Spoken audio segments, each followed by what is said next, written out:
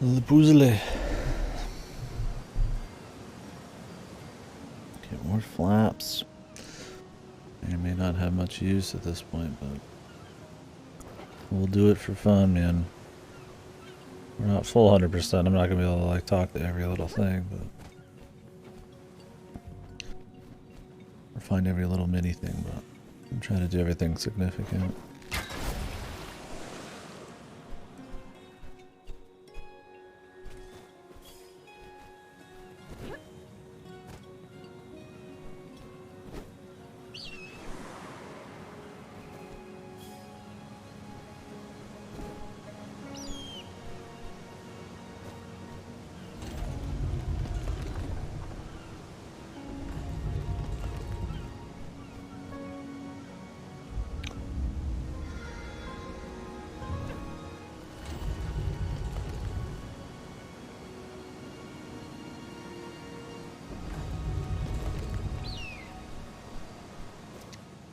More blocks.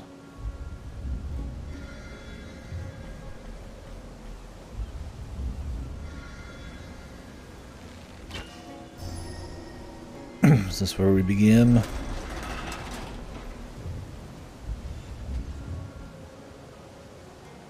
I do find the game very chill. I think a lot of it's the nature noises and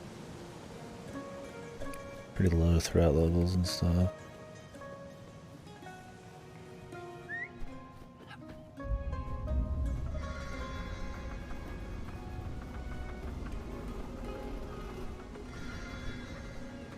It's the kind of chill that's probably at its best when you're taking lots of breaks on it. There's a level of tedium.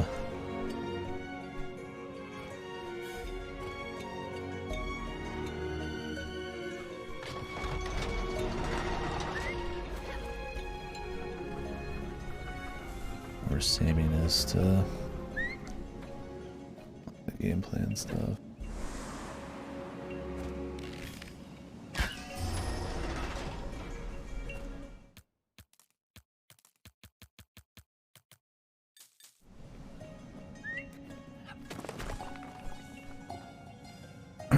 My wrists have a little bit of numbness to them. I don't want any extra vibrations.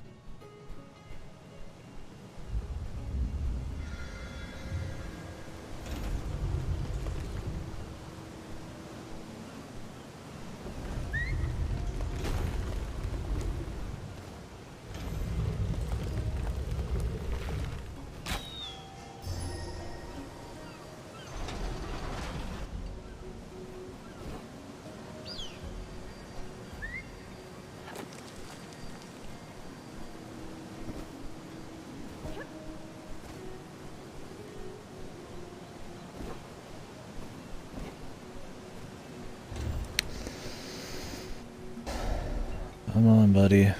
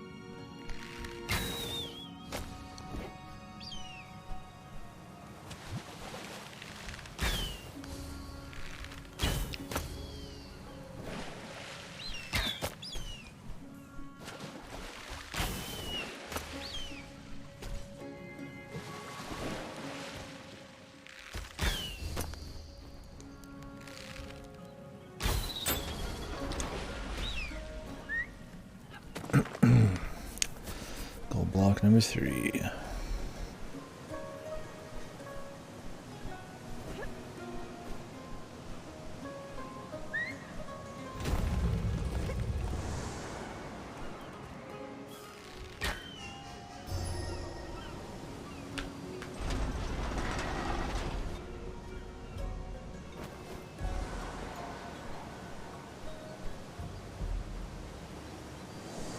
trophy for these two. Nice.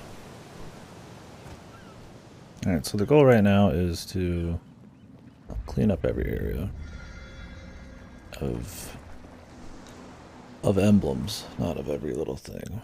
From what I understand, actually, I think it even adds something to the ending if you do it, so I was going to do it anyways, but a little extra reason.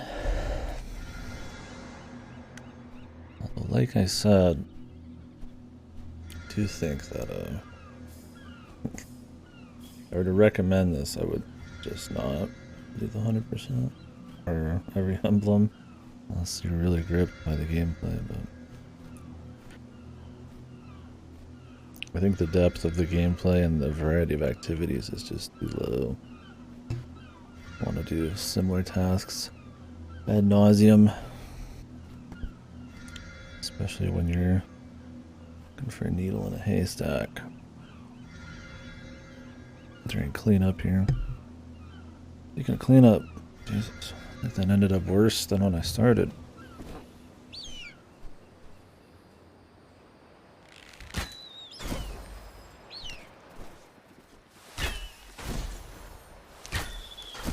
I don't want to repeat myself too much, so we could definitely break into like different thoughts on this one, but I think I'll save a bit of that until we're farther into the stream today. Let's take it take her minute to minute here. How do we get this one? 3 thingies.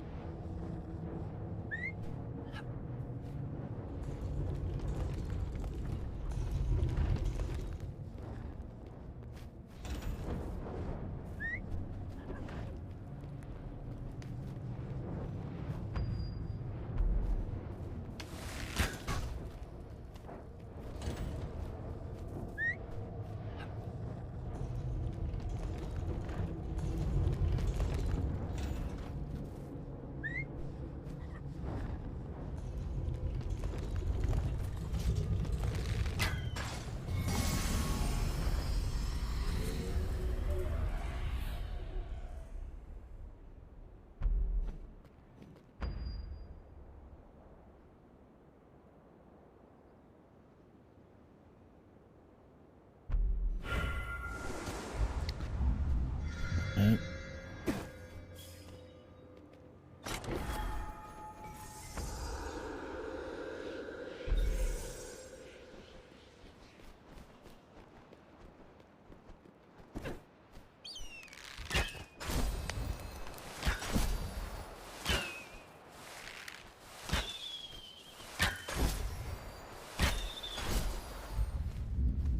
Alright, well, we have quite a few left.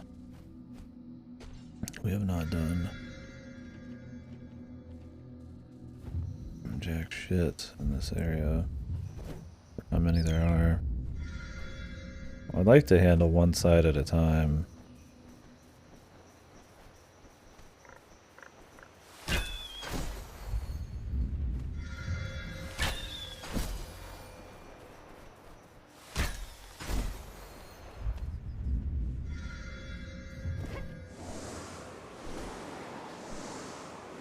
I think I already did this side. But not to completion.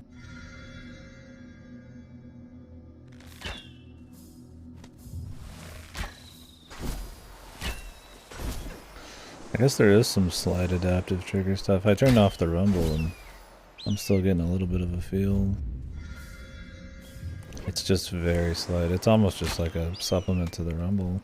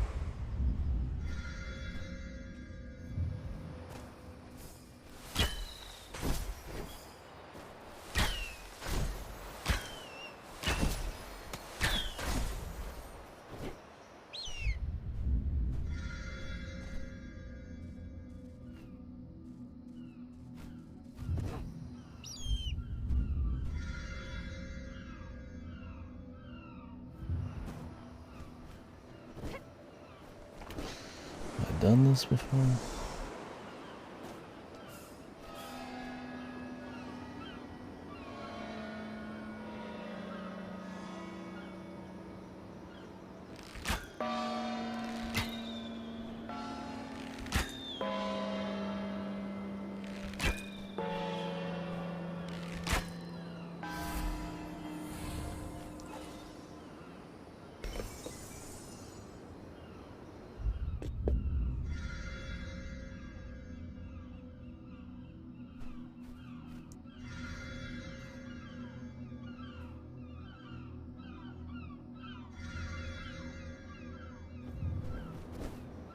Got something over there.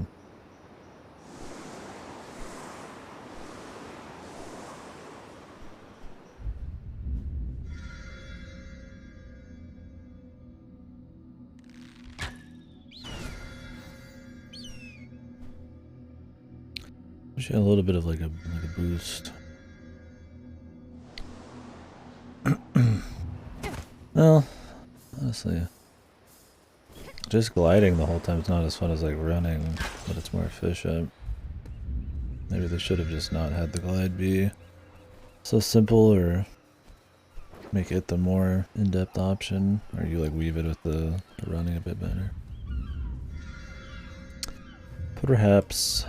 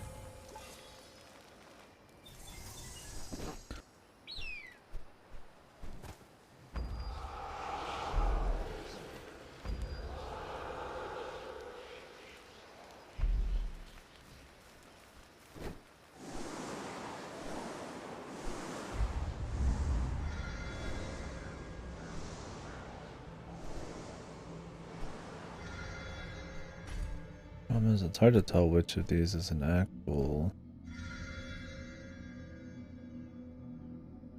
like useful spot. Some of these are just XP, which I mean I don't hate getting, but I also find those to be like Korok level of interesting, where it's something you'd rather just do on the way, because you don't really know what's gonna be what. It's just red. Not being terribly, ends up being kind of a waste of time.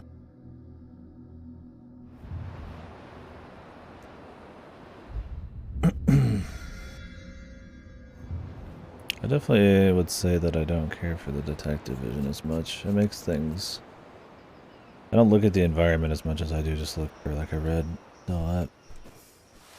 I guess it's hard to have like trees and like high density areas without some kind of way to figure out where you need to go.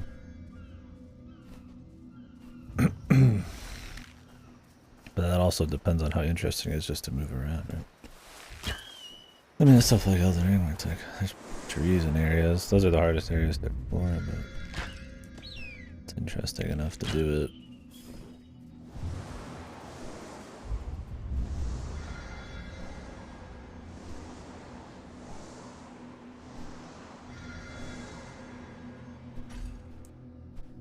Where is this area? I saw a red bit over here somewhere.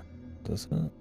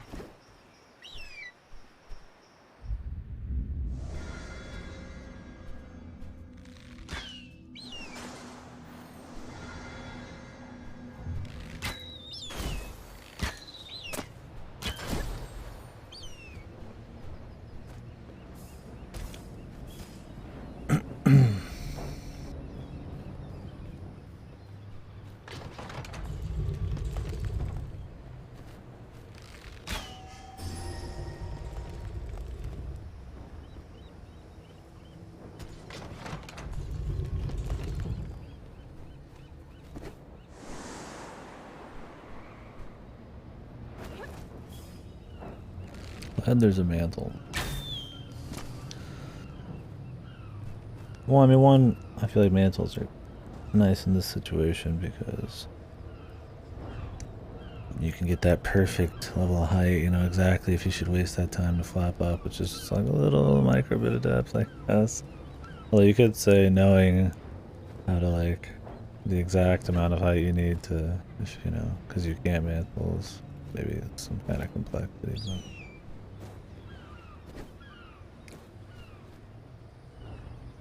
It's kind of a nice deal. It sucks in a game where you're like, your foot, there's usually a lot of older games, will touch something, and you'll just bounce off it. That's it. Having a little bit of leeway there because reading the models, clearance is kind of hard. I mean, in reality, you would just tuck your legs or some shit, right? So I think it's fine to do.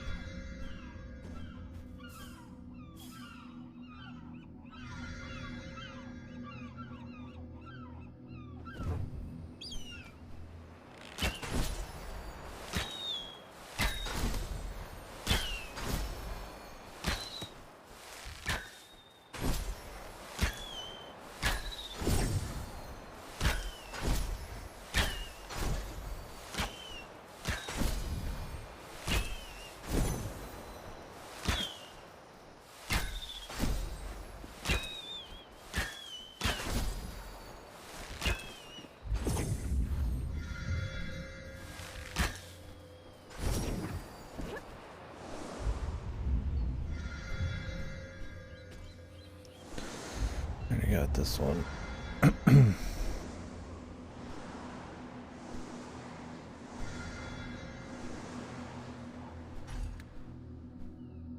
There's some stuff over there.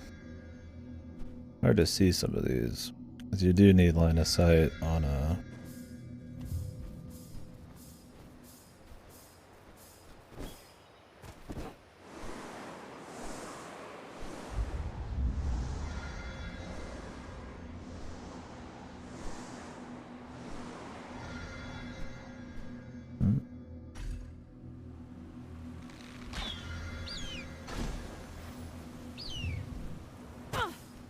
I mean, you do need line of sight to a certain extent.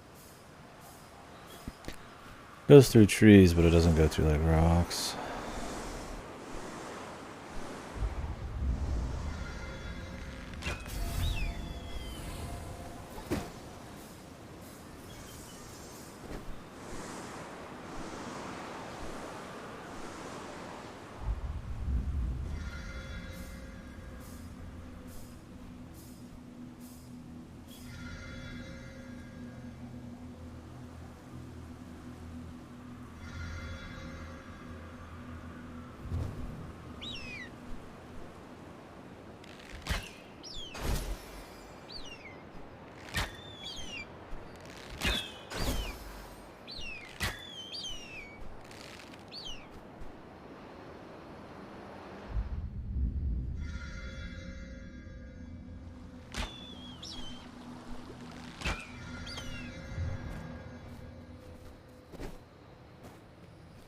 Alrighty.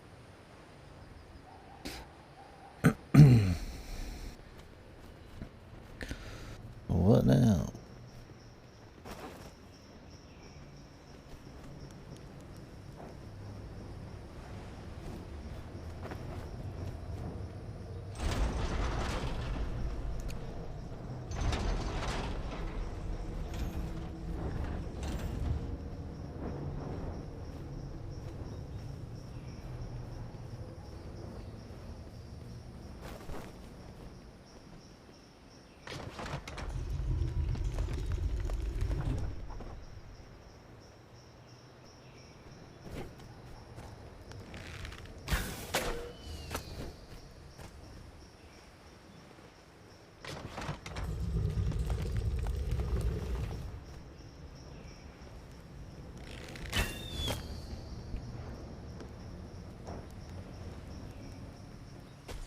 Let's go no cam.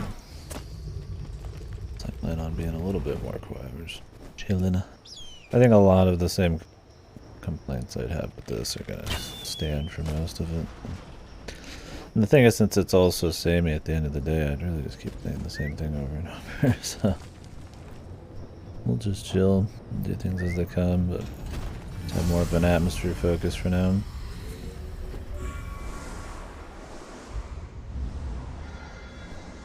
As we clean up shop here.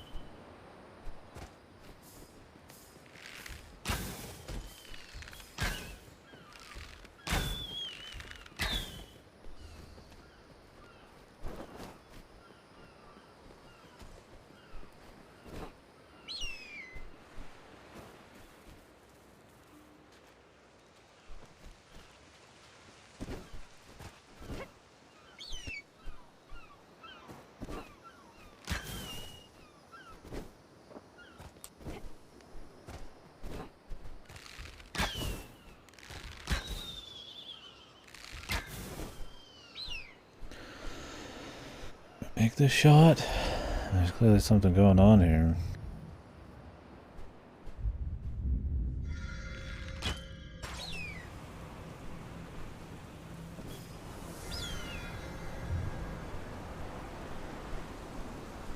Hey, what's up, Glitzy? Game is The Pathless, from the makers of Abzu. From the art director of Journey and Flower. It's essentially Breath of the Wild, but if you only did the Koroks. And all you could do was jump and shoot. Yeah, it's a good looking game, screenshot wise, for sure. There's not a whole lot of variety of visuals for a game that's almost 10 hours long, I think. But it's great in motion and it looks good, and when you just kind of pop in here and there. Yeah, it's been a bit dull. I would definitely recommend, if anybody's going to play it, just to run through the main story, because then you don't really have to grapple with the mechanics or anything for terribly long, or see the same environments forever, or take a lot of breaks, I guess. It's been chill, at least. It's not like it's bad, but I've definitely got some little issues with it for sure.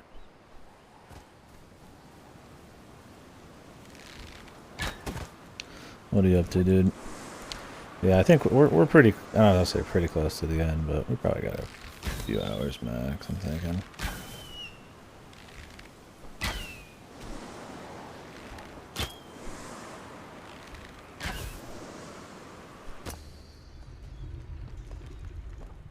I think I cheated. Victoria 3? Crusader Kings 3 is leaving Game Pass soon. I thought about maybe going for it, but god, there's so many games out right now, and my backlog's so large. I'm like, do I just want to bust through Crusader Kings? Especially when it's leaving Game Pass, it's like, that's the kind of game you probably want to come back to and fuck around with. So, I don't know. How's the support for Victoria 3 been? Have they been patching any DLC or anything in yet? One simple trick. Oh, the Swedes, man. How easily they fold. Just a couple patches. Gotcha.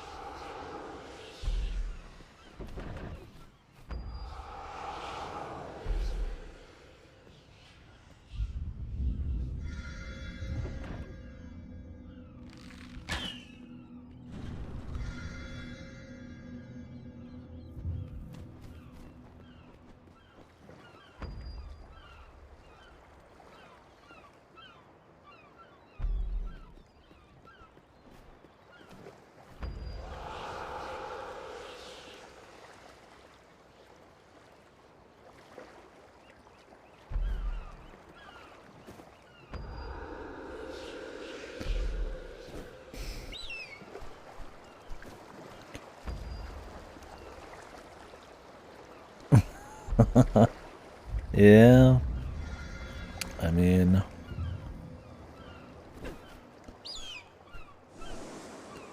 people started to get interlinked and used to it, I guess. In the video game, I assume they try to emulate that. They rely on each other. What symbols am I looking for here?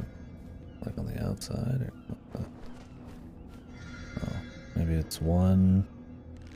Is it on the bottom here? Two.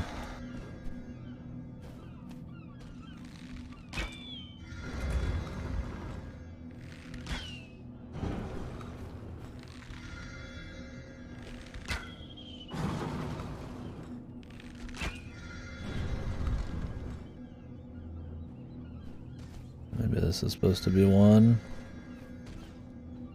Oh, I guess they have different heights. That's probably the idea. Low and mid. It's been right to left the entire game, so I just figured.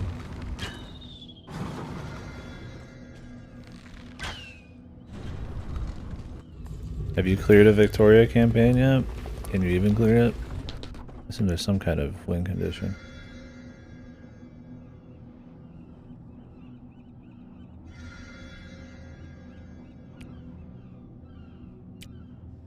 Oh, really? So you had to break away. Did you take care of the Prussian revolutionists at least? Do they regret their words and deeds?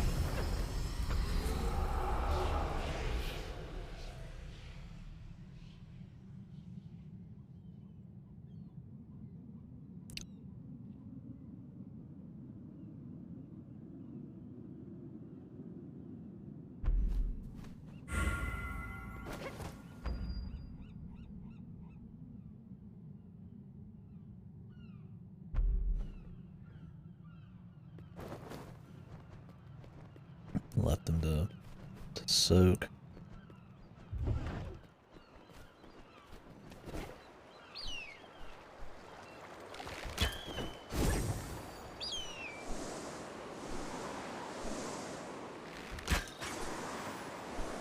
Well, Laura was saying that some Pathfinders went insane or whatever. I wonder if the big bad's some ex-Pathfinder.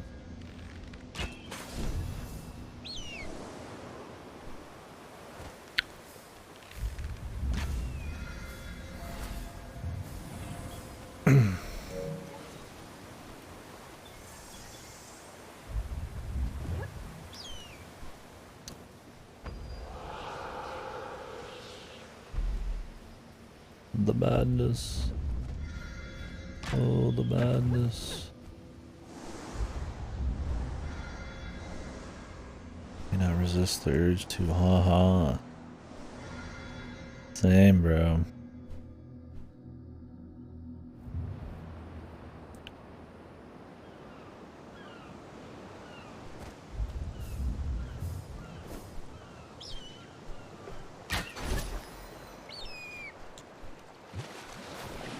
These again.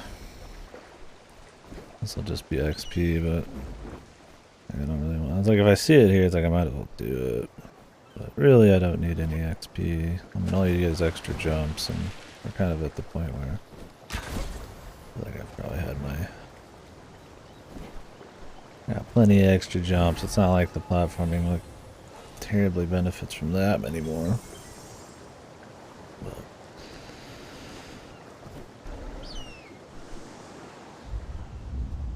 it'd be nice if it gave you a little something different every other level. Like, fucking hell, I take like a manual boost or something, like a forward dash, or maybe use a feather to like dip down and fly up a little bit to make the gliding have a little more depth.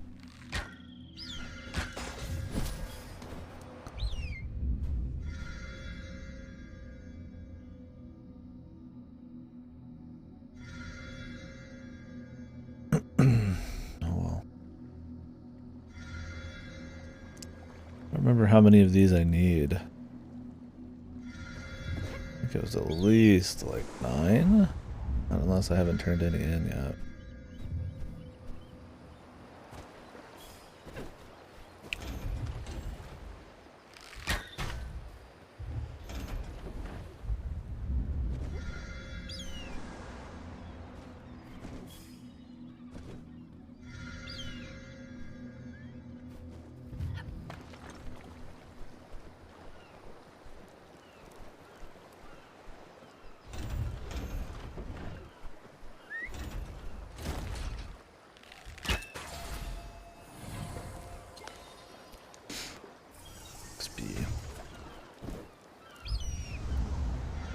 More XP for me. Alright, let's go to this one.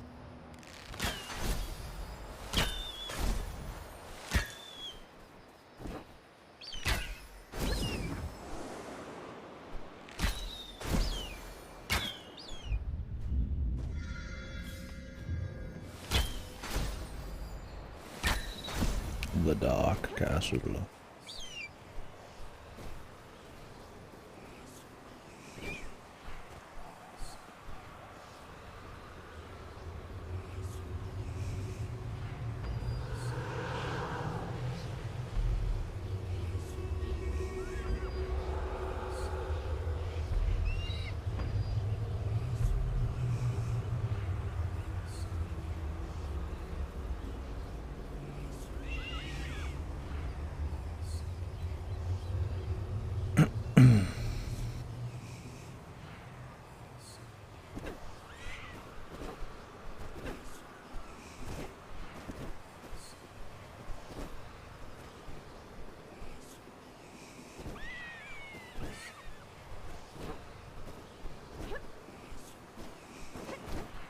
So this is what we want to do.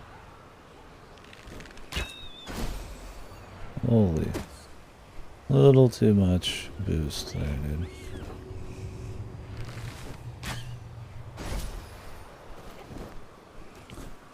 We're just trying to get up to the top.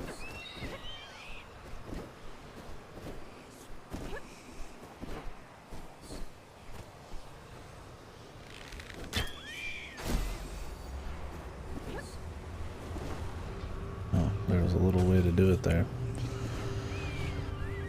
Didn't even need to climb.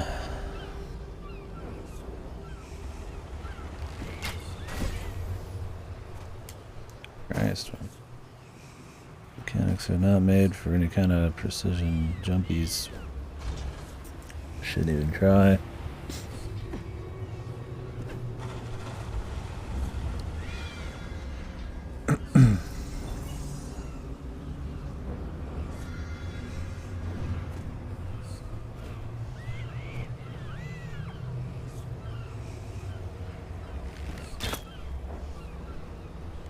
Yeah.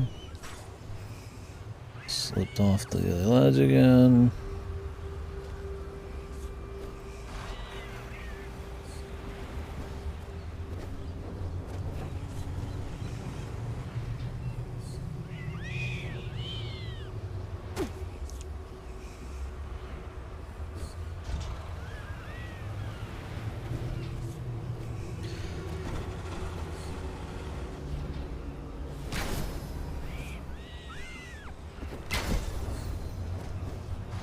we'll be jumping back into Yakuza after this.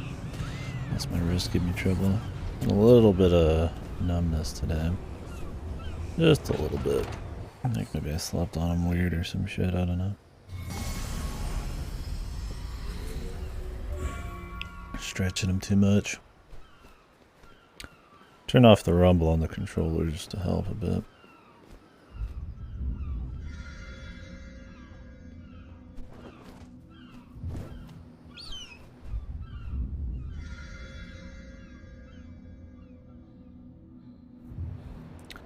So we got some stuff to do over there, but grab this first. I think that might be the turn-in over there. Well, there's two spots, so I don't know, maybe not.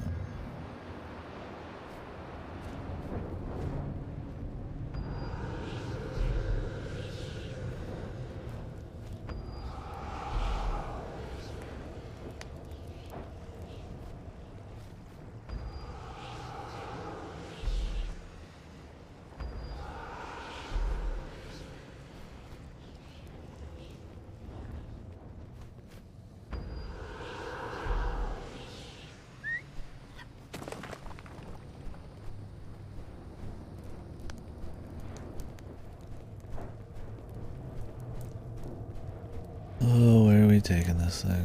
Need to light a fire. Yeah.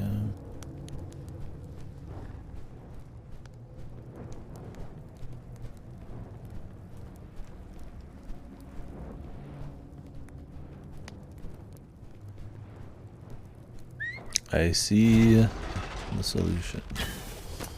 As you would. The game's puzzles are not terribly in depth, and you do the exact same puzzle, or the exact kind of puzzle ad nauseum.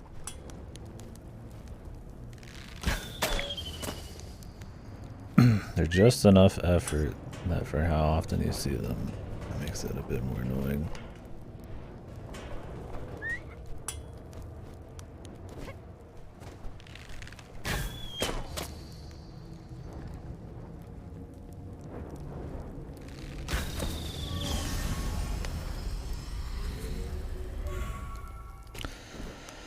Well, I guess I could explain the story while we're here. It's not really much. You are a Pathfinder, I think, or some kind of heroic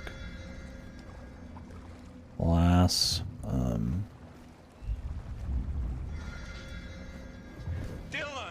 Hey, what's up, Pathless? Thank you, bub. Bub. Yeah, you're a heroic person. The 5 spirits of the forests, or the whatever spirit animals, have been corrupted by the evil man. And you see him and he's like, I'm the evil man. And that's pretty much it. You collect a few emblems in each area you go to activate some towers to make these evil spirits susceptible to getting their ass kicked. And then you kick their asses and then they're good. Then you do it again. It's pretty basic. I honestly would prefer it if it had something a little less in your face. At least give an air of there being some kind of mystery or build up or something. So far pretty cut and dry, just bad man stuff. I mean, maybe some of the lore expands on it or there's some twist, but it's not the most interesting setup to get you wanting to read lore. So definitely can't say there's much enjoyment in the world building. That doesn't help. Like, you know, if something has like good world building, you know, it makes the exploration feel stronger. I don't think this does.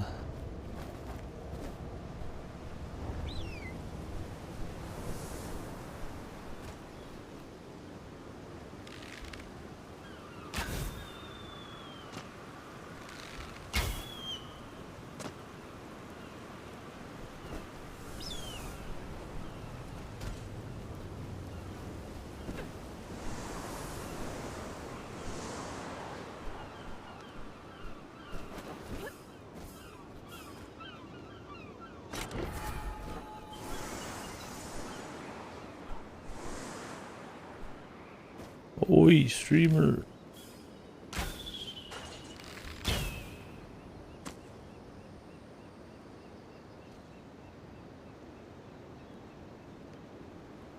One sec.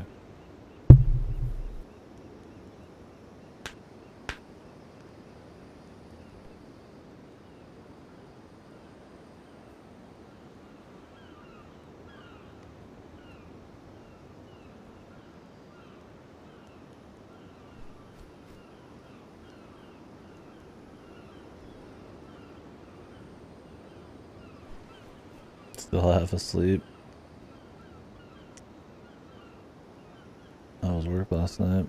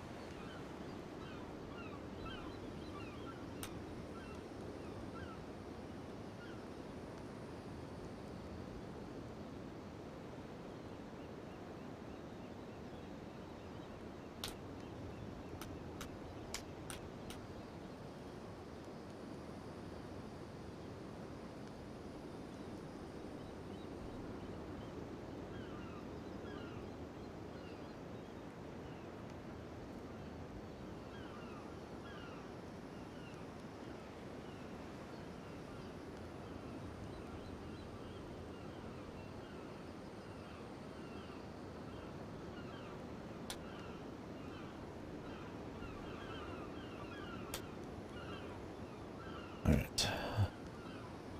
Came home early because my shoulder's fucked up. Gotcha. Well, hopefully that doesn't last very long.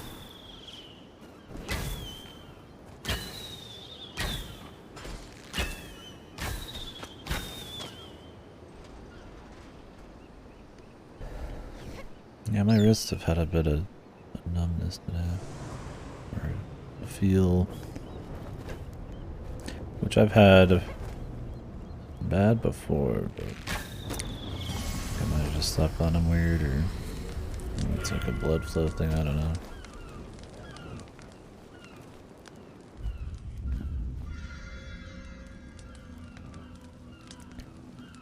Alright, we're at 7 of these things. I don't know how many there are. I thought it was like 9, but...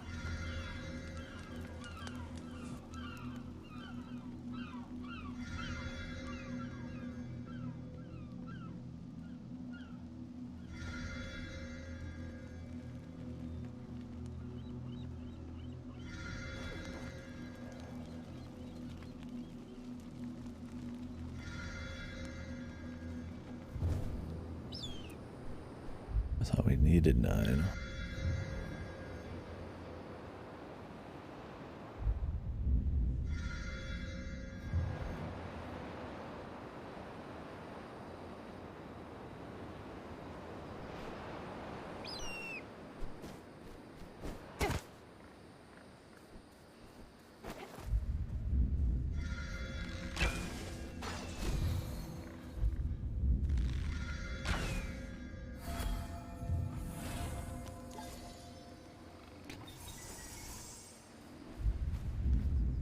You remember what your gripes were with this, Rhineless? I've definitely got...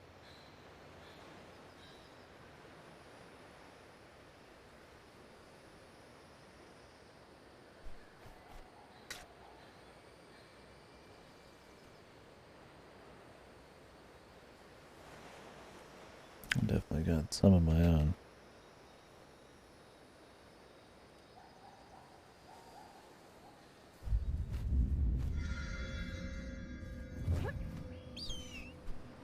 Maybe I only need 7?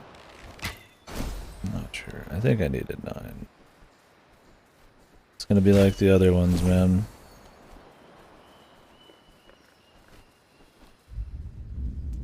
just like missing one somewhere. I gotta run through like 100 areas.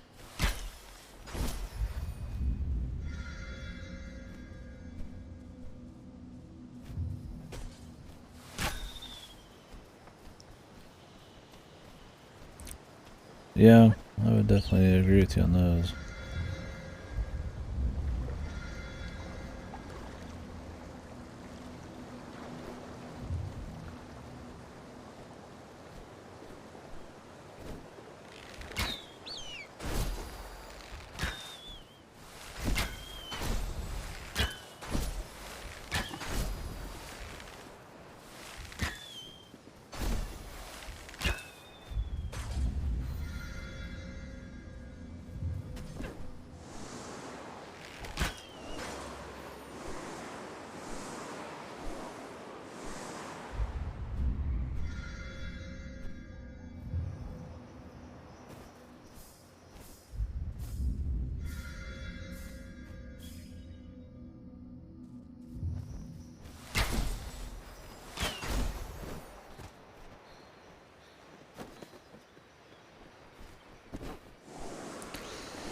There's the red spot over here.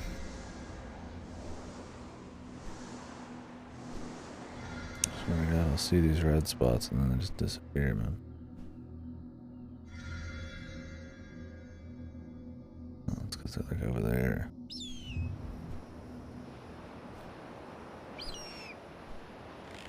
Yeah, I've kind of had an issue with a little bit of everything in this. I still think it's been fun enough and it's chill, but there's not really many aspects that I don't have some kind of little issue with. Except maybe the sound design. I think it's been pretty cozy.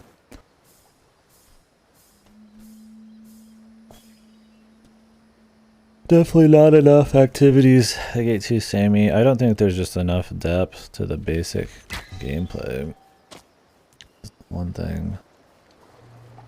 Like, he really just, I mean, he auto-aims some shots and then glide. I feel like each zone needed, like, a new movement thing. Some kind of depth, right? Because, I mean, you don't even have to aim or anything. And while it's a cool idea, and having, like, delayed boosts has, like, a little bit of cool tricks you can do with it, for the most part, it just gets really samey. A couple more mechanics, or a world where the flow, like you had a bit more choice on when to actually do cool like movement things instead of just relying on these would be good. And then you could probably introduce more puzzle stuff too. Yeah, I've definitely not liked the variety. I've been saying that, yeah, if anybody's gonna play this game, I would just play just do the main stuff instead of all the side shit. Because it feels like if Breath of the Wild was only Koroks, and that's like the game, and then it had less depth to it on top of that. I'm like, that's not really super awesome. It's been like cozy. I also don't like that it's over reliant on the detective vision, because it's all trees and stuff. There's not a whole lot of great landmarks to like actually... I mean, there are landmarks, but like you visit them and it's just, they all feel the same, right? So that's kind of sucked. I mean, at least if like things popped a little bit more, I could just like have a more agency on the exploration instead of just relying on this thing all the time. Like I feel like I have this on more than I don't. And already something that plagues AAA as is. I don't really need it in my stylish indies.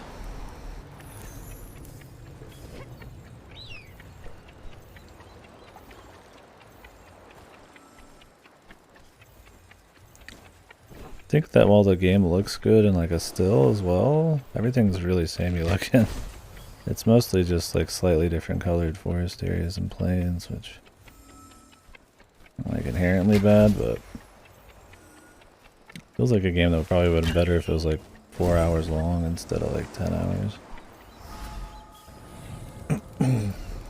Like these upgrades are kind of whatever too, like it's just more flaps and it's like, well that's cute, but how many flaps do you need, right? Like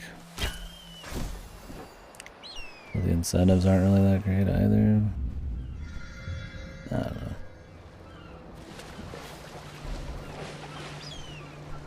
And the story kind of sucks.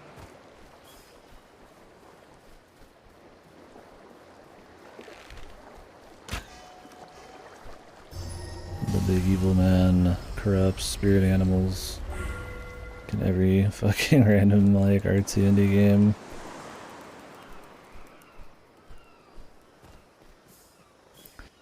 Yeah, it does look really good in motion or when you just in a still. I think like all the grass, the foliage and stuff, and the trees bending with the wind and all that. All the nature sounds have been good. But yeah, like I said, I don't know, that kind of wears after a bit. Especially when you turn on the old detective mode.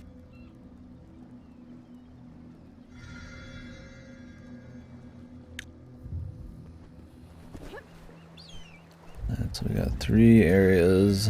I think that's the turn-in, so maybe one of these. Maybe that's the turn-in.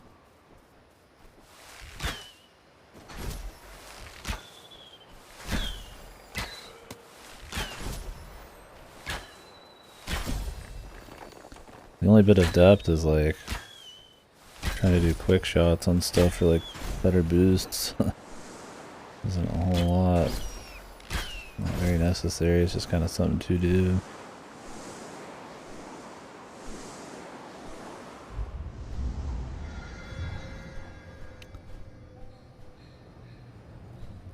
Another one of the twisty things. Yeah.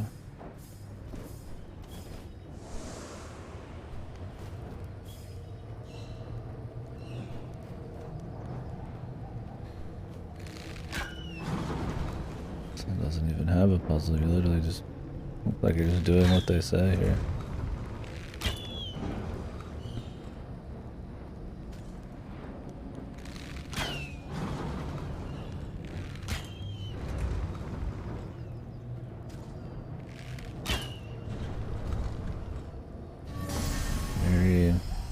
Very interesting there.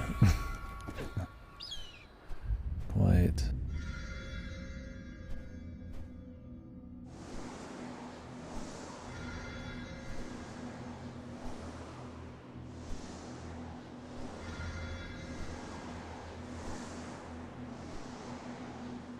Thought they turned in down there, or was it over here? I don't remember. The bosses have been okay. I mean, for what little mechanics and depth the game has. And I'm not saying I want it to like not be simple. I mean, Breath of the Wild's simple, but there's like an element of depth to it when it comes to just the emergent gameplay and how all the mechanics stack.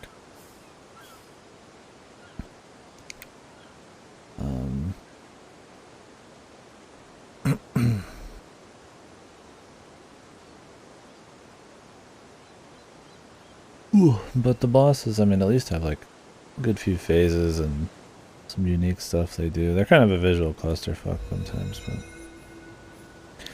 brain off, yeah. I think it depends on if you're doing this. You can totally brain off. I feel like the main stuff, but if you're wanting to get all the little thingies, you kind of have to over-rely on it. And I would definitely prefer something that was designed in mind with the brain off exploration.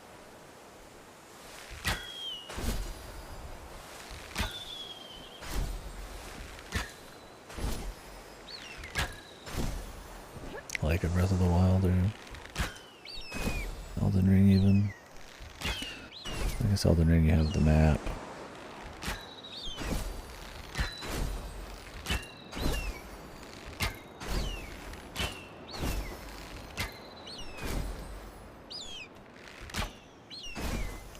Maybe if the locations popped a bit more, had kind of interesting things in them.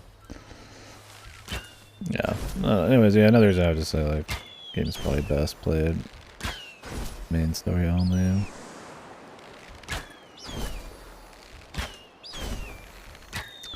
I think $40 is a little rich, too.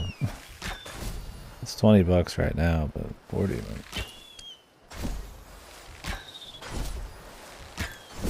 I don't think this is $40 a game, man.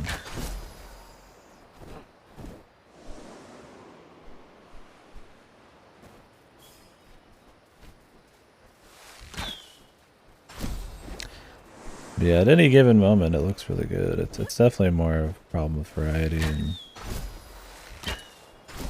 how all that affects exploration and stuff.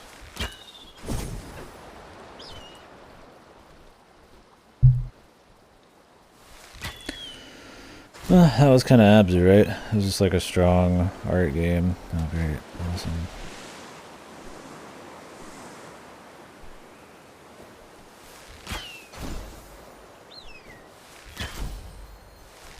But that game kind of wore on its sleeve that it was not going to have any gameplay. This one comes across as trying to have like a bit deeper gameplay, and I do respect that they actually do have some. What's there feels decent. Yeah.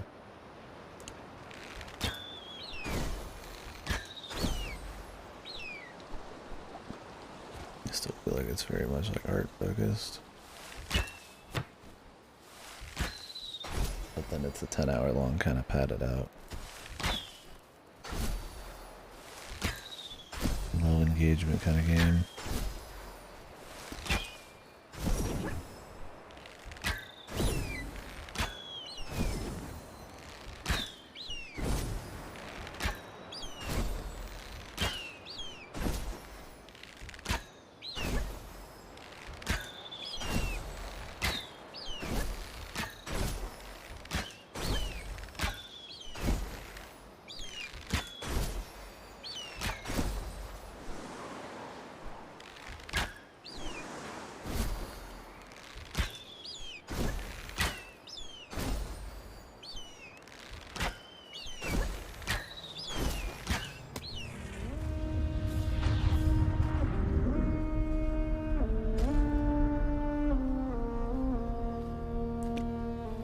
Another skeleton.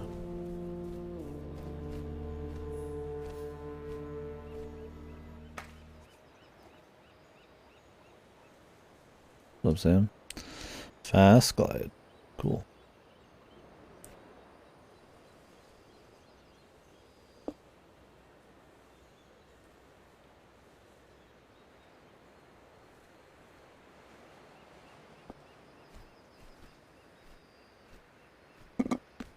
I say the upgrades are kind of whatever. Yeah.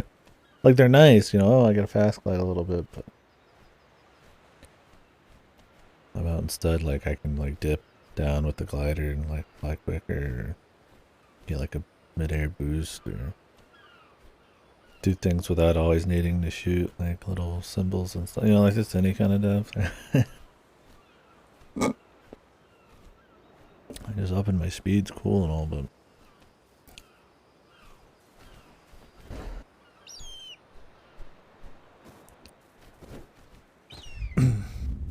you still play exactly the same way is the problem.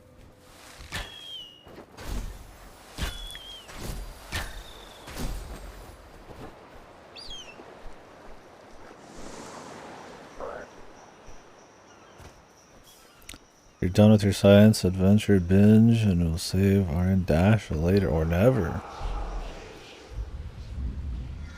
Is that bad? Or are you just taking a break? Or you're just not interested in dash, or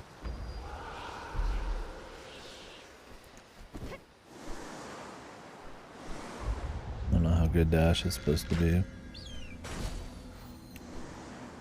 Gotcha.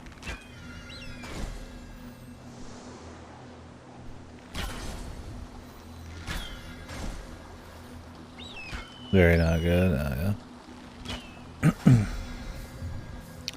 Reasonable then.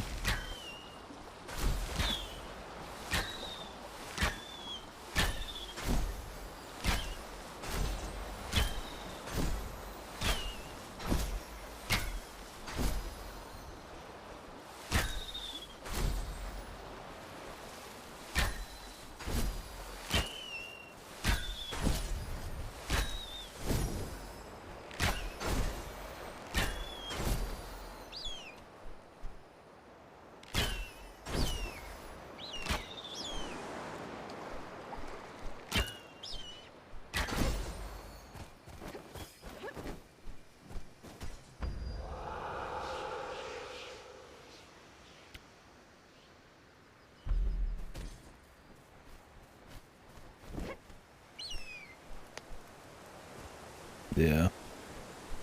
Yeah, if you're gonna enjoy a game that's supposed to be kind of iffy, probably best not to overexpose yourself to it as well.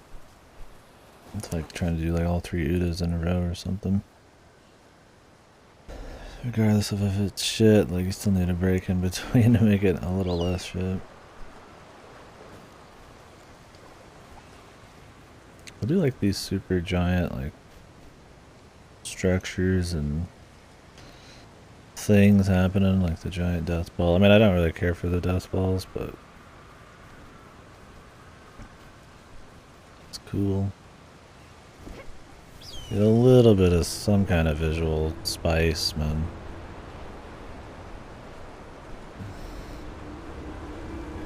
I mean, Jesus, I feel like Journey had more of a variety of locations, and it's like a 4-hour game, man. With no gameplay hardly.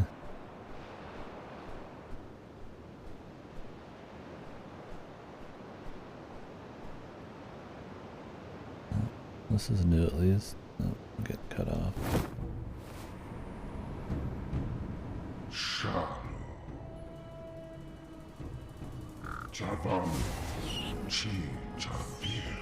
Evil man.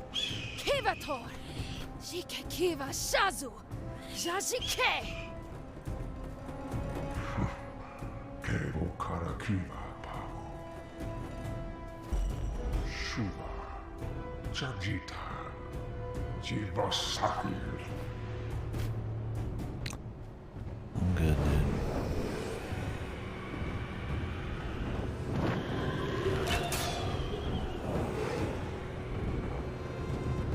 The Sims universe? Yeah, this is the the post-apocalyptic Sims.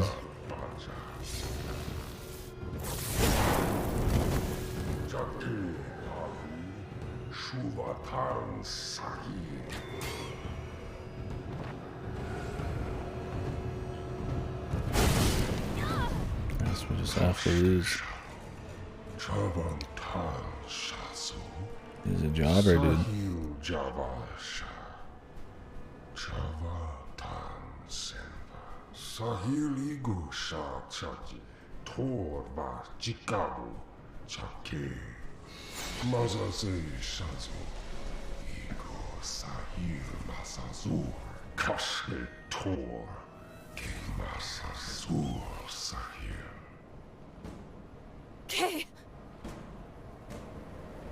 Jaji Shuva Chicago, Kivator Boktu. Kego Kara Kiva, Chitor, What a story, man. Jaji Shazu, Vamasazor, Bokara Sahil Voktu Masa, Shiva Igo, Kebiza. I think I would have took the route they did with their other games and not have anybody talking about anything. At least when you like do it all with visuals, you can like pretend your game has maybe some story underneath it. If you can own the art well enough. But as soon as the evil man called Godslayer appears and he starts sucking the eagle's life and teleports in front of us, it's hard to really care, which then makes it hard to care about the world's lore, and that hurts exploration.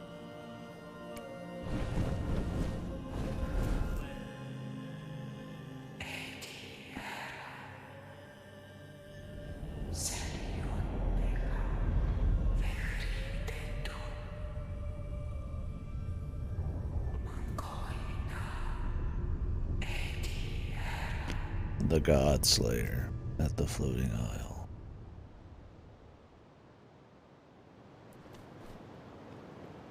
Like Shadow of the Colossus, but fucked. Shadow of the Colossus with Korok.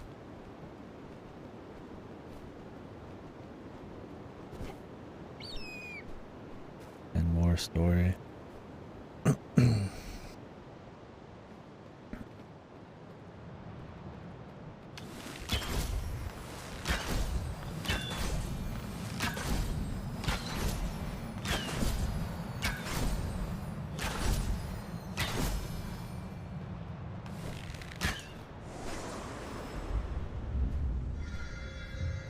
I was really hoping this area would be like different. I mean, it's different visually. It's a snow area, which is fine. I'll take that, but different in that we don't just do the same objective, run around a small chunk of the world and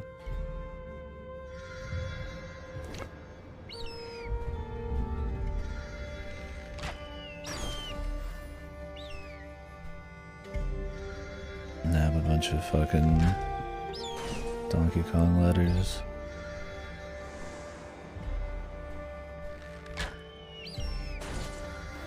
I mean, after the second animal, you're like, okay, there's got to be some kind of mix-up to the gameplay, or some kind of, you know, set piece or something to kind of like freshen it up a bit, and then there's just not. Now we're here at the end and it's still not any different.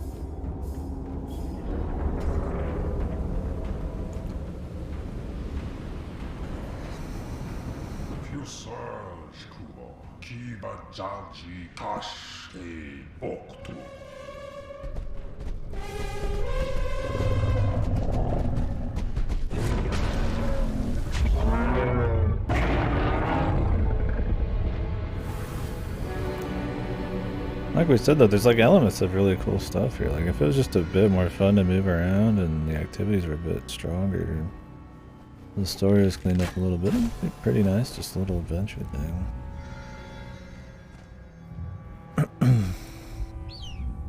But oh lord.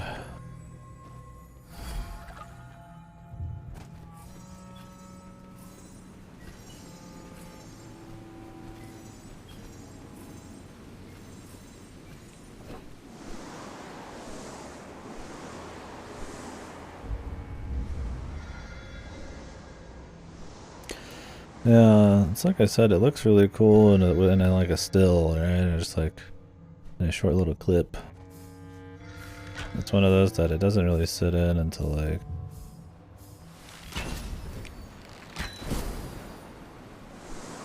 you've seen it for a bit or played it for a bit. Yeah, like you literally like I've played the entire game in the first like 2 minutes. Well, not literally, you get the eagle 10 minutes in, but after that.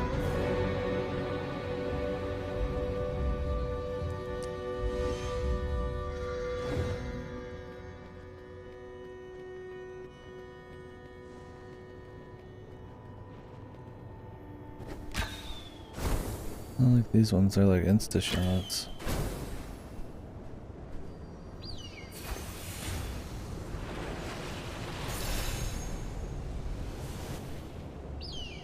I can't really run from the giant ball of doom right now.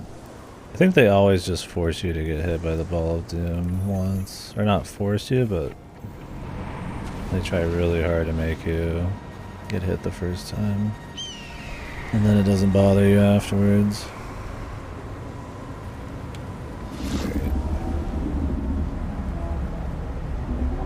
Cool tree.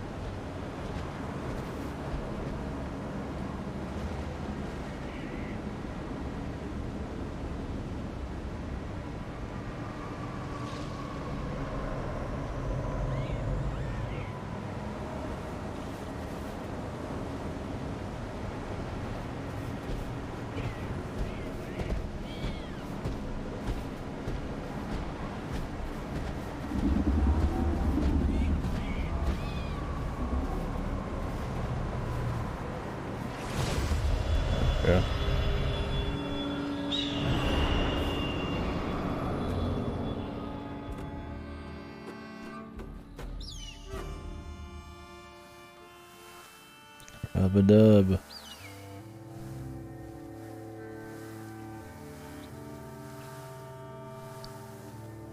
Time to leave a Steam review. Haha. You pet Burb. Burb is awesome. Thumbs up.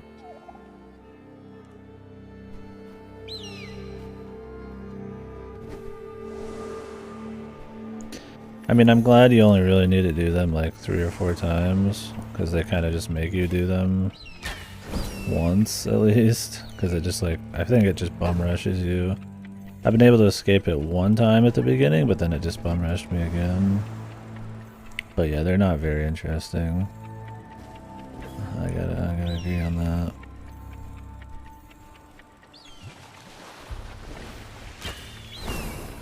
Where's this last one? Oh, it's like way up there.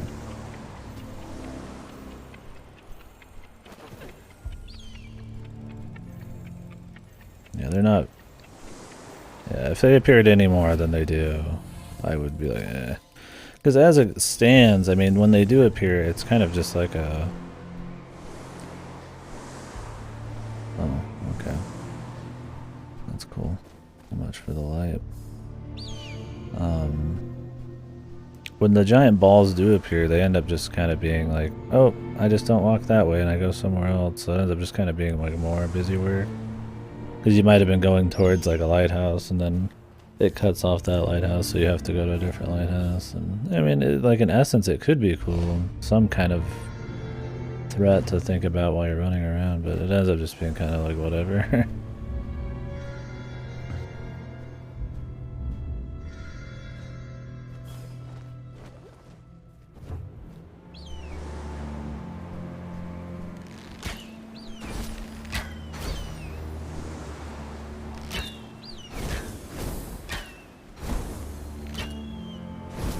This is a new mechanic. Well, it's not really a new mechanic, it's things that instantly target versus things you have to aim.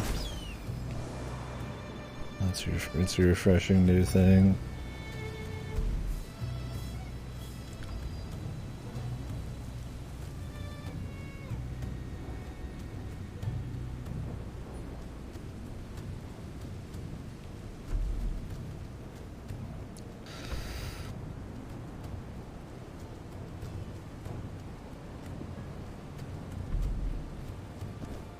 Poor guy.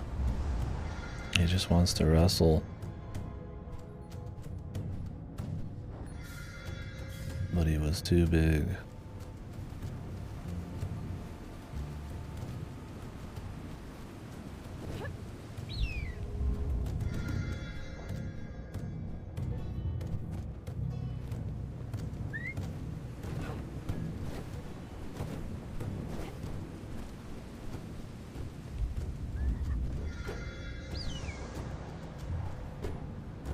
I really don't know why this chick can't pick stuff up herself either. Like, always has to use the fucking, oh god, this thing goes back down. Always has to use the bird for everything. Like, even just something simple like that, like let me carry one of the gold.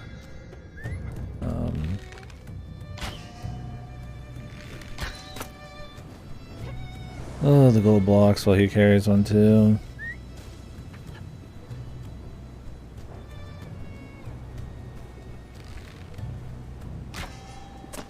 Jesus, this bird, man. Just set it somewhere I want, brother.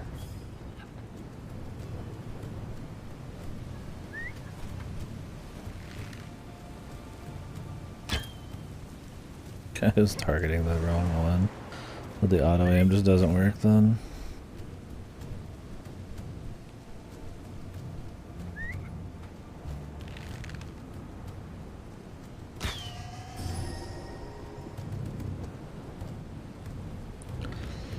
Now we got 2 of these, man.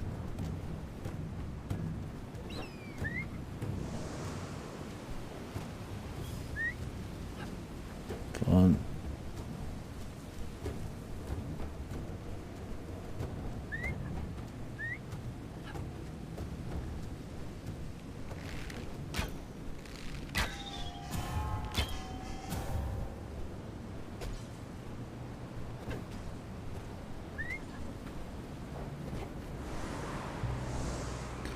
Oh, the bird, man.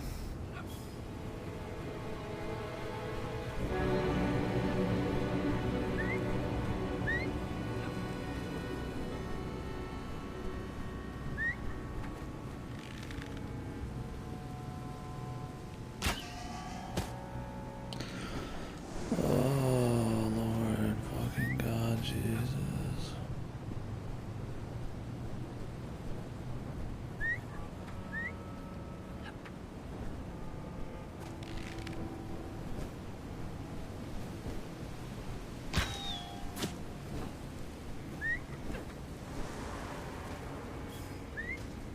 This is really entertaining, man. Yeah, if you could like tell the bird what to do a bit like better, this might be more fun, but it's just like a lot of waiting around. These perfect cycles.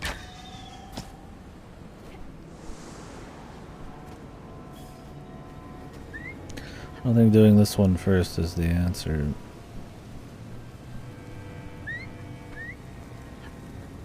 No, definitely not.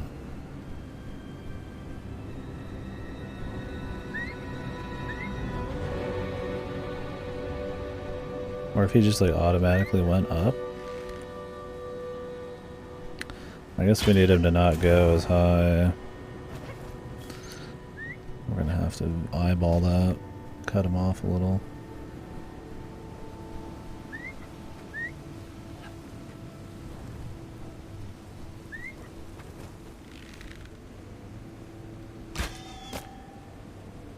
Really? Oh, this is really entertaining stuff, man. It's problem with having too little mechanics in a game too is like in an effort to try to make it have some variety, you really spread the butter thin, man.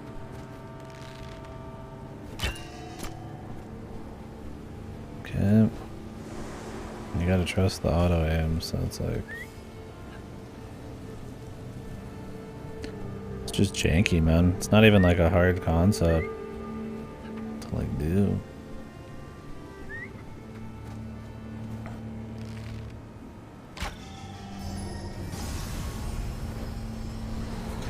That was fun, dude.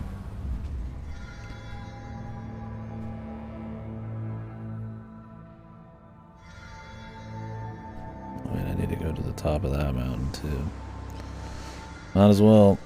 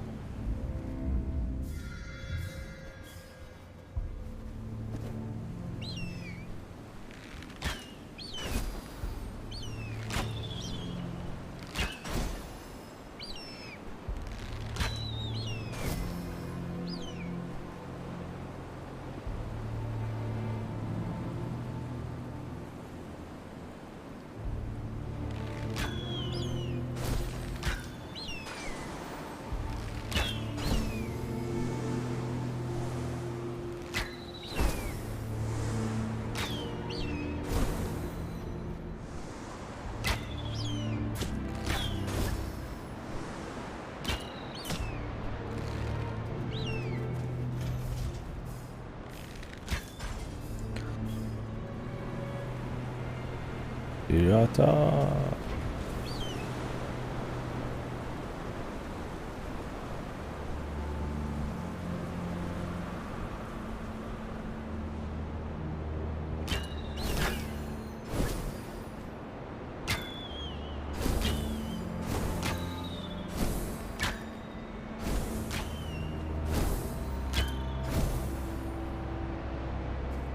Just a chest. Oh, the detective vision. It thinks I just want a chest. I don't.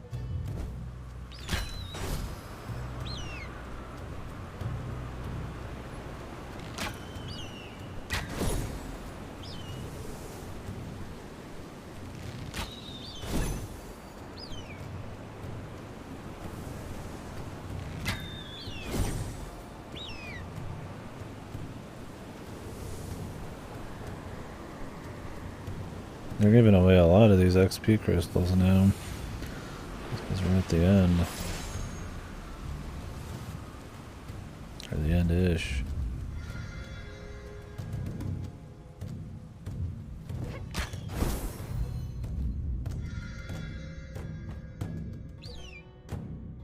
I'd like to grab whatever that is, but I think the death ball will come at me then.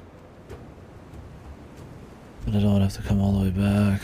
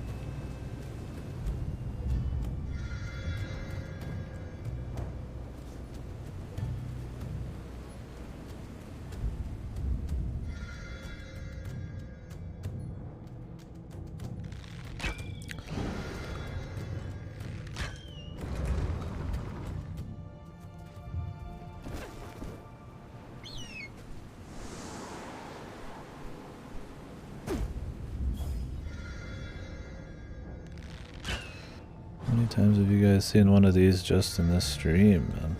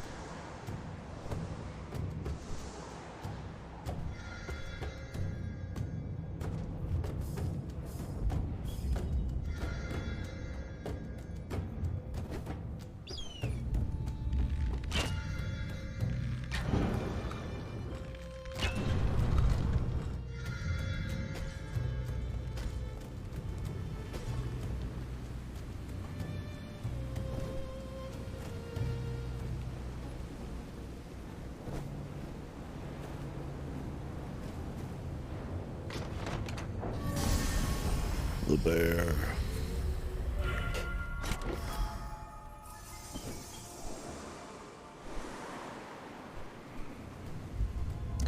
Well, I wanted to go that way, but now there's a giant deathsman sitting there.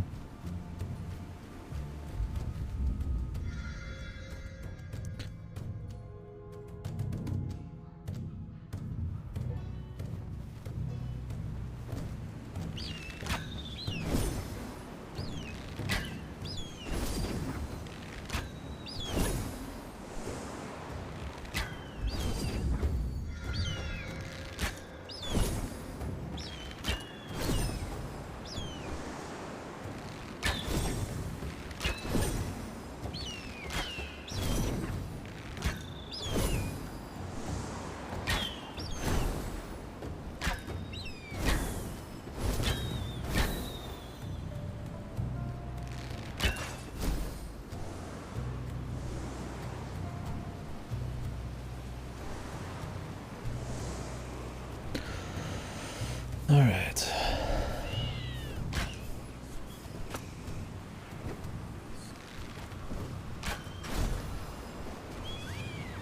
Those areas where you don't have the bird.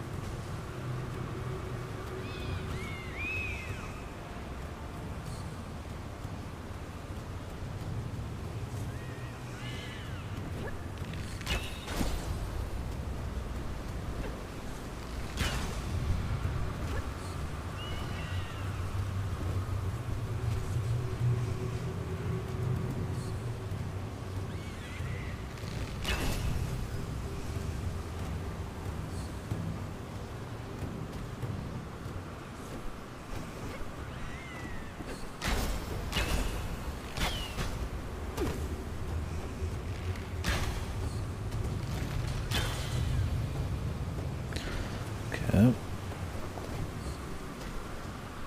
Not many more to find.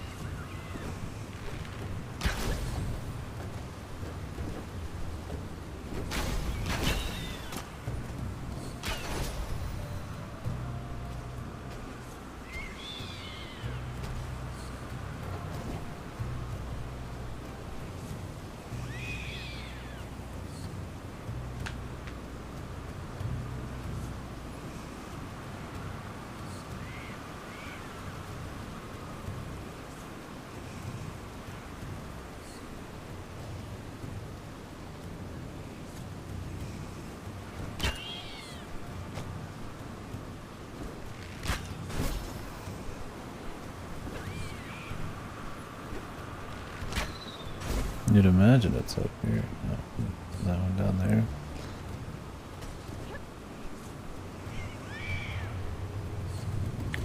I don't know if that was the solve, but I don't really care either.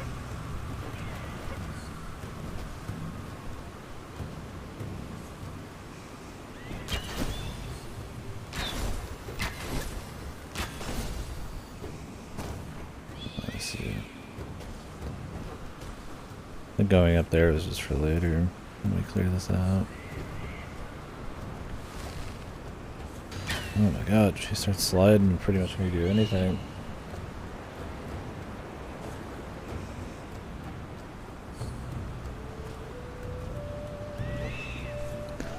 Definitely wasn't made for precision.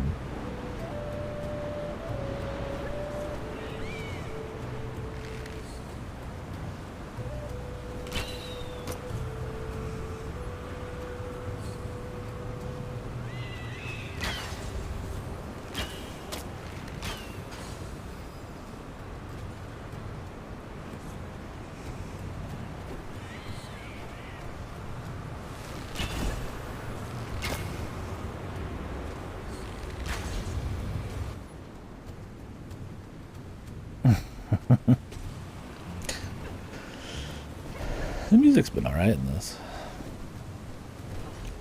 Some of the boss themes have been a little cheesy, but it's been chill overall.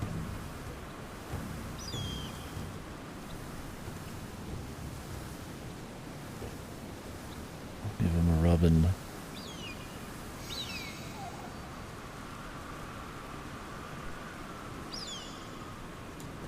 The rub down.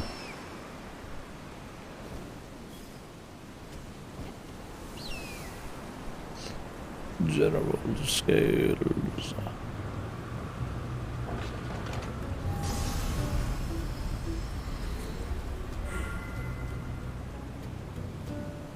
I was gonna go over to that one. I swear to God, it just spawns everywhere you want to be.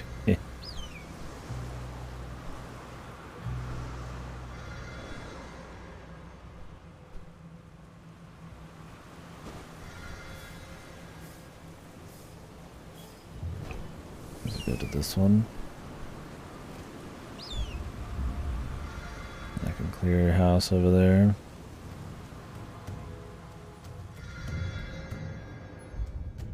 Clearly XP there, but I'm just gonna pretend I didn't see it.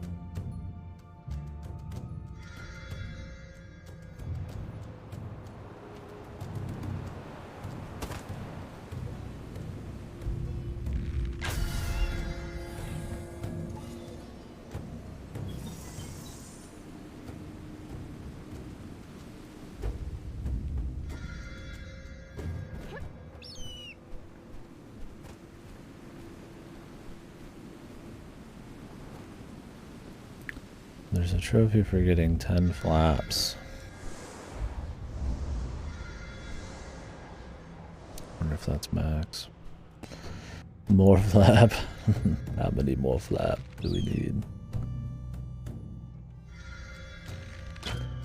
Gotta go up. Yes.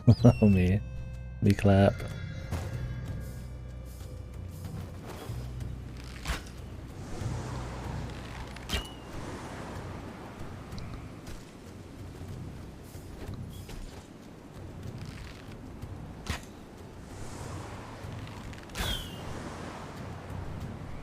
They want me to do a different one.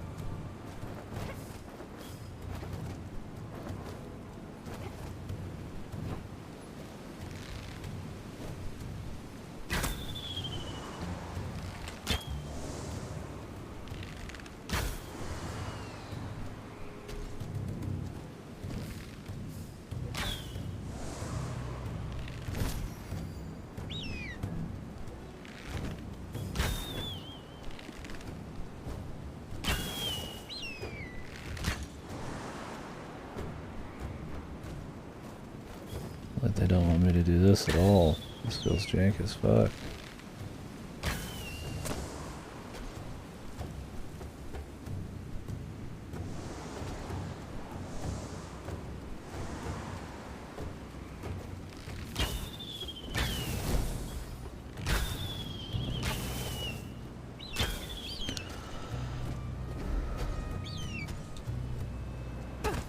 torch here.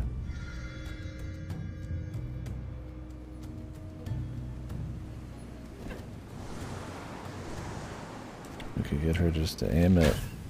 Be fine.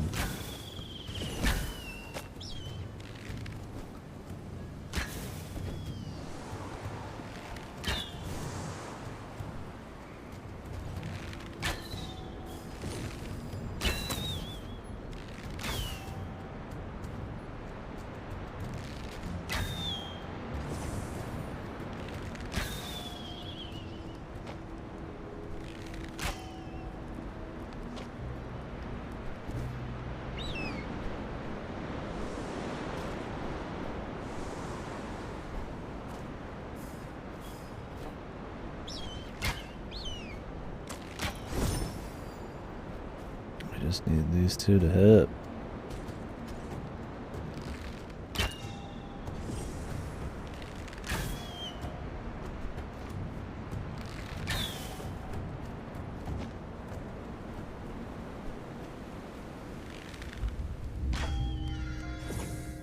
Oh, there's a fire in the middle there. That useful to me somehow? Oh yeah, it bounces off of it. Just XP, man.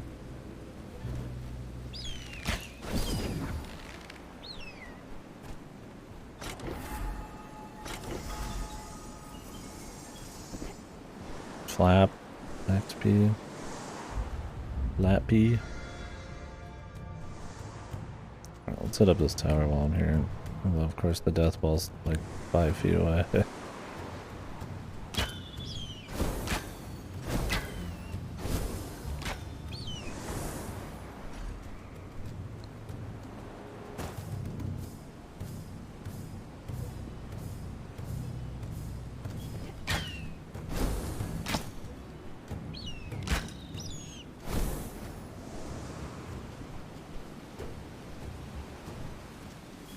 You must always just teleport somewhere close to you. If this area is big enough, it could be like all the way on the other side, right?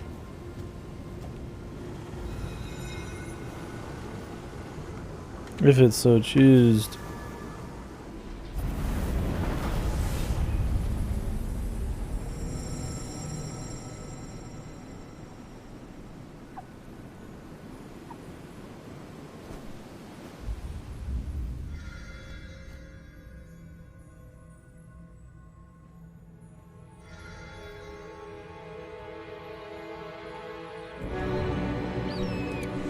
Dramatic music. Oh my god.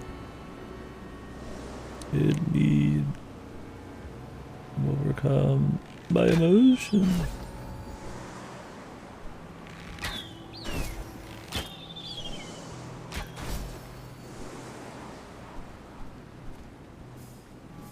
The sprint's really slow. I almost feel like the meter, instead of getting like a quick blast, you just use these to refill and you just move at a quick space already.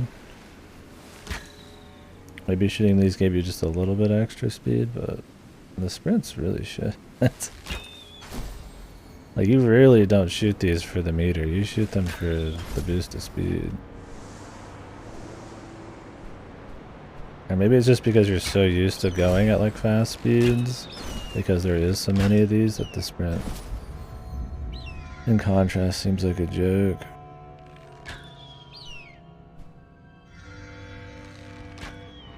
I think that's where we're supposed to go by the end. We're gonna go now, because I need to know.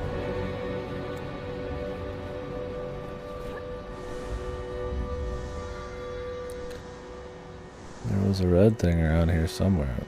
Now it's gone. I think they disappear when you get close. It's a little goofy.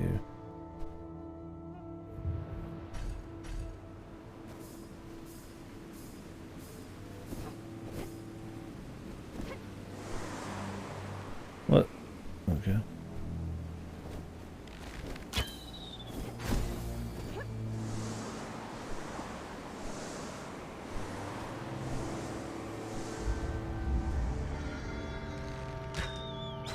Yeah, What's down there? It's probably just XP though, let's be real.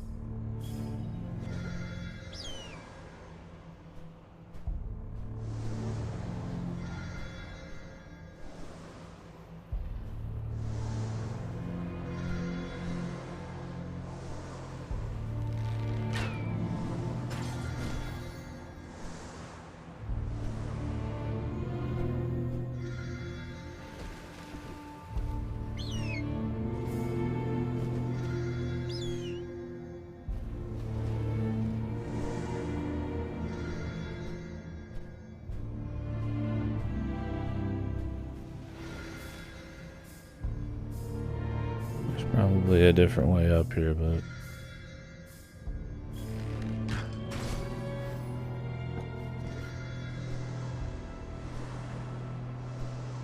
I do it.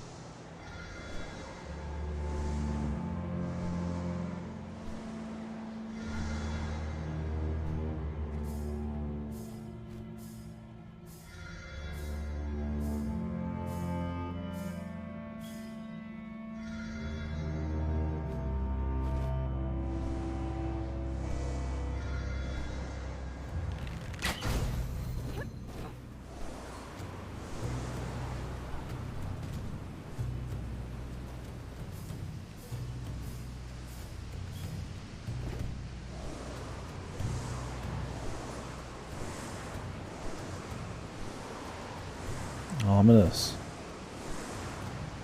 If I didn't know the villain was a fucking Warner Brothers villain, like a fucking cartoon villain, then it might actually be more spooky.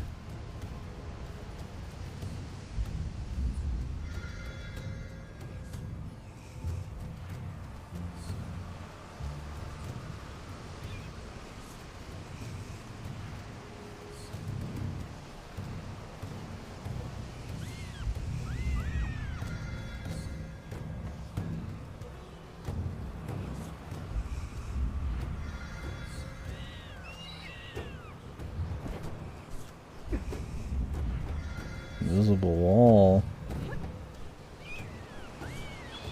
Oh lord. Well, maybe we're not supposed to go up there right now. They give you enough shit that make you think you can climb it, but I'll just clear this area, then they let us go up. Let's just hope that there's not a emblem up there. That would suck.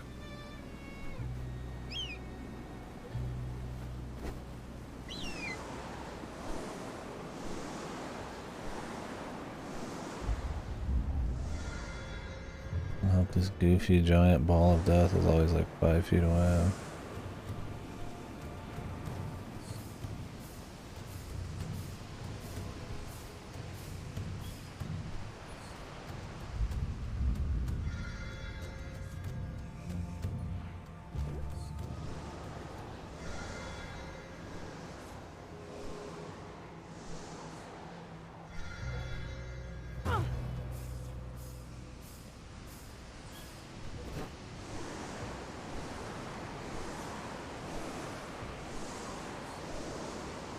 I just teleported 2 feet.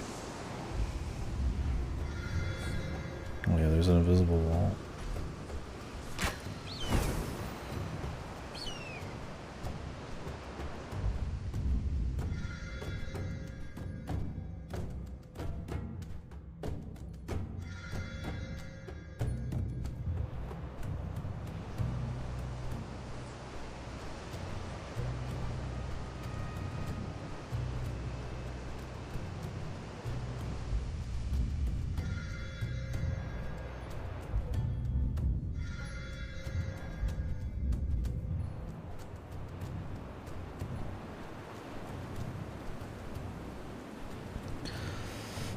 feel like petting the bird, man. He's gonna have to clean himself.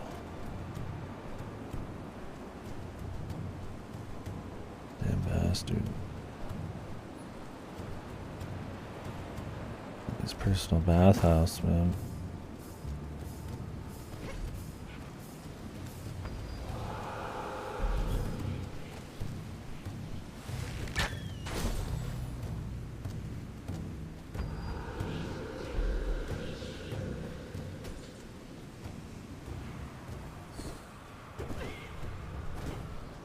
You guys can't use him.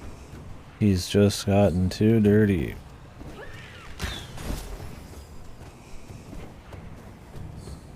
Or can he just not be used in this area? I'm trying to pet him, but they don't let me do it. You have to really be in like a certain location to pet the bird. I have to be in a proper petting location. Oh, yes, here we are. Oh, Lord Almighty.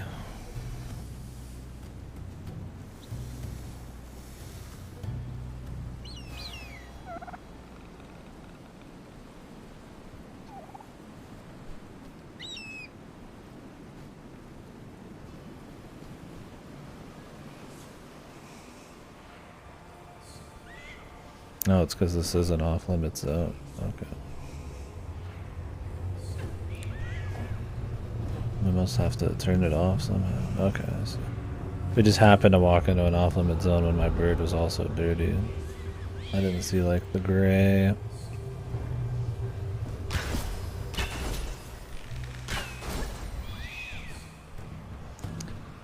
This would be annoying.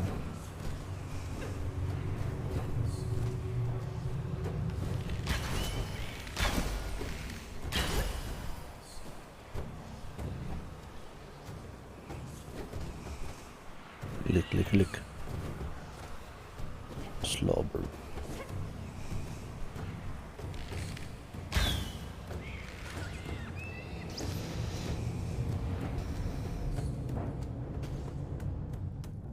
Now I have to pet the eagle.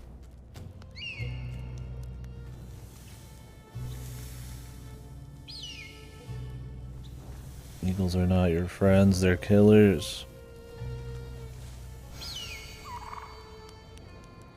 Merciless killing machines.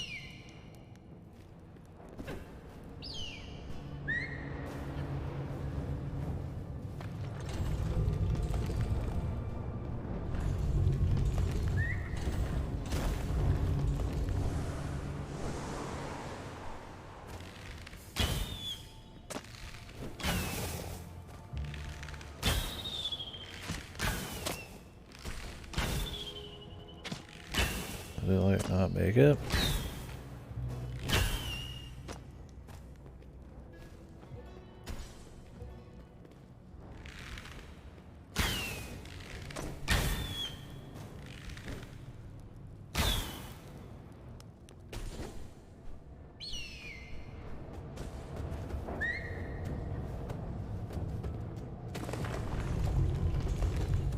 No, it made it. Just don't go very high. Is there like another place I could shoot the torches?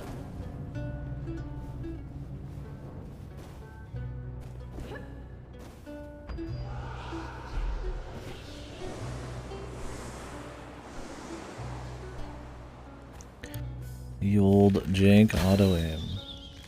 Okay, you just had to stand kissing it. Alright, it's too hot here. This PS5 puts out so much fucking heat.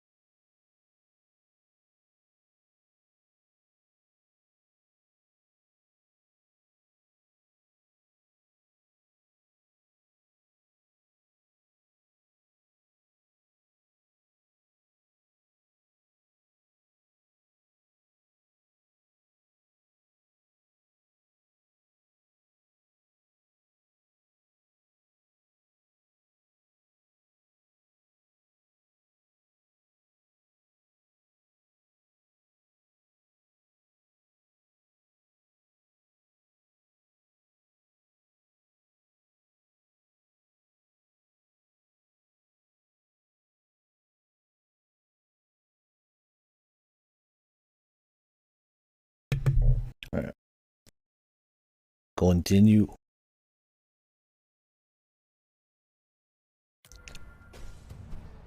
Get me the hell out of here.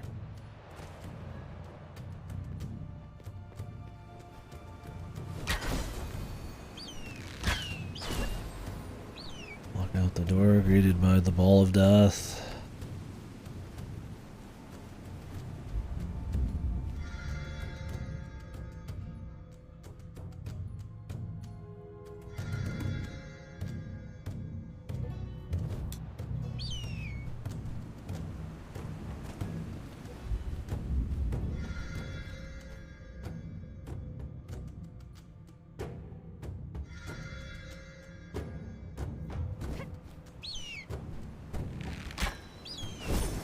This way.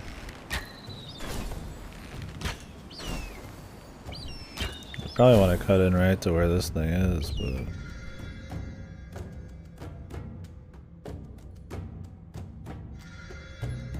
a little too close for comfort. I'd like to grab whatever that is, but don't want to wait for the ball.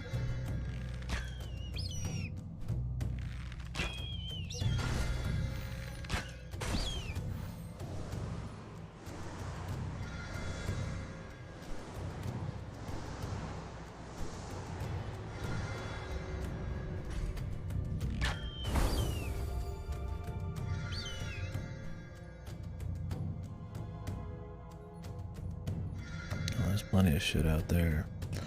Maybe after we mess with this little mountain bit, we'll be able to get over there. This thing will move.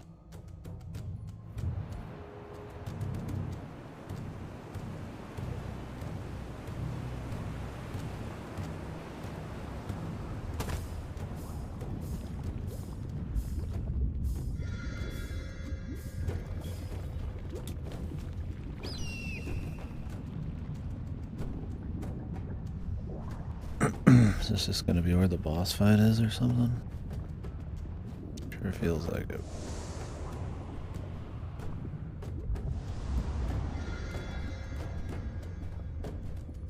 They wouldn't mark this as a spot of interest.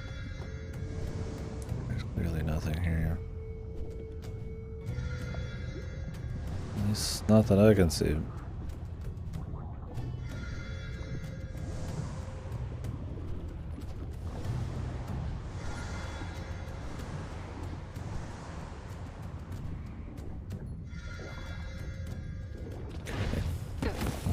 Walls, man.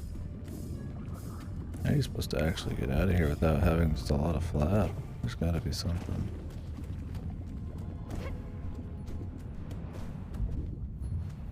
Okay, there we go. I mean, I could probably make it out by just flapping, but I figured maybe if we find the real way, it'd be show us a little something, but not really.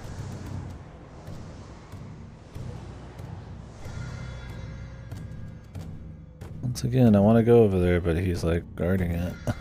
Can't really do anything. I need to not have detective vision on for so long.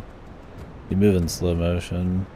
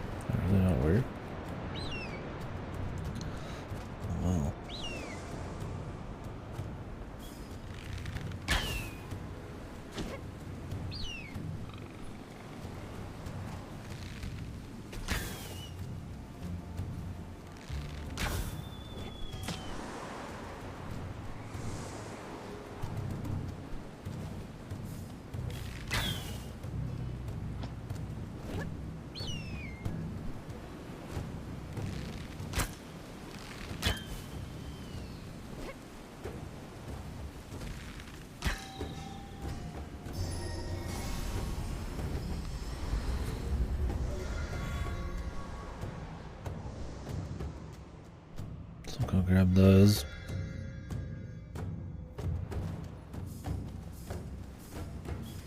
One more and we have enough to turn off all the towers, but the towers are kind of far away and I don't have to run all the way back across this area to get the missing stuff. So might as well get them all in here, although they are going to warp me to the middle later, so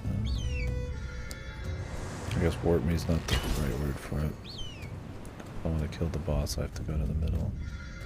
Well, you could probably just leave him if you really want him. I don't know if there's like a pole where you have to do it.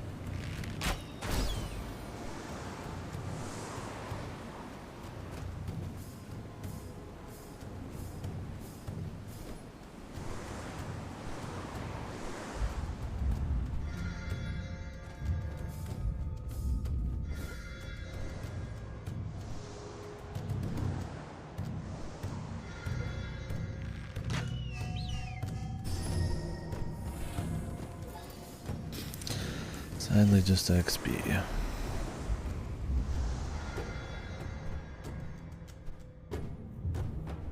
There is a gold glow if it has a real thing on it.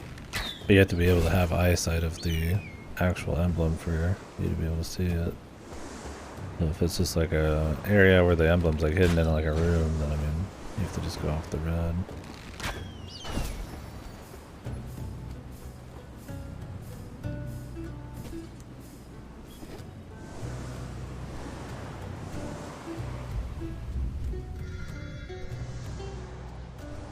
Of course it spawns 2 feet away. This might be too close, I might end up having to actually run.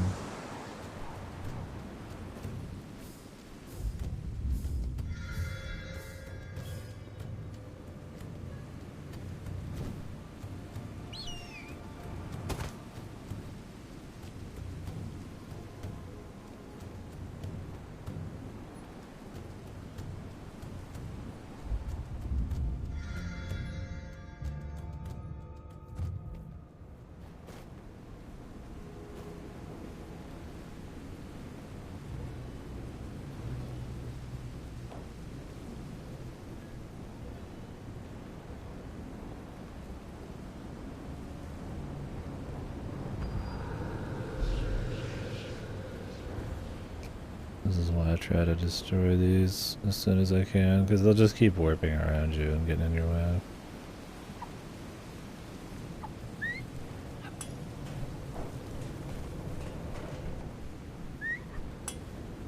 This will be the big test. Is this too far?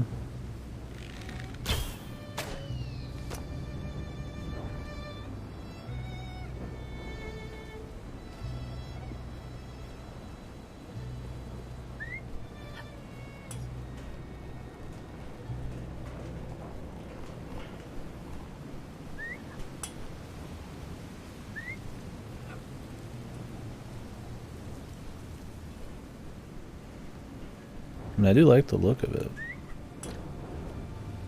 Some kind of like big rat. But in practice, it's more just kind of annoying than anything.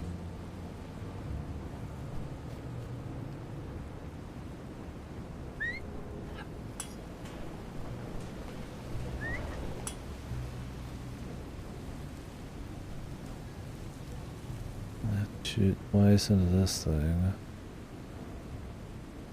Already moved. Good.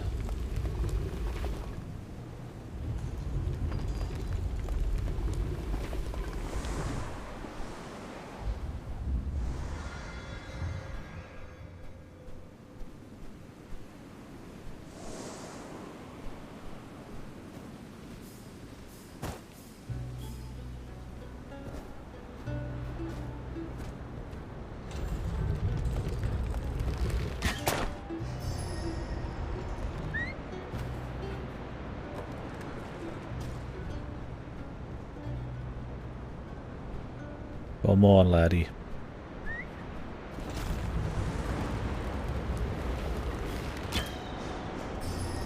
I like the sound design, man.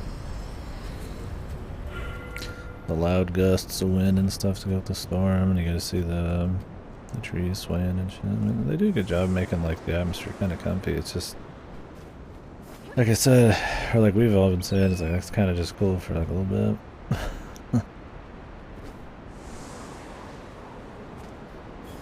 You still have to play it, right?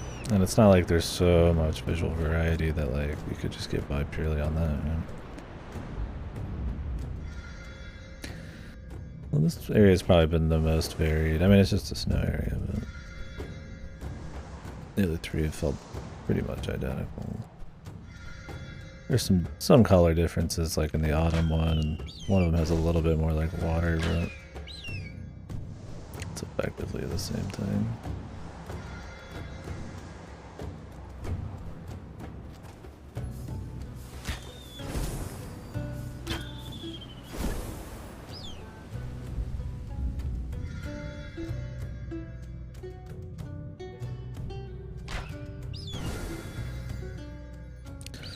So I'll grab these two while we're over here.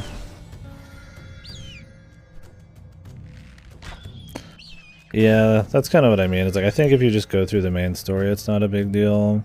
Then you don't have to really use detective vision either. And you also don't end up getting like really sick of too much of it. Like I said, I think this game would almost be better as like a 3 or 4 hour game. Just like a simple little adventure game. I think with all the side content and the lack of variety, and more importantly, the lack of like gameplay depth and variety on that front, it kind of hurts it, yeah. I mean, all I did was 6 hours yesterday. I'm already kind of like, yeah. I'm not like bored or anything. It's just, you know, it could be a lot more than it is. Like, it's alright.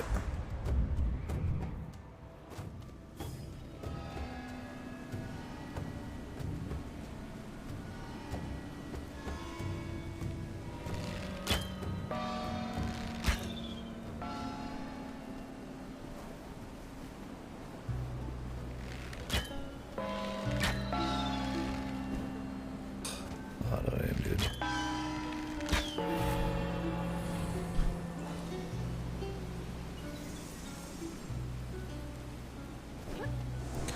The bells are like the most obvious shitty place stuff at the auto aim.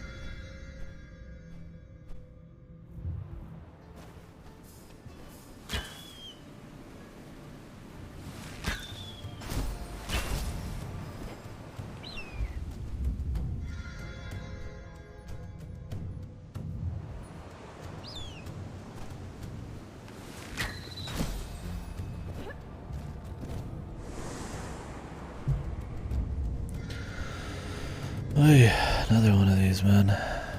Fucking lord.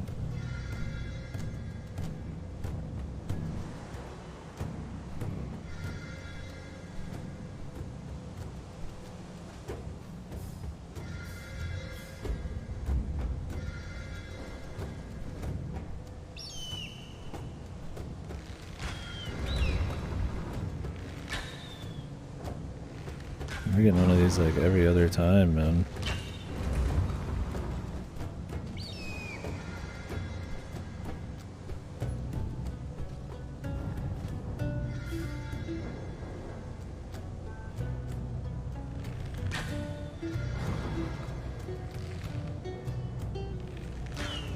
Thank God you can cancel your shot at least. That would be fucked if you couldn't.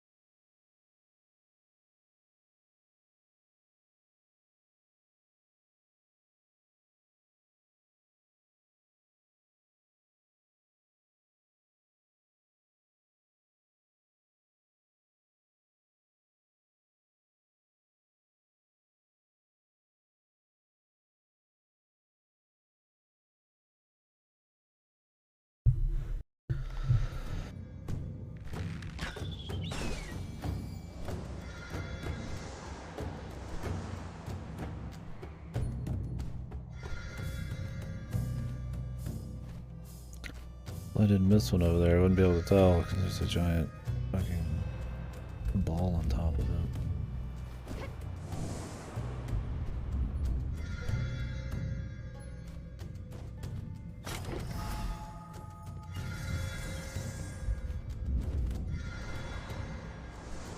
This windstorm, you really do have to use the detective regardless.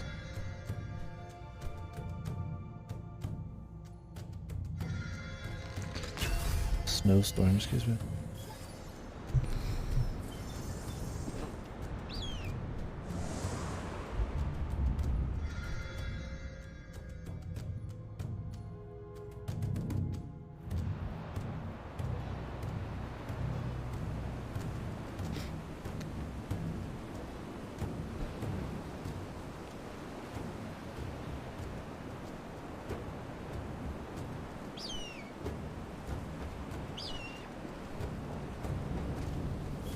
Light this on fire.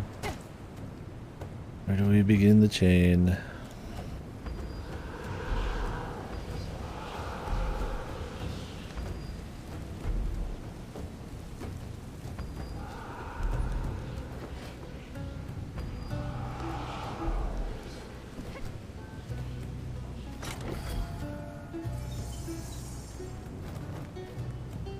Oh, way over there.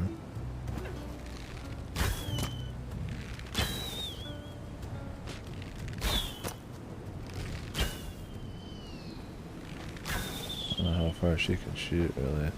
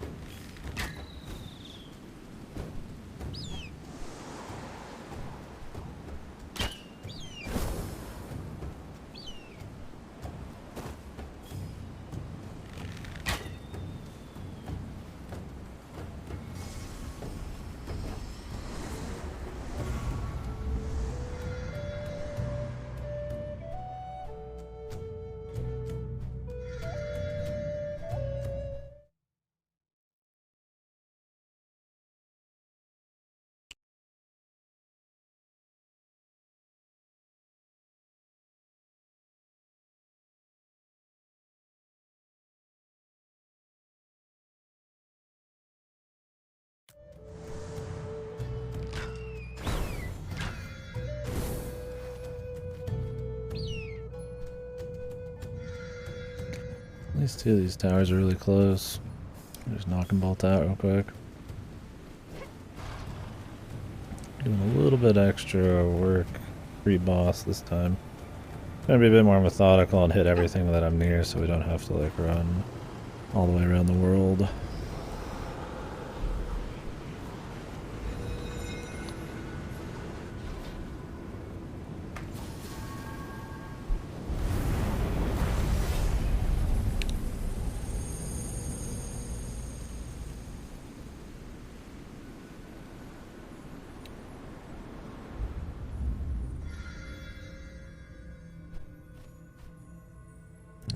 That's the other tower. This is something totally different.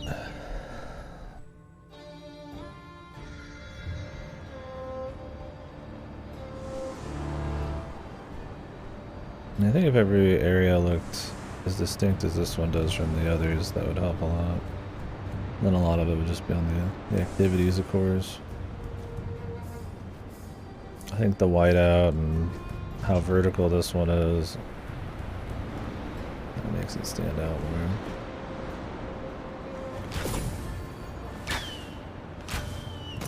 I mean, the only new mechanic, I guess, is the instant target jumpy ones. I mean, I get why they have those, because it's this isn't a vertical area. But it's kind of funny, like that's the big mix-up, and you know,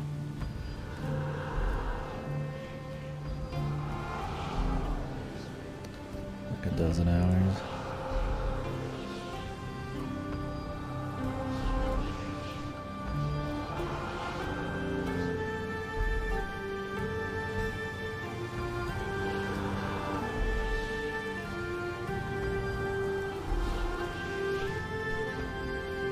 Holy. Got the music building up to this place.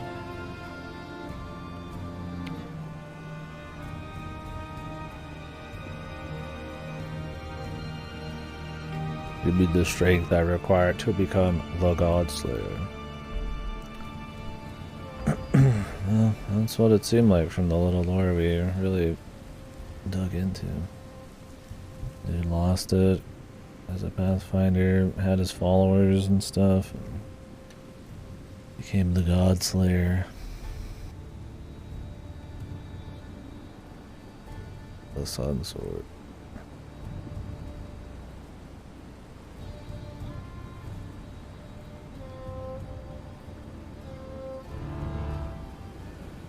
He must remake the world. Oh god, never heard of that one. This world is so corrupt and broken. I must remake it. Yeah, just giant plain text paragraphs. You know, dude.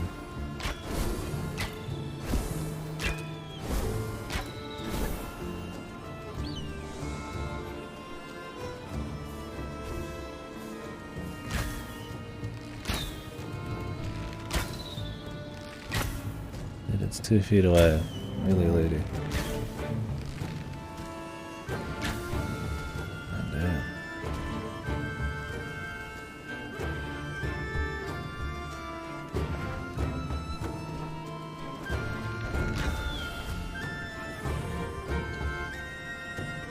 Like how I just respawned right in the same spot. Yeah, I have a feeling it's just following us around. Well, I got some hot lore up here, but I was kind of hoping for something of more value.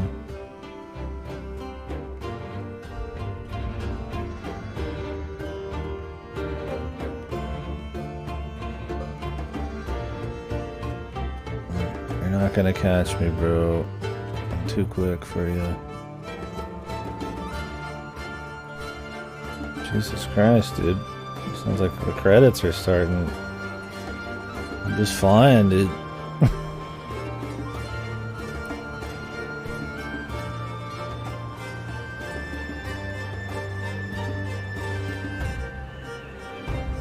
Where's that gif I'm looking for, dude?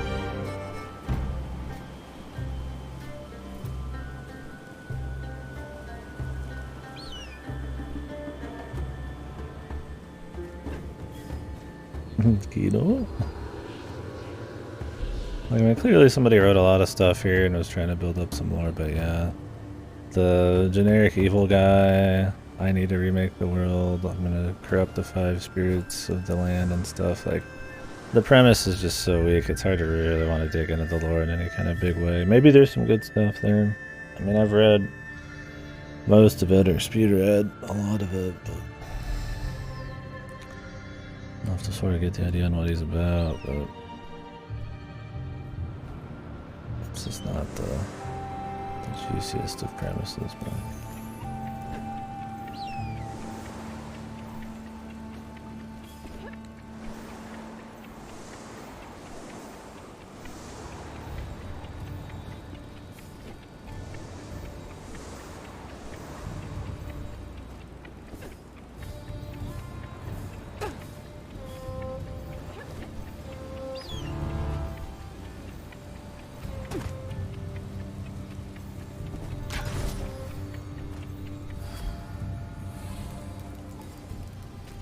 Kino time.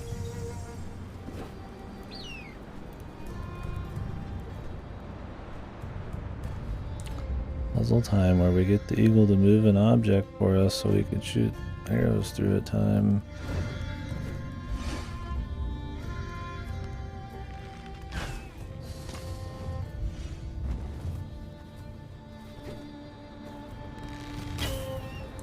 Hopefully involving gold blocks.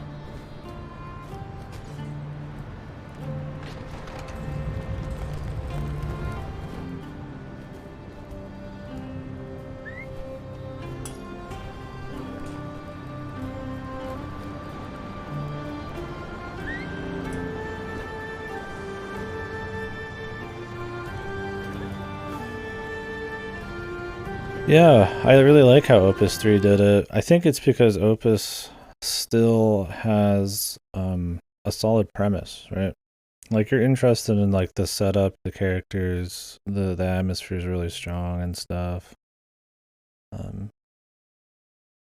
and in this, it's like it's also the gameplay of that, right? Like it's all about on your map picking out areas to like go learn about something, and there's usually like an event that happens, right? Where in this, it's like you're running around and you're exploring and stuff, and by contrast, like plain text on a tablet's much more boring than something a bit fancier since we're actually running around in the world, right? Yeah, exactly. That's what I mean. Is like, yeah, that's kind of what you're signing up for with Opus. So like, that's where all the focus is. I mean, I always thought the lore and the events in Opus 3 were pretty interesting, regardless. Like, I liked all the little exploration events.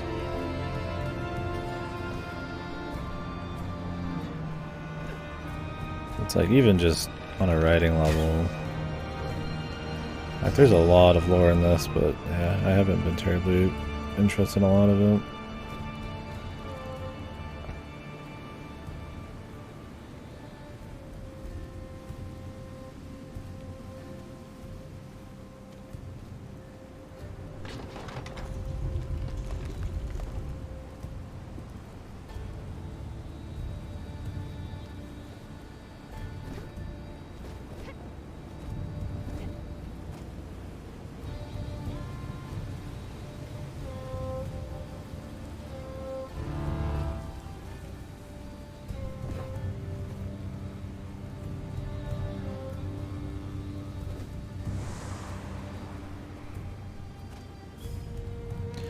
Yeah, I don't think it's like damning to this story or anything, or to the game or anything, right? Like if Opus had a really bad story, that would, I mean, that's it, right? It's fucked, but I mean, it does affect, like how much you're into the world and its lore and all that does affect how interested you are in the exploration.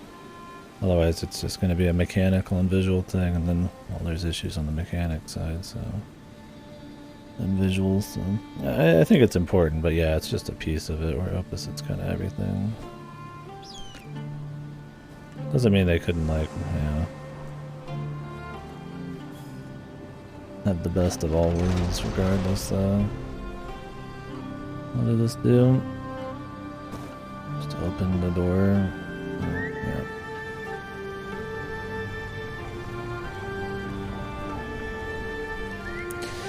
I mean, that's what this game would need lore-wise, right? You'd have to have actual places that are a bit more interesting and a better setup and you know, either set pieces or, you know, unique events or locations that probably are, you know, a bit spicier on the story delivery than just like a bunch of spirits.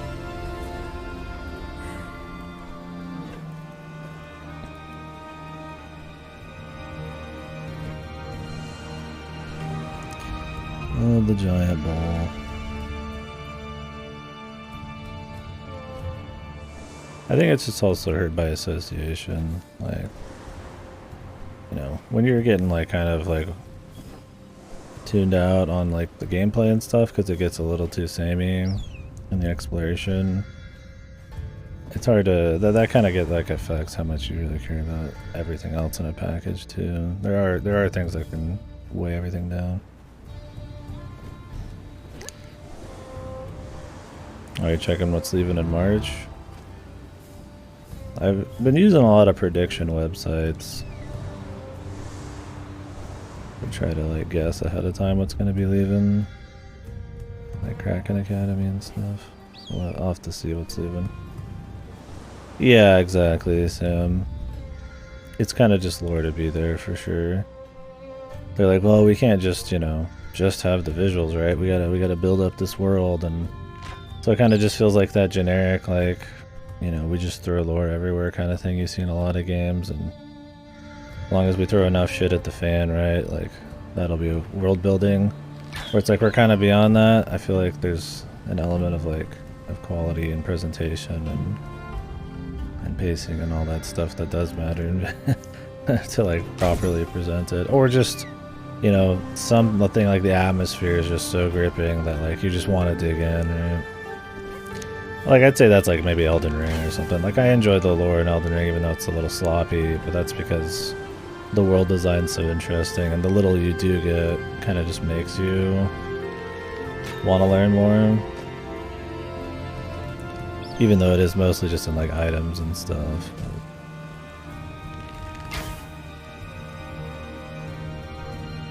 But in this, like I said, the setup and a lot of the atmosphere and stuff is just not quite strong enough for me to be like, oh yeah, I want to read all of these random dudes' text and all of the text reads is like way too self-important.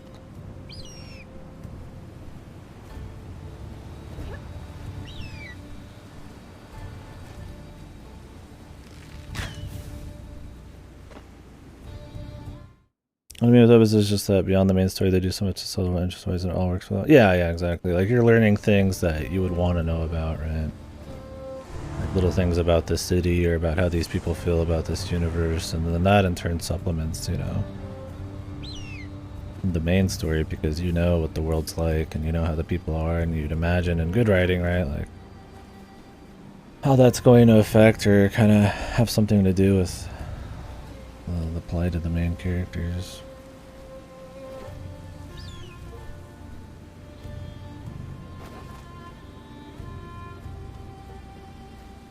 Oh, the end of February ones? Yeah. I don't think I care about any of those.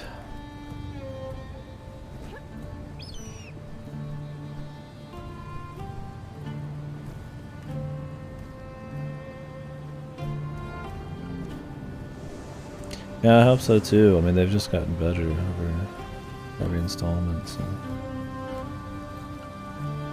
A real possibility.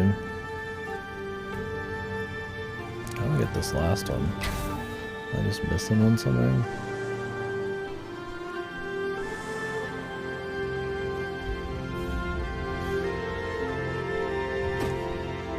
I don't think you could shoot through this.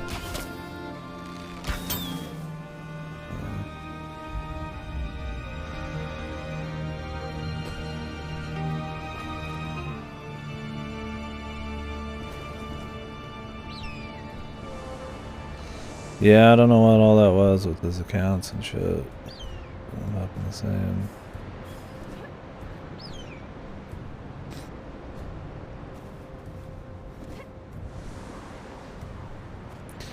Yeah. I don't know. I mean, it's just the difference between quality writing and like kind of just okay writing. I mean, the presentation and how it's delivered and the kinds of events you learn about and the little mini stories they tell. It's like in Opus you just...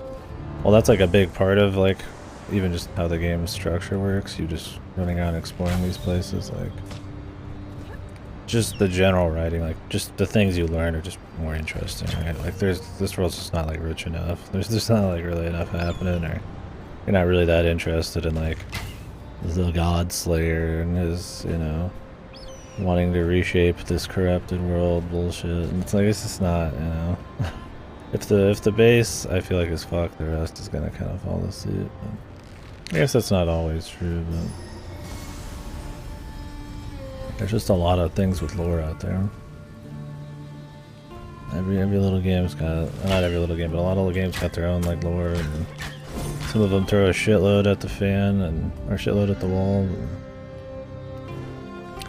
some keep it, you know, tighter. I'd say like Bug Fables keeps it tight, right? It builds a solid world, but its actual like deep lore is much more just unloaded, and there's not much of it, but what's there is cool.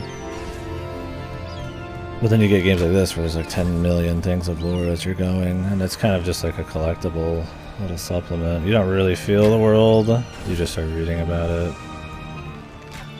I don't know, maybe I'm just blabbing, pretentiously blabbing about what I think makes lore and stuff work,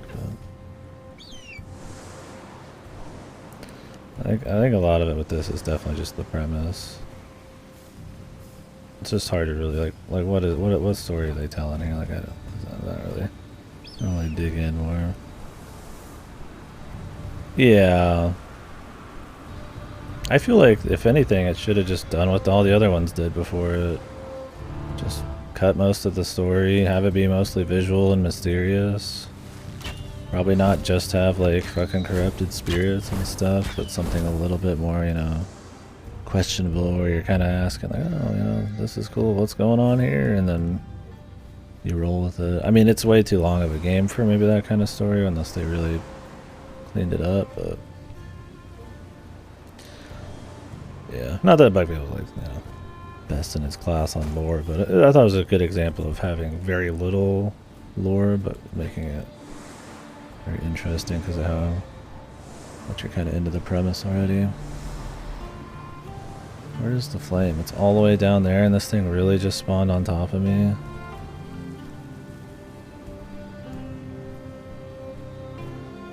Like, okay, well, I guess we're just waiting. I mean, what else am I gonna do? Is it? Based, man.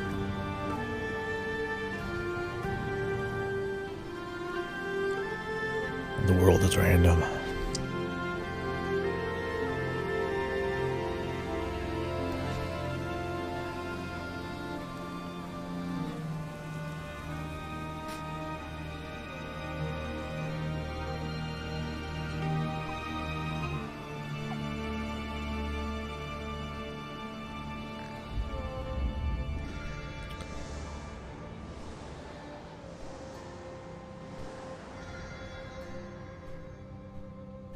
Thing really needs to move, dude. I'm tired of this giant ball.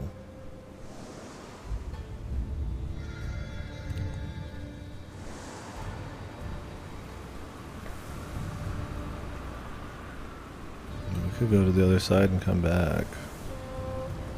I'd rather get this done while I'm right fucking here. But, I mean, at this point, we don't have much choice. Guess we could root the ball down. Oh, he's gonna move right in front of me. Yep. Alright. So that works.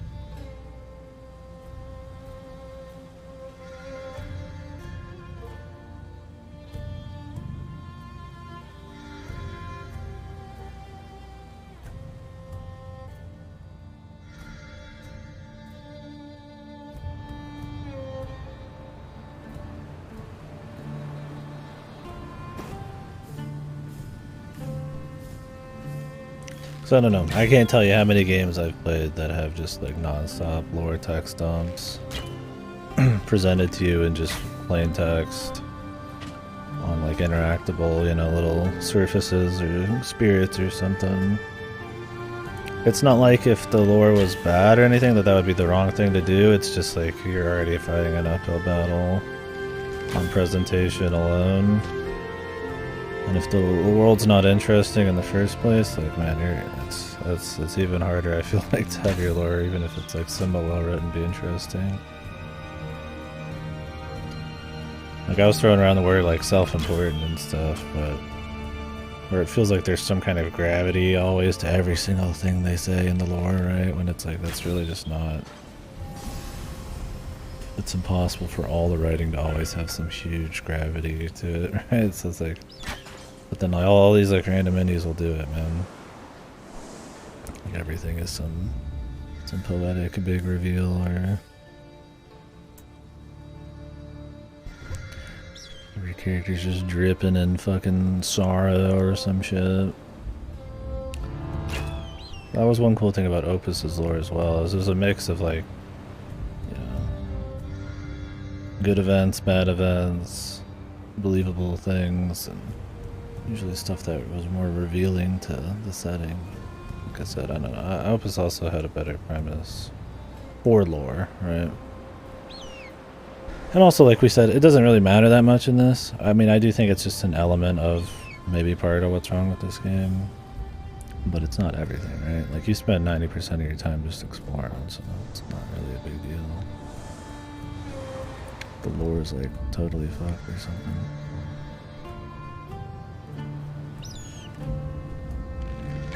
But, I mean, imagine how cool it would be if you were interested in the lore, and if you were interested in the story, and that fed back into like a solid, you know,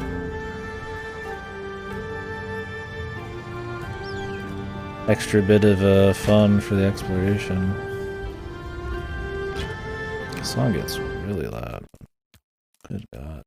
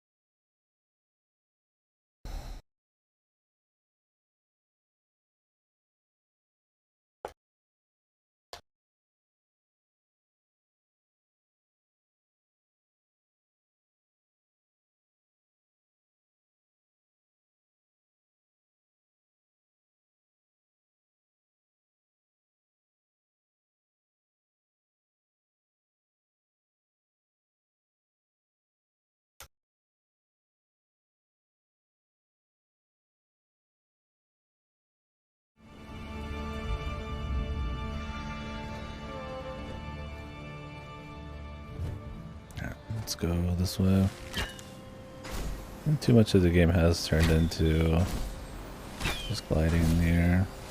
So I don't think it's like inherently bad, but I think they could have added a bit just a touch of depth, right? Like I'm not when I'm saying depth, I'm not like, oh, I need like Team Ninja, like where we just add 50,000 mechanics onto it mindlessly. Like, just, you know, I'm gliding and maybe I could just swoop down a little bit, get a little speed. Or, little boosty here and there, just a little something, right? You know, because at the end of the day, I mean, you're just running and you just auto shoot these. Like, I'm not even thinking, right? I'm just running forwards and auto shooting. It sure looks all fancy, and you know, you get a little boost of speed. There's an element of timing, because if you time it perfectly, you can get a little extra boost. But you know, I just don't think that's like, for a game that's like really focused on its movement. I'm like unironically saying schmoove, but no, smooth movement. I feel like it's just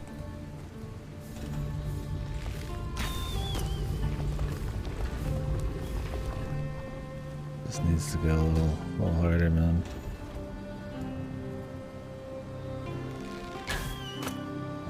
What is this?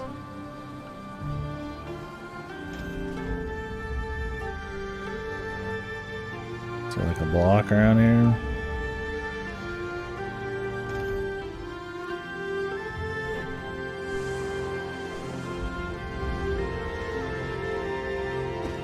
Or do we just have to hit enough of these? Oh, it's just a timing thing.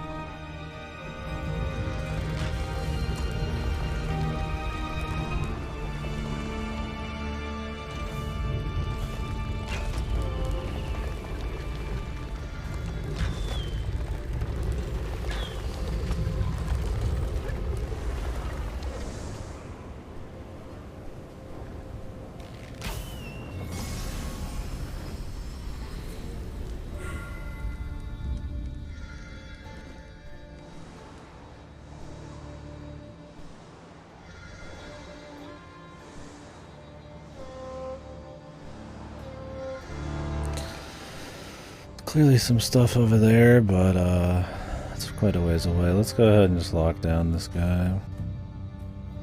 He might be sitting on top of some too.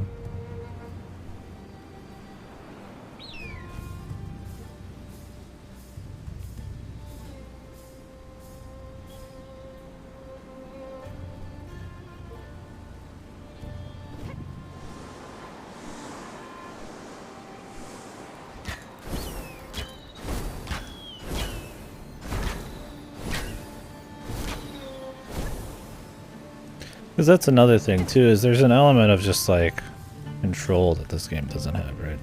Like you are just auto shooting stuff. And while it looks nice and you are moving quick, so there is some fun there. Like there is just that layer of like the player not doing something. Like I'm not aiming, or you know, I'm not really making as many decisions there. It's a little less engaging, right? Which you'll see, I feel like a lot of like AAA stuff run into that problem too. Like with Elden Ring, like Breath of the Wild, something as simple as just pathfinding, right? Not having GPS makes like such a huge difference. And so those little, I feel like those same kind of like ideas, but in like more micro game sections where like you are making the decision to like shoot something, or you have to aim, or you know, there's a bit more like feedback on stuff. Like instead of me auto aiming at something to shoot, like maybe I just press a button to go, and I have to like aim the direction. It's like, I don't know. It's like, I'm not saying it's like bad, but it's just something to think about. A lot of like mainstream big budget gaming, I feel like takes a lot more control out of the player's hands. It's like why you get like magnetized action games, right? Where like you press a button and you slide across the ground and then smack the guy instead of having to actually place your movements. And I get to a certain extent that like that's certain games, right? Like it's not inherently wrong to have like magnetized movement. There's some games where it's like, you know, that part of the combat's just more simple, so you don't want to have this like methodical, deliberate kind of movement and spacing always, but like it's still like those little choices matter. like that change, that's like, you know, people like maybe Dark Souls gameplay but might think, you know, something like the new God of Wars or Horizon's melee is like boring, right? And it's like, well, one of the huge differences is like spacing and stuff like that, or like Monster Hunter, right? So I just feel like little things like that make a big difference. And I feel like while you don't have to do it one way, I wonder if this game maybe could have benefited from a bit more, you know, I wouldn't call it just like kind of skill stuff, but like a bit less autoplay. I mean, you have a detective vision, which already kind of tells you where to go. You don't need to aim. There's not all that much crazy platforming, or like, you know, I don't like slide down hills. I don't need to think about the inclines.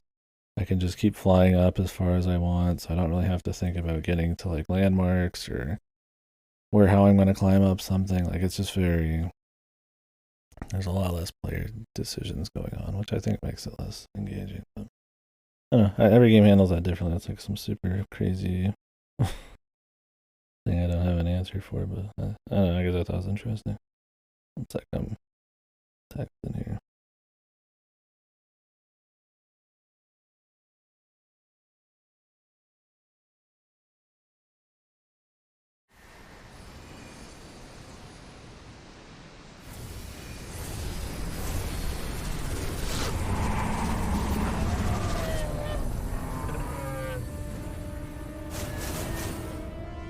Oh, he's got 8 eyes. And one on his face.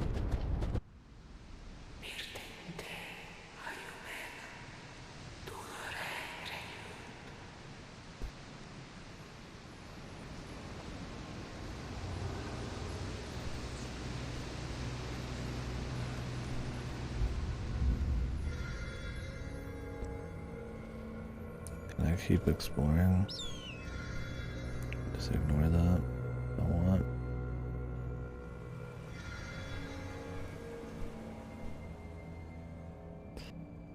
I think so. We can listen to one of the boss prep songs. We'll have red goop around too.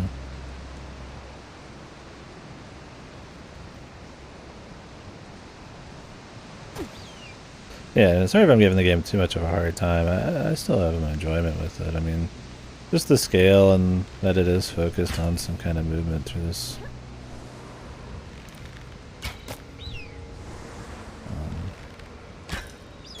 A big open world like this.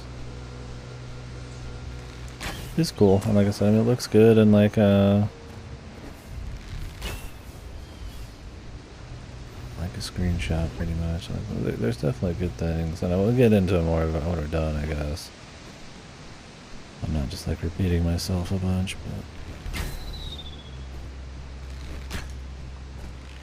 but we were just thinking about some shit, so I figured we'll get into it. I don't think this is how we're supposed to do this, but it's how I'm doing it.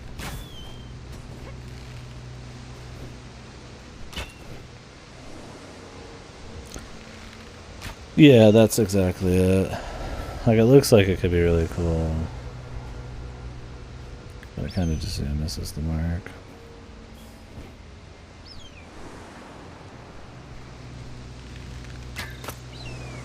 God, this fucking auto aim, dude. I swear to God.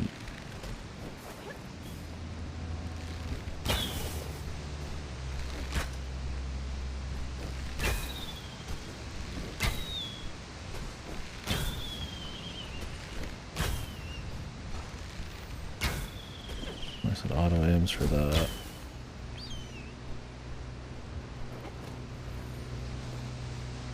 That worked. I need to jump farther back. When you're too close, it just doesn't, it freaks out.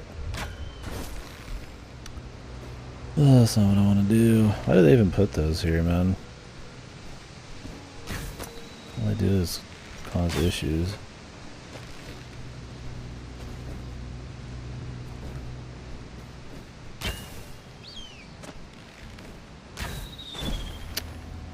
Yes, I don't want to shoot this.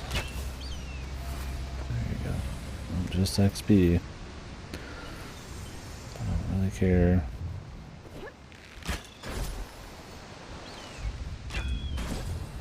Yeah, because I was pretty hyped to play it, really. I liked Abzu enough, right? Like just some kind of artsy thing with a bit more gameplay or something, you know? Usually unique enough to just kind of go through, but yeah, I also think $40 is really rich for this game, man. Like there's just not enough like variety or depth or anything to really like justify $40 price tag, man.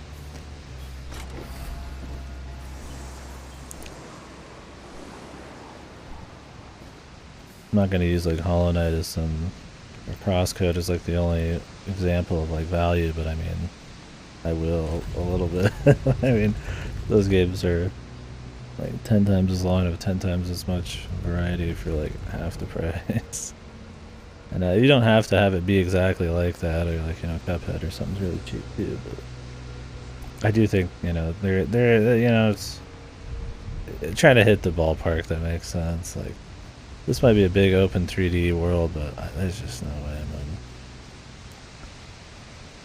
Yeah, exactly. Or like Phoenotopia is pretty cheap for how big it is and stuff. Like, and science isn't everything. I mean, like I've said before, you can have a game that's just like they just polished it to a sheen, and it's like 2 hours long, and it's just amazing. There's constant music changes, and really interesting, you know, mechanics for just a bit. And, you know, it's not fair to be like, whoa, everything has, you know, has to be priced according to the hours, but you know, on the flip side, it matters a little bit. And I wouldn't say the hour question is the biggest problem here.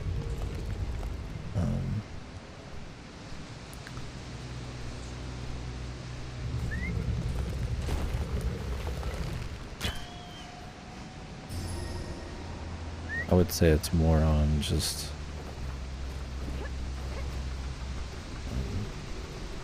the variety of assets and just kind of the depth of the experience and stuff. Like, if it was really simple and it just totally worked, that's fine. Like I said, I don't think simplicity is like bad. I think it's really good, but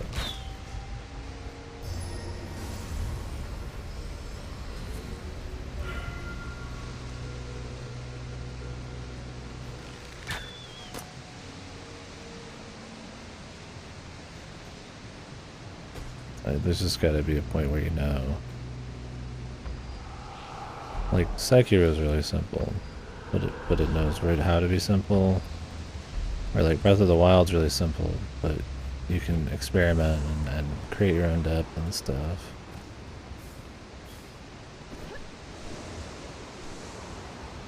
Something like, you know,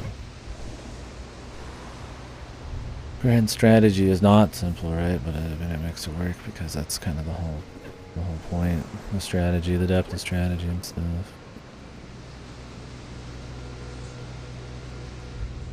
I don't know. It's a weird thing talking about value and quality and hours and all that. I just think 40 is a little much, man. But also a cheap bastard, so.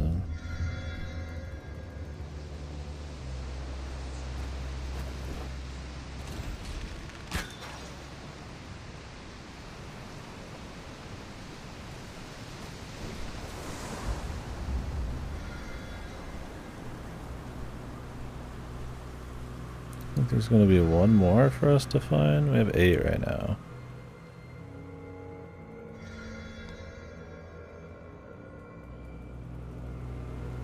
In the other areas, well, it was 6 to get to the boss, and then 9 bonus ones. So I'm thinking it might be the same here.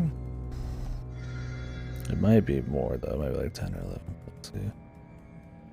We get no. Well, I guess it'll tell us when we have all of them. We get a trophy, so.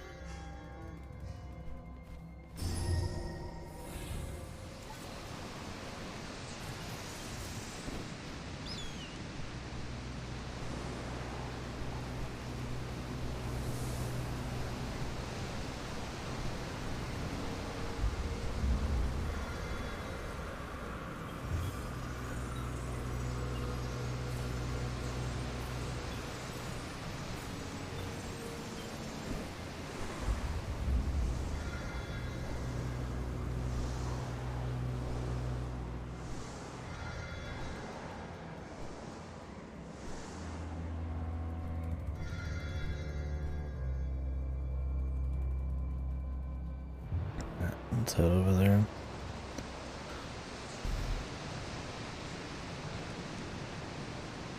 Because I mean, I've played shit that's like 3 hours long or something, like XL1 that has like better movement, or it's just like the whole it's not even like really a story game. It does have like story bits, and it's just enough to keep you interested by the end of it. But like that game's like a 3-hour visually constant change up with like much more interesting like movement, and it's still very simple. And it's like you just get things like that are like $5, and it's hard to really look at this for like 40 and be like, really, you know.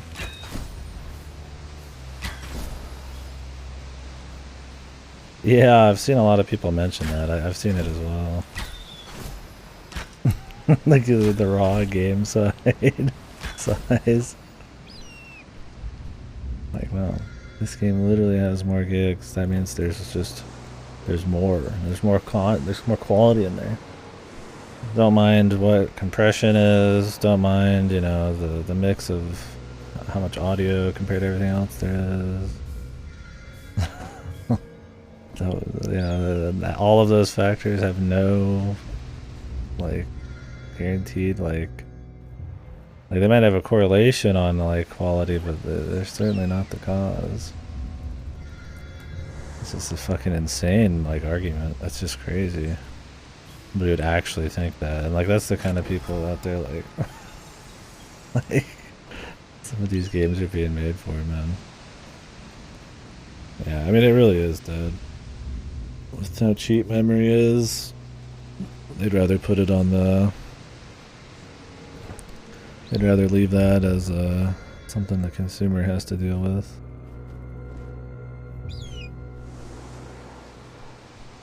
Oh, I think it's super dumb, yeah.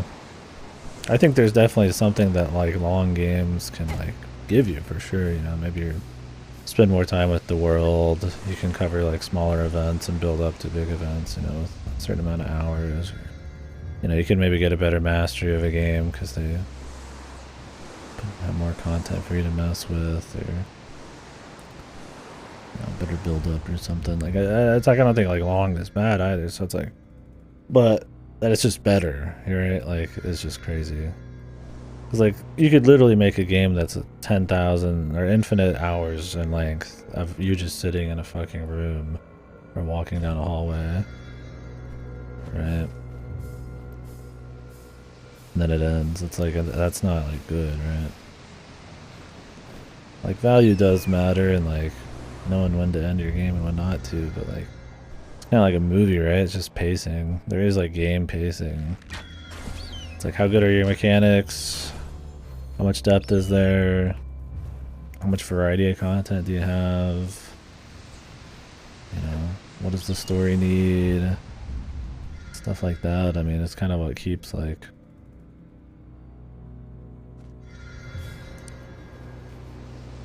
the question going of like how long your game should be.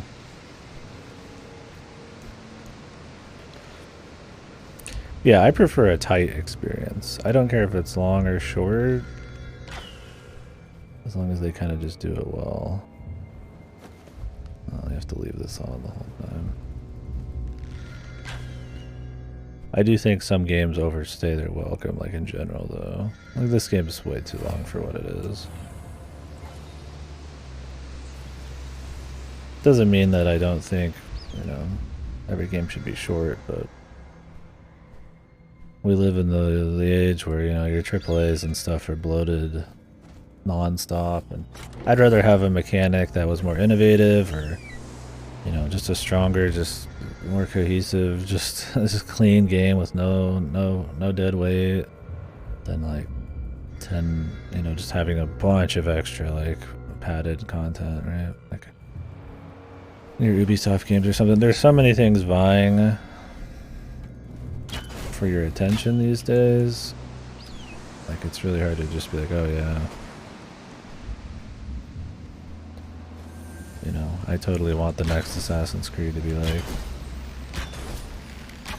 a 10 gazillion hour monstrosity with like very little depth or variety or anything.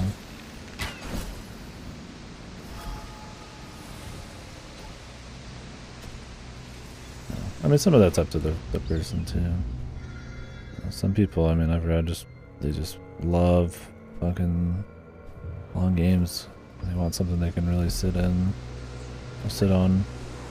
It's like, I get that.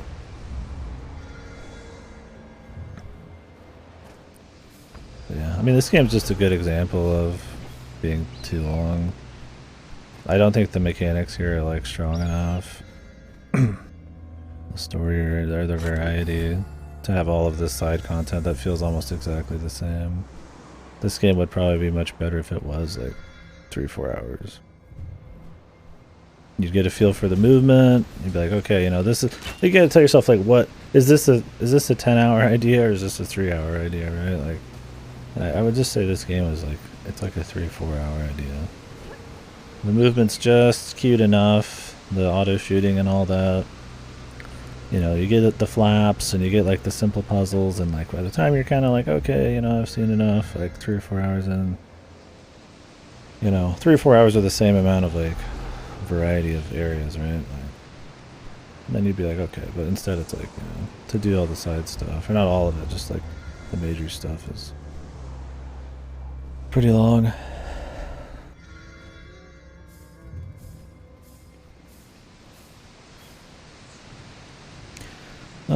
Completely avoid non-AAA. Yeah, for sure. I mean, that's a fair enough way to go. Even if I don't like super always love what we're playing to the T, I do always enjoy playing it because we're talking about them and stuff.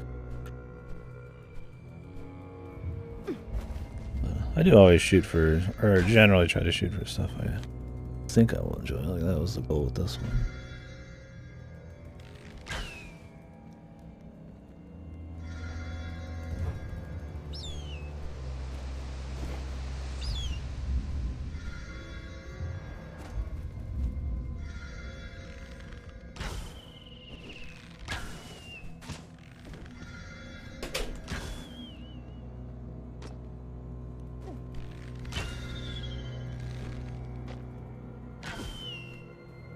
I just find it more interesting to play like a variety of quality and stuff. I don't consider like a failing or anything. I like talking about the industry and giving things shots and stuff and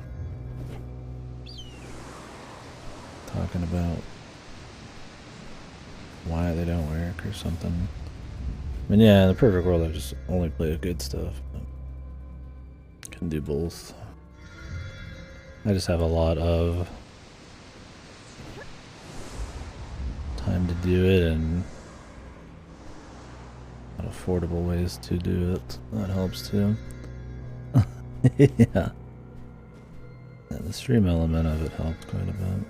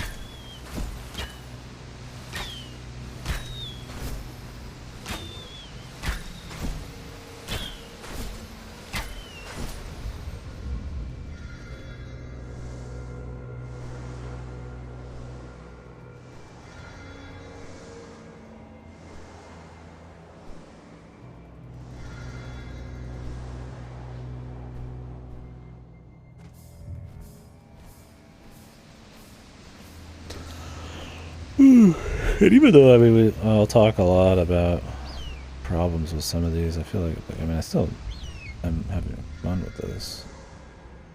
It's just like a different, you know, like amount.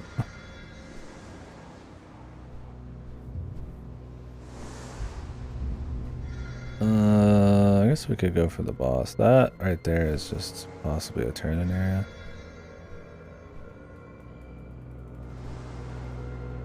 Oh yeah, for sure. I mean, you don't see me play a shitload of the AAA stuff for that reason. I've just done enough in the past where I've just kind of, you know, I know the conversation that's going to happen with a lot of them, like the Western AAAs, and they just aren't doing anything crazy. Like, I'm going to give Hogwarts a try because there could be cool stuff there, but I'm fully expecting it to just be another Ubisoft game.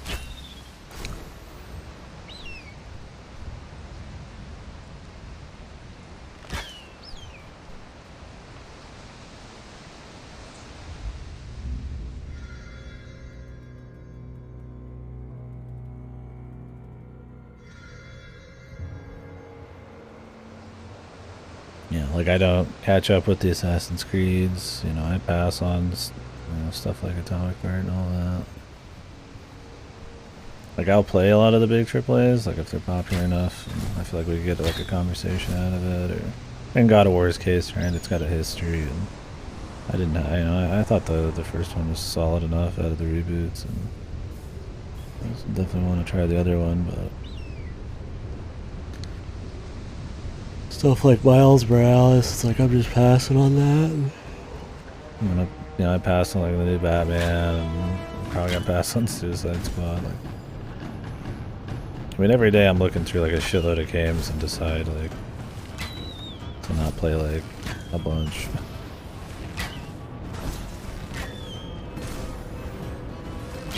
Like, I'm not doing Destiny, I'm not doing The Division.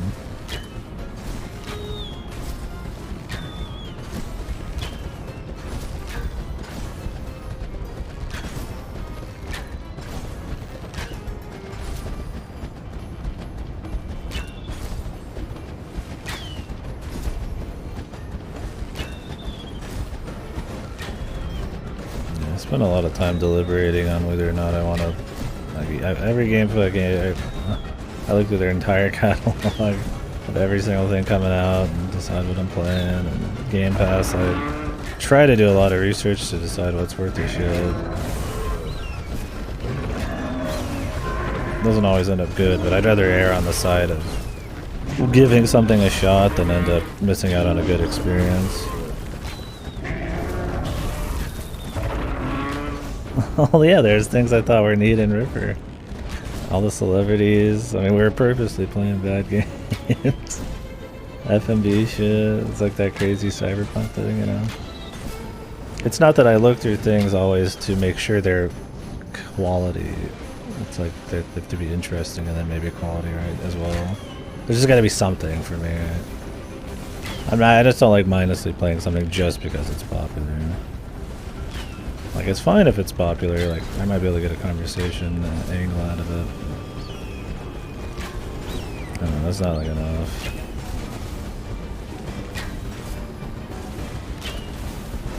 yeah. Ripper is funny to joke about, for sure. This is so boring, right? Yeah, give it a shot. It's like, my thing is, like, I'll give stuff a shot, but I always make sure to finish it. I think that's the big thing you could argue is maybe not worth doing, but I like doing it because I like to talk about the games as a whole. Yeah. It's so fucking boring, man.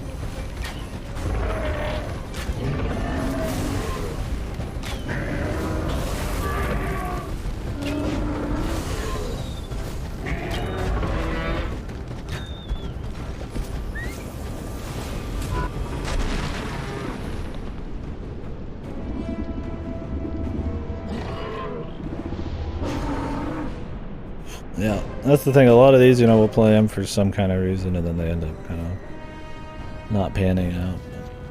That makes it interesting. Excuse me, too. I think that's a valuable experience, maybe, for playing good stuff, right? Having the palate cleanser at times. I mean, I probably enjoyed Trails as much as I did because of Huda. Same with Chaos. Very real.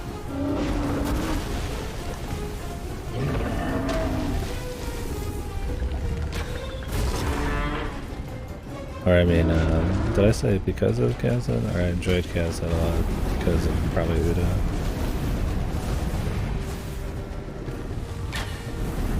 It's nice to get like what's actually going on.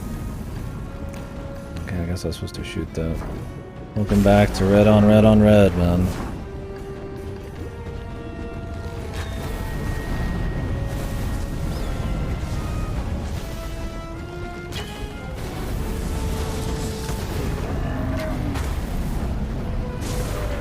I'm really excited for Pizza Tower. I keep seeing people talking about it so much.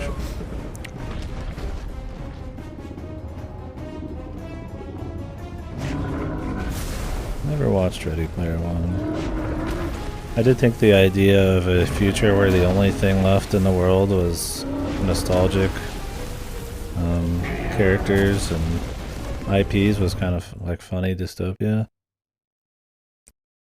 Like there's nothing new.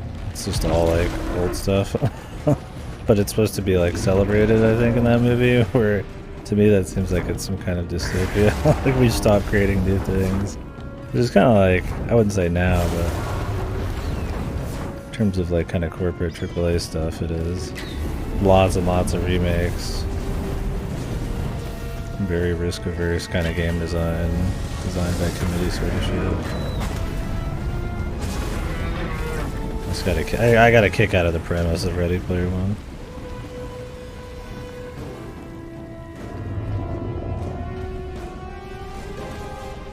Yeah, it does apply to other movies. So many like big budget movies are always just, or not always, but there's so many fucking remakes always happening. Gotta have Indiana Jones again. We gotta have Star Wars again. We gotta have Star Trek again. We gotta have, you know, all the everything again. Yeah, I'm sure it's a cool book, movie. I don't know much about it. Oh, my dad liked it. That was Spielberg, right? They did that one.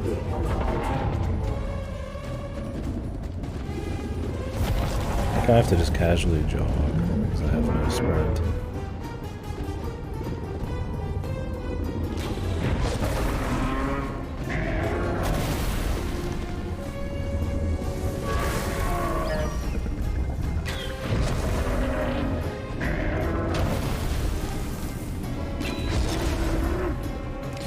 By the time you notice he's prepping up for a hit, because everything's red on red on red, it's almost too late.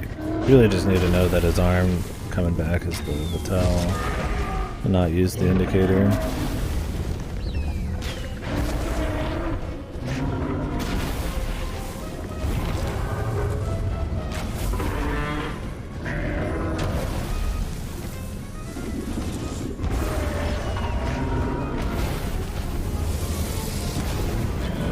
You could just spam too, because you can't just shoot randomly. It only shoots at things you can hit. I could just spam R2. This music, dude. Yeah, that works. Just spam.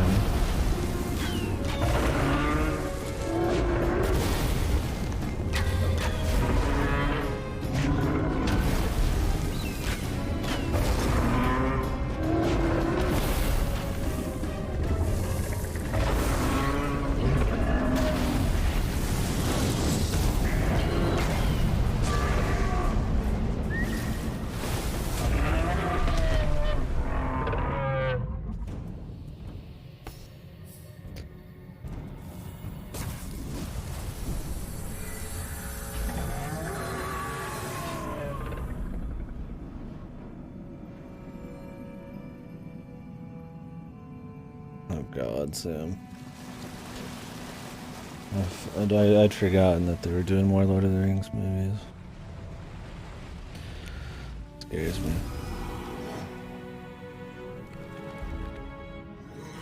I mean, I'm fine with series continuing on if they're making good installments. It's like, you know, I don't hate that there's more Zelda or Mario games, but when there's no new things coming out and the installments they're making suck as well, it's like, Jesus Lord, dude. Big delay. Is the stream delayed or is it just the on-screen chat?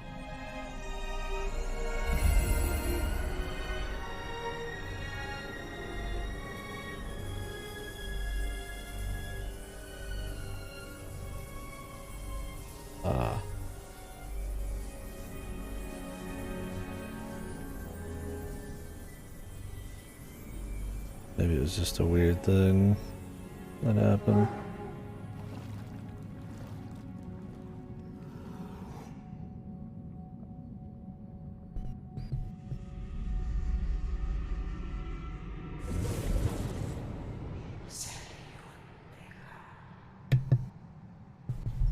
You have undone so much evil. Yeah. Confront the God Slayer. But first, turn in all of your doohickeys.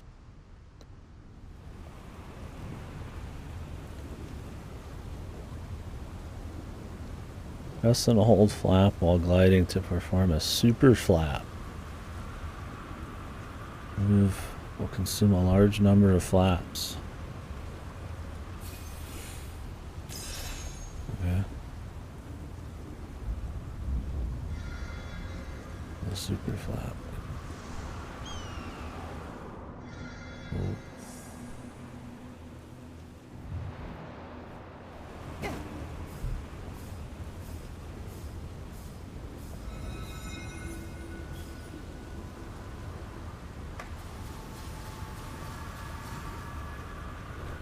One more, man.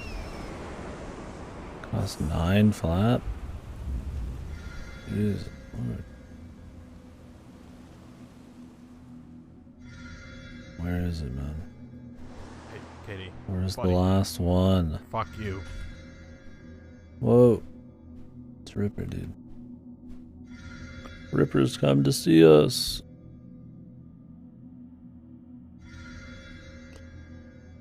The bub.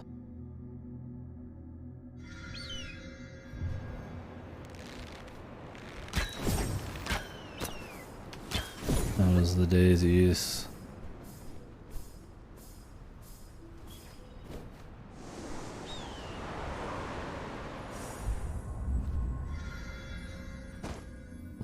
Why does this have a special symbol?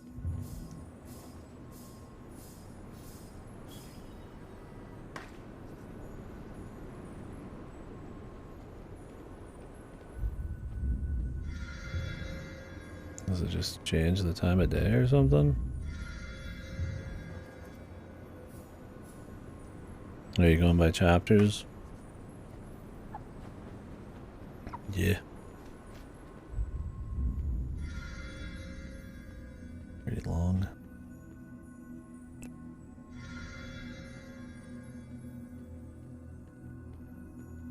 Well, you're getting pretty close though. I mean, that map completion. Think you might finish tomorrow or something?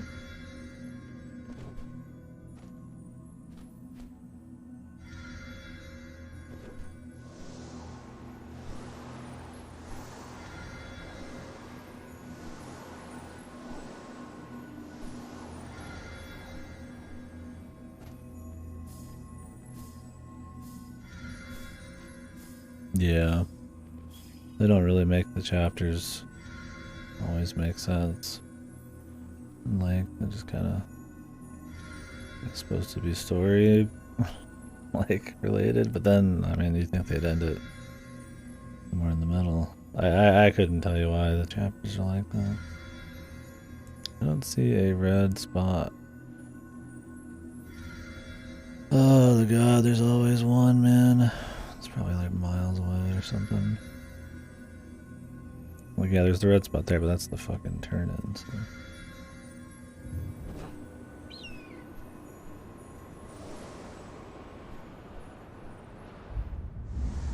Yeah. We'll see.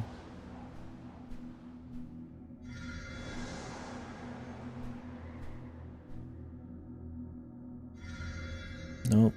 There it is. Surely that's it. Up of like a mountain.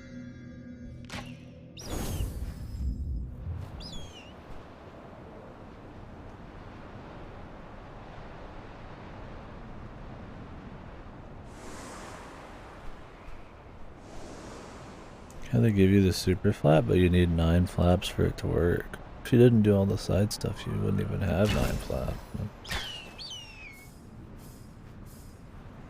Yeah, there's a little post game too, some side dungeon stuff, so you might not make it.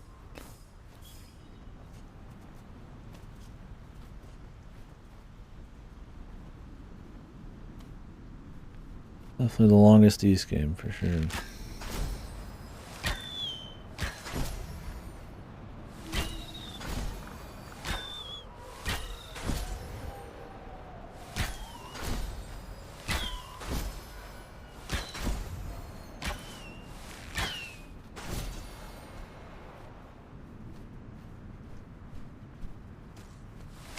Oh, all but 1 flap? That's so bullshit. What's the point of upgrading your flaps then? What's the point? If you use the super flap, you don't even get to use all your flap. Man. It'd be cool if I had to do like 2 super flap. Cause I've been upgrading enough. Like yeah, it's like I could still use it for just general movement, but like, what the fuck? It just invalidates all the upgrades. What a bizarre choice. I mean, I guess I could try using it like at the bottom here. Okay, you go higher. That would be fine then. That was the case.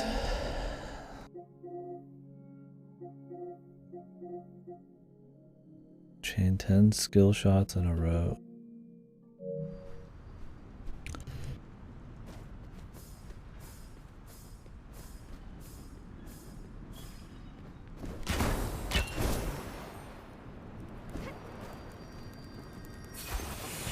Oh, damn it. I was really hoping this would be it, but it's not.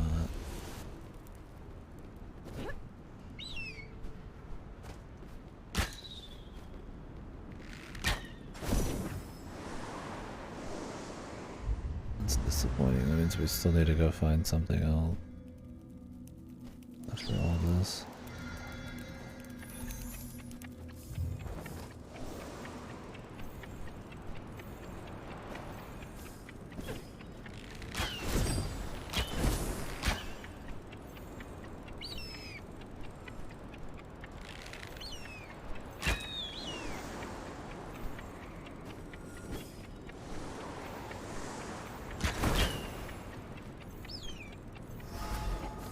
I still getting XP? Why do I care?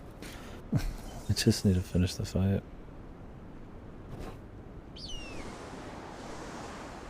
No, you can't. You have to use it when you have max.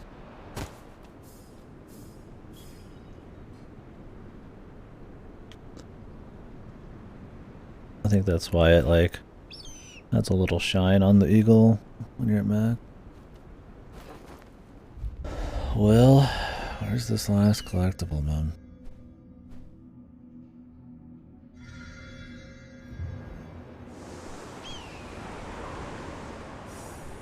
Oh, it gave me 2.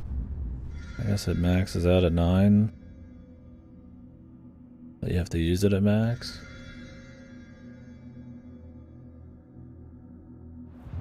Well, time to fly around for 10 years while we look for this thing.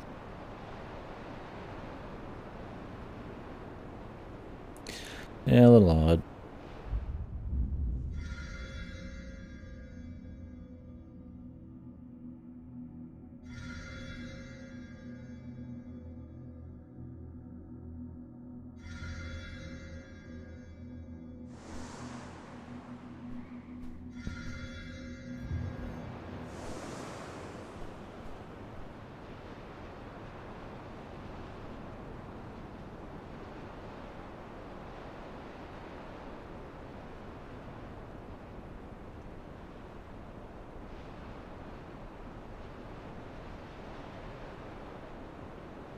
Wonder what this last upgrade's gonna be, man. It'll be just great.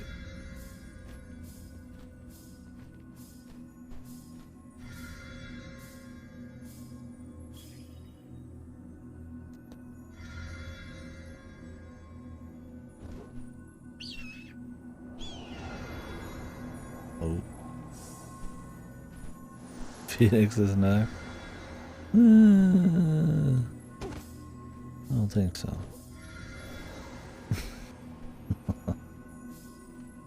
No, I don't think so.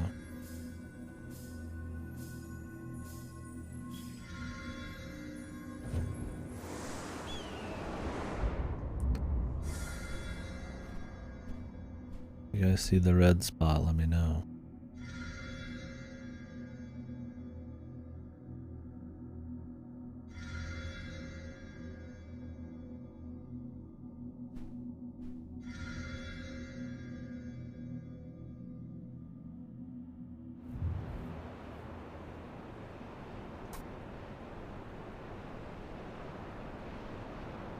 I don't know when we do Phoenix. I'm not gonna lie, it's not super high on my list. But it's not like it's not on the list.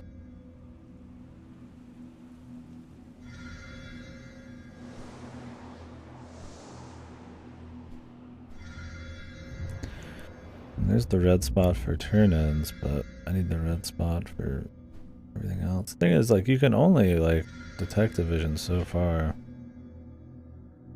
Yeah, Ezra's in a week or two? Get that on time.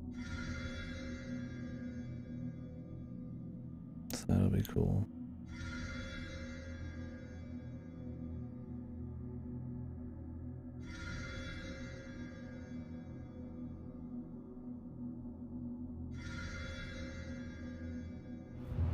Why is there always one of these? It's just a pain.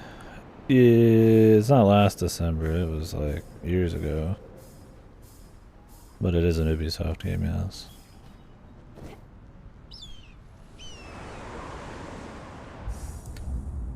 One that's trying to kind of copy Breath of the Wild.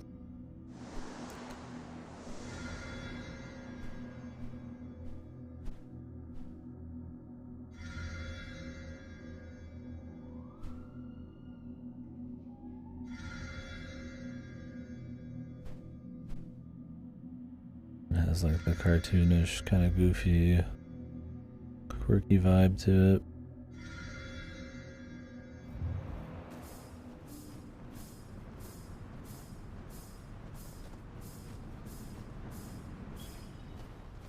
Last December? Maybe it just got a Steam release then? That is definitely older. Unless I'm living in some kind of time loop. Looks like shit. Looks like it could be alright, but yeah. I got too much to play.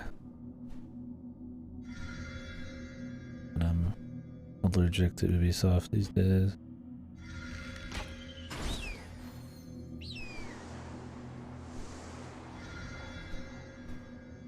Oh, where is this missing fucking collectible dude?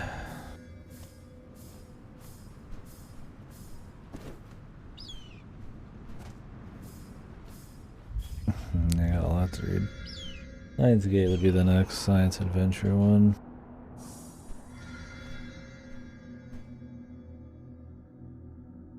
Areas are like just too big, man.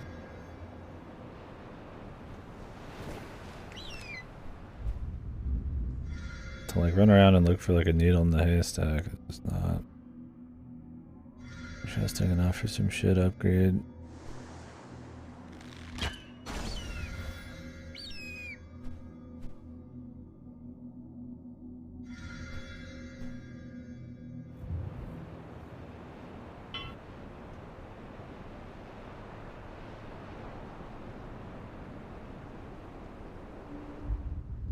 Yeah, feel free.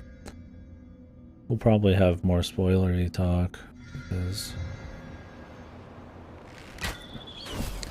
I have seen the anime and obviously played Steins Gate Zero.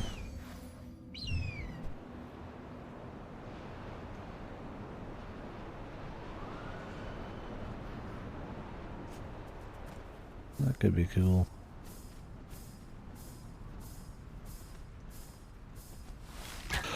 Although, I mean, it's been a long enough time, and shit, I forgot a lot of the events of Chaos Child.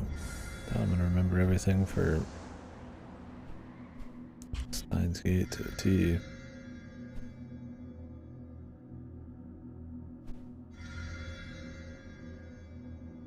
Oh, man. Finding these is so fucking annoying. Going across the entire world looking for a single...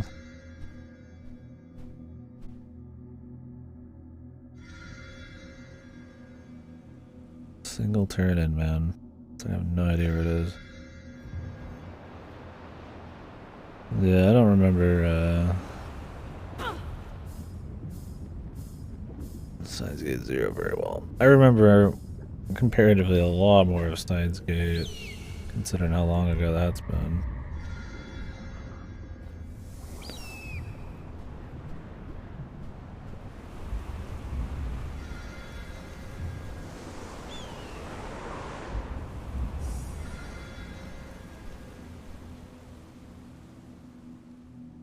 But there's some characterization and details for sure I've forgotten.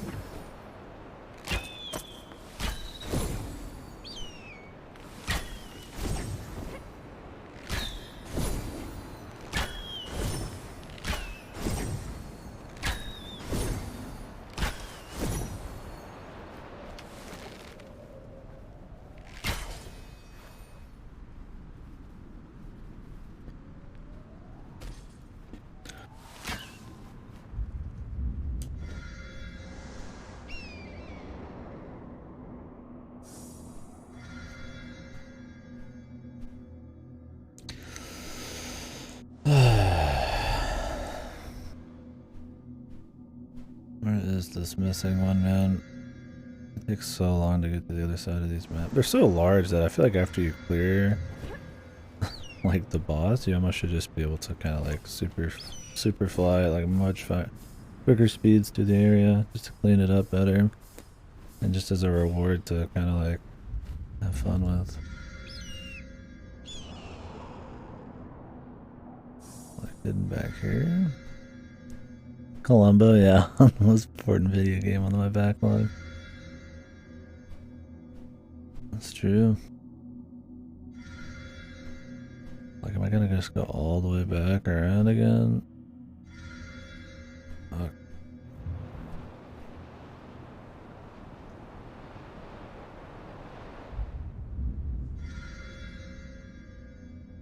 Problem is you don't see through walls with this shit. It's probably just in some fucking wall somewhere.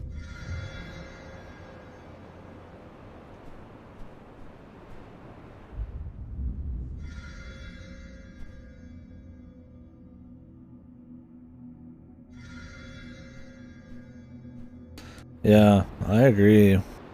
Once I'm out of the Ultra game season here, which would be probably after March, and be cool to do. Maybe I'll be able to do it before then, but I need to try to throw some kind of watch in there. I've made the movie react or the watch roll or whatever in Discord, and we haven't done anything. Maybe I'll do like a movie or start JoJo at some point, but Columbo would be cool. Need to find where I'd even watch it.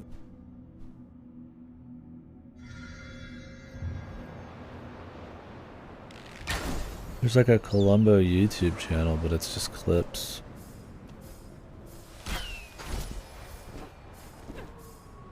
Yeah, I'm sure it wouldn't be a big deal.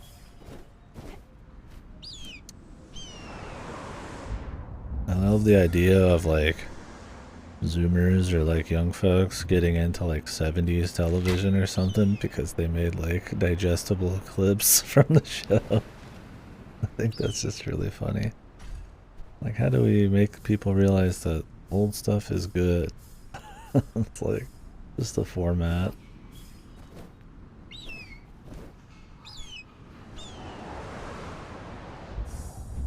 Yeah, I really want to do textiles.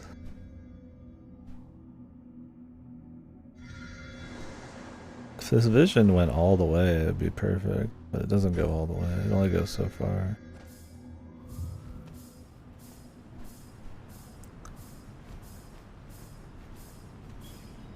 Yeah, that's why I'm considering not doing stuff like Octopath too. As well, like I said, I do like playing stuff, and you know, I can derive some extra fun out of something that maybe isn't like gonna inherently be like ultra fun on its own. Like, what am I looking for? I'm looking for the last bear emblem. There's one left.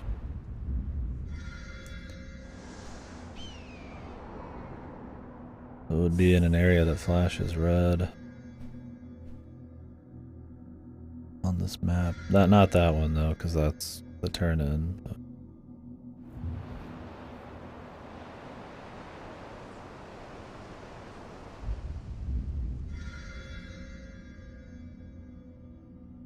no. If you get all of them on the map, you get a special chase against the spirit. And then his bones spawn and you get a new gift on top of that. And apparently it changes the ending if you do all of them.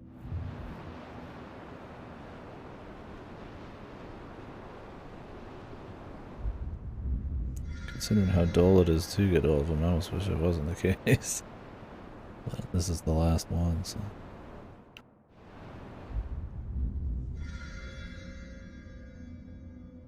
Yeah, I don't have the trophy for it or nothing, so.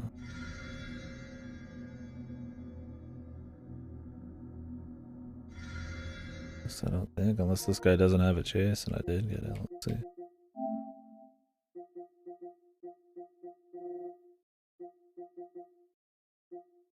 Yeah, all of the bear lights done.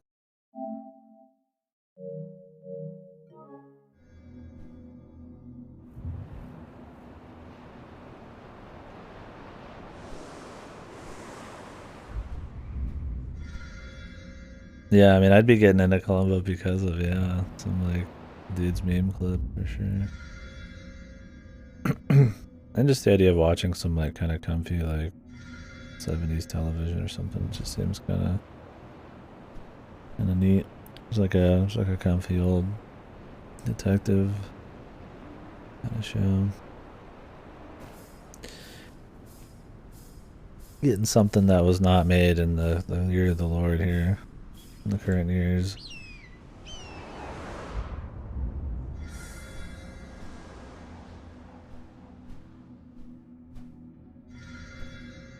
Maybe this one's like really tricky or something. Maybe it's like on the other side here. And this would be just a different area, though. Entirely.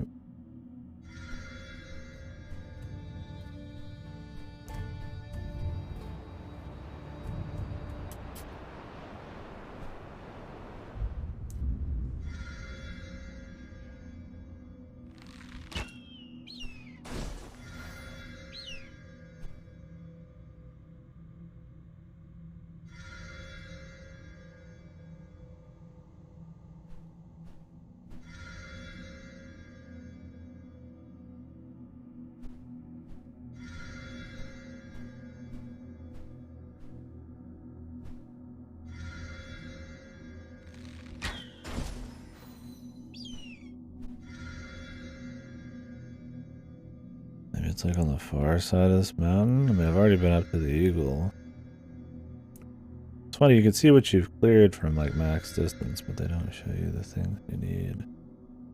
I don't know if changing the time of day would matter. I doubt it. It hasn't mattered anywhere else.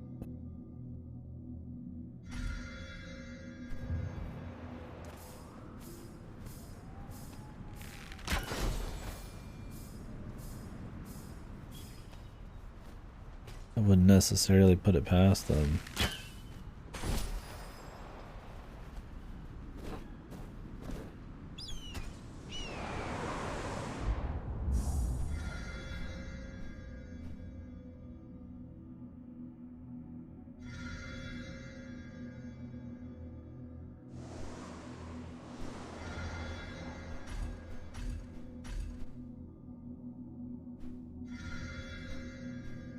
I'm pretty sure those mountains over there is just connecting to other parts of the map.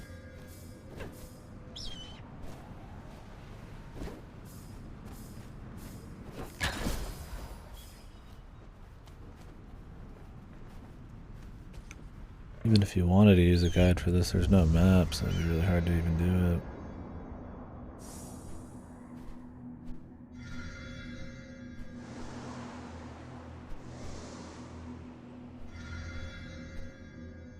Oh lordy.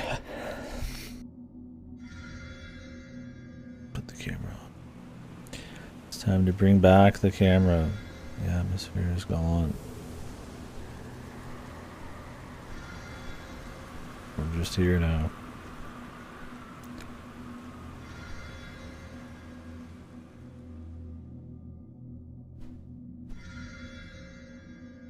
This has happened in every zone except the third one.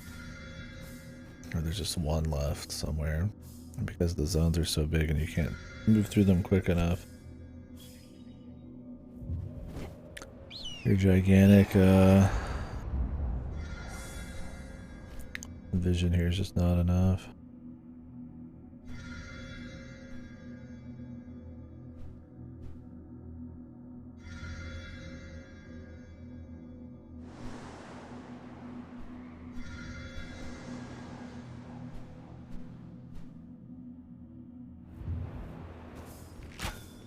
Godslayer's waiting for me.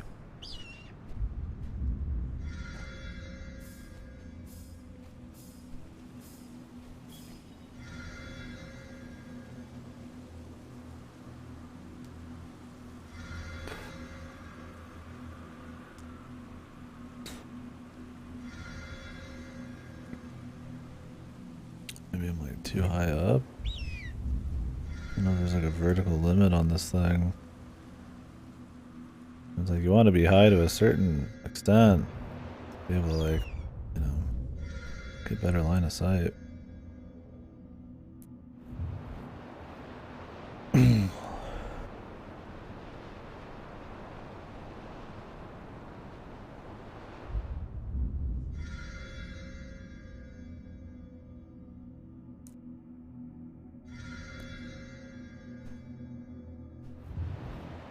Oy. I would imagine trying to go for every single piece of lore too. Those aren't even marked. I ain't even going that hard.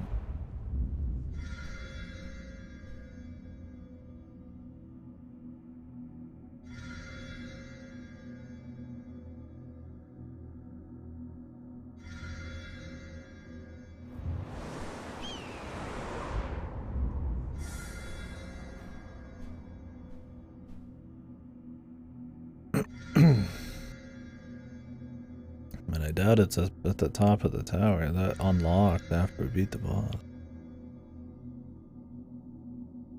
Unlikely.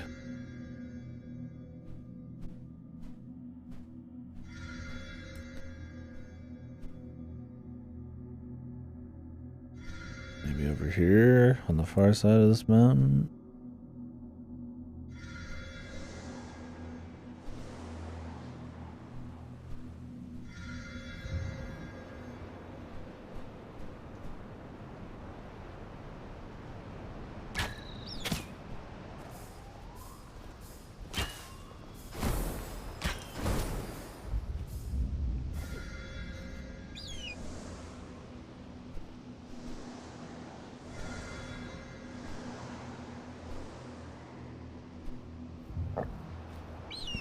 Oh, there's XP here, but a little different.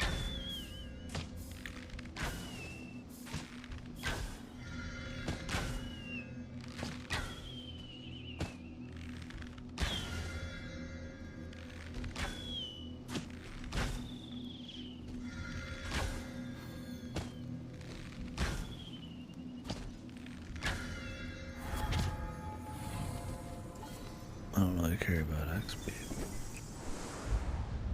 What KD, you need to squeeze out 12 flaps. I need it.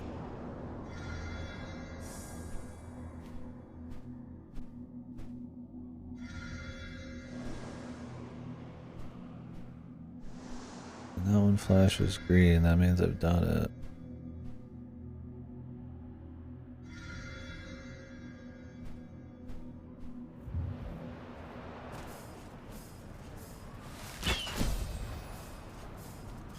Dog.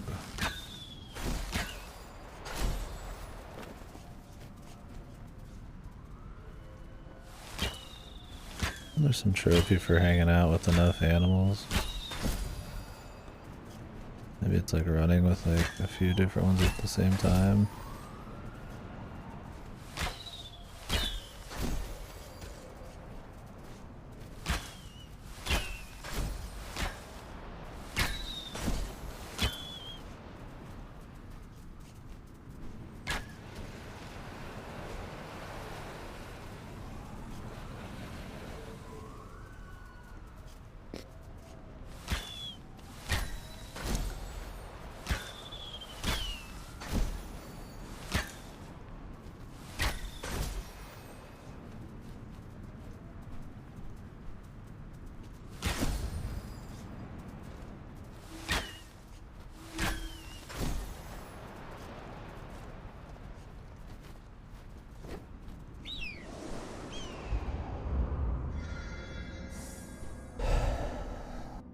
Jesus.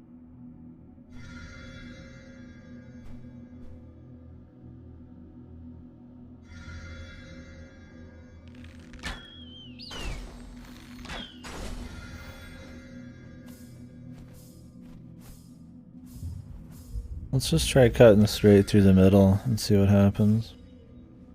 Maybe it's like directly in the middle and I've somehow been like going around it the whole time. We kind of troll if it was like in the little Coliseum volcano thing, because that's where the turn-in is. It'd be like a double red.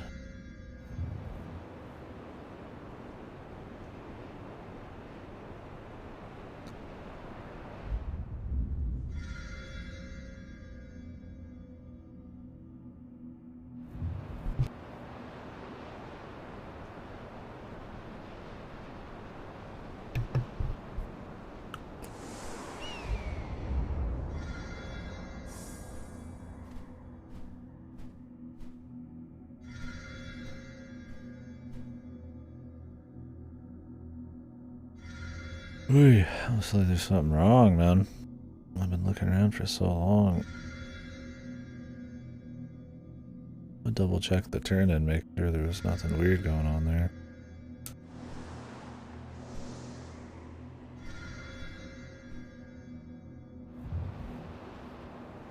Watch, it's like a spot that's marked green, but it's not. not done because there's like multiple things in it.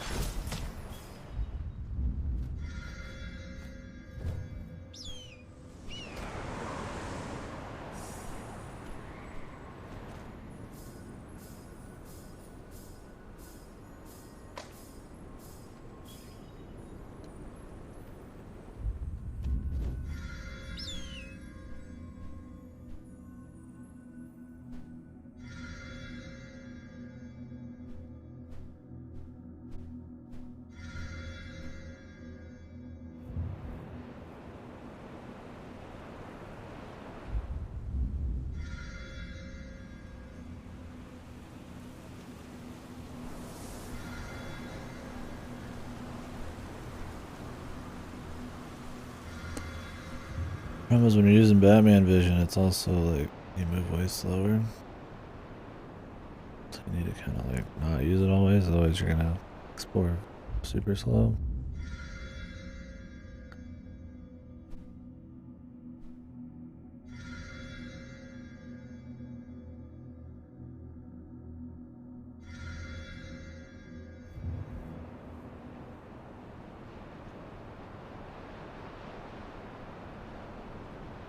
I wouldn't care if this was like the first one, but this is literally our last one. Like, I'd like to just grab it. Or maybe it is hidden in this volcano, man. Maybe they're bucking tradition.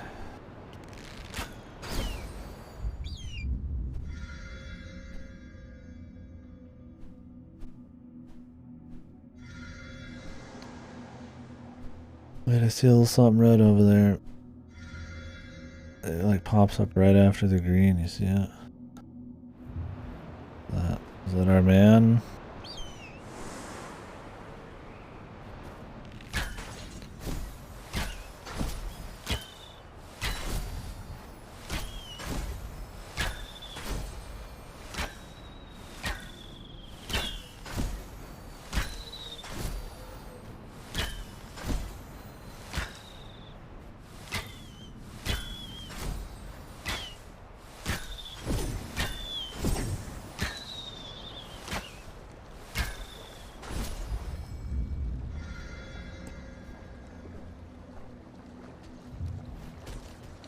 Is there a red one like inside of a fucking green one? Is that why we never saw it?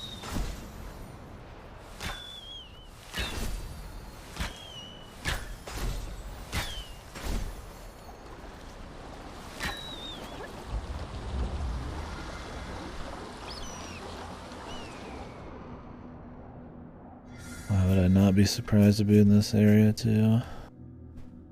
Yeah, too, this is like, it's completely surrounded on all walls, so the only way you could see it is just barely from the side, or if you're sitting right in front of it, and there's a green one right next to it, so you would never get this close.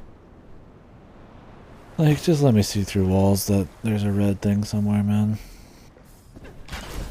You're not gonna make it actually interesting to, like, landmark find stuff. You're gonna put, like, wacky rewards like this behind seeing everything. Don't even bother, man.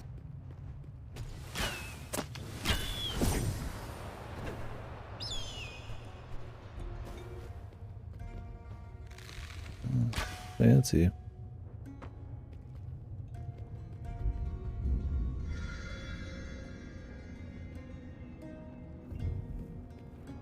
This is a big ass fucking area, man.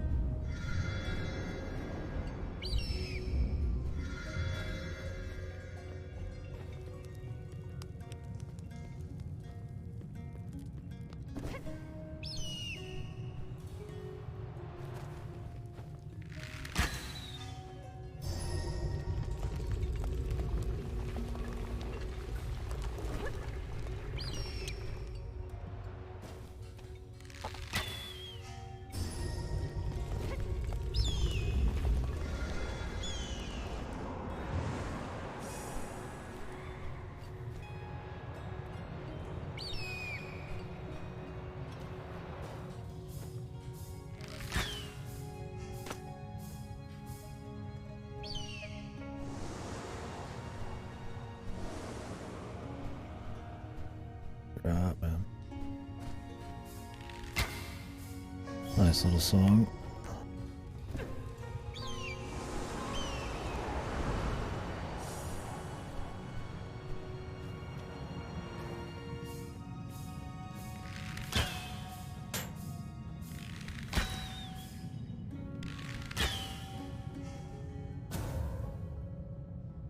Three.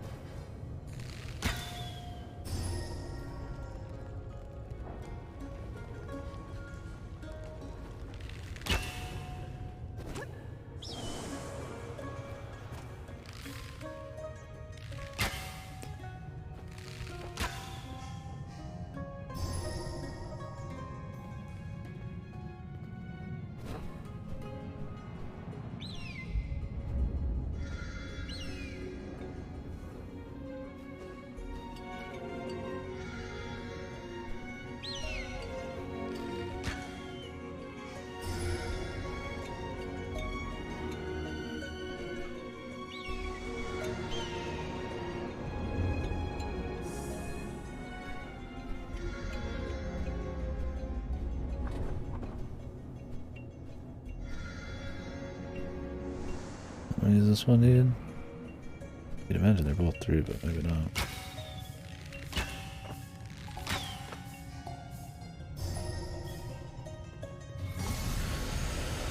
There we go. This is a nice little song, and them playing with the verticality and raising up elevators is kind of cute in here.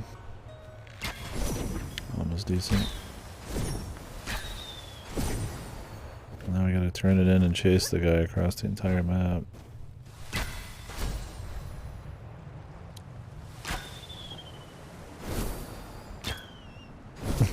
Can you? Is it all this equipment and new abilities I have? Or the number of flaps?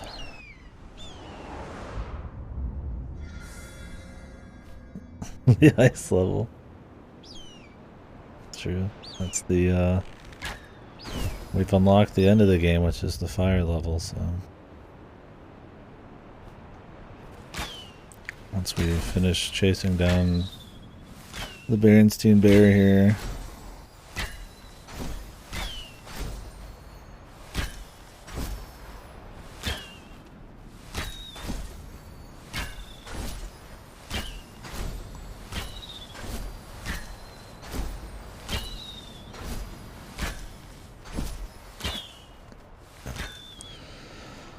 Gotta get 10 of those in a row just for fun, but shit ain't easy, man.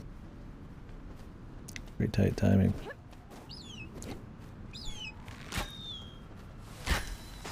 To do the skill shot, that is.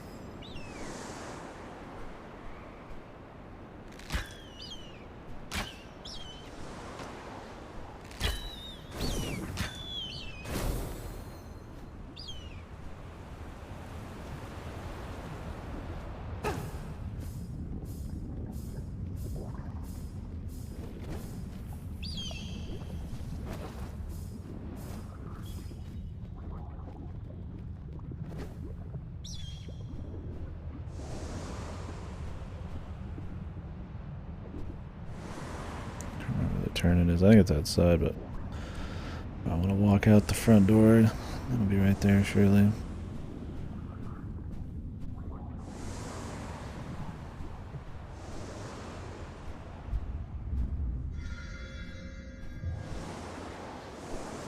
Or not. Where the fuck was it? It's around here somewhere, dude.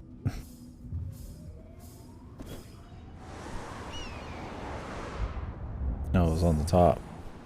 Flew right past. Zoom. Alright. See how worth it this is, man.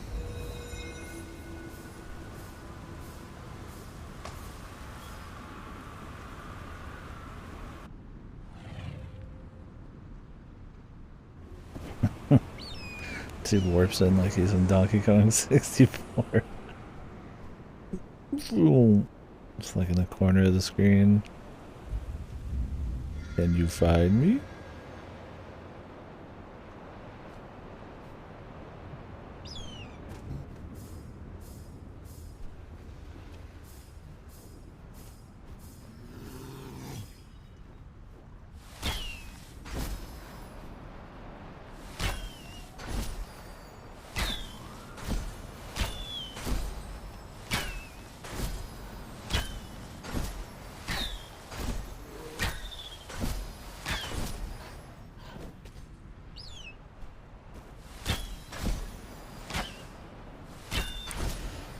It was in like a U-shaped mountain with like a top on it, so you could only see it from a very precise angle.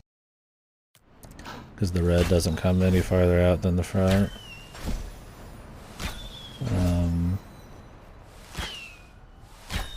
Also, there was green all around it, so I wouldn't have gone over there unless I just caught the hint that it was there. Because there's like a green objective right next to it. So that sucked too.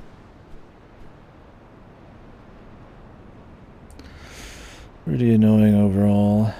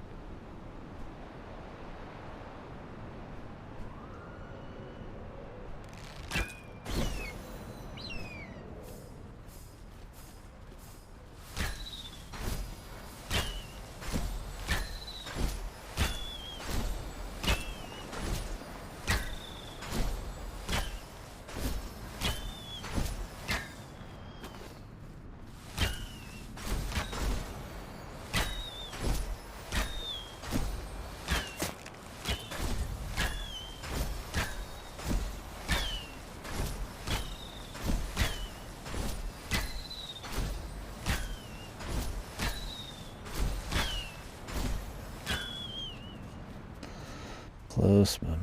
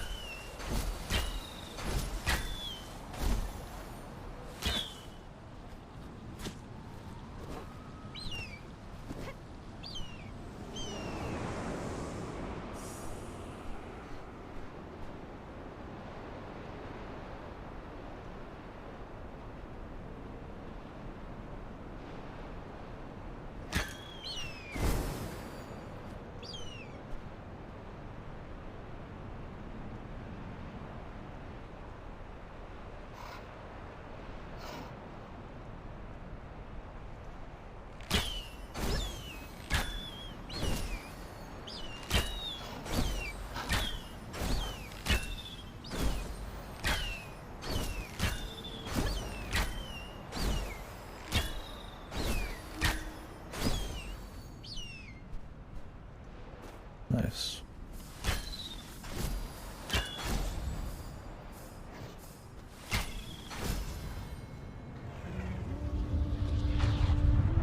Jesus. That took a bit.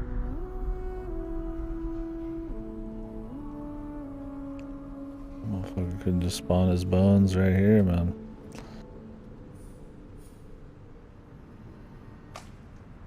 Ultra flap. Super flap soars even higher and faster. Ooh. Ultra flap. What achievements all are there anyways? The hidden one.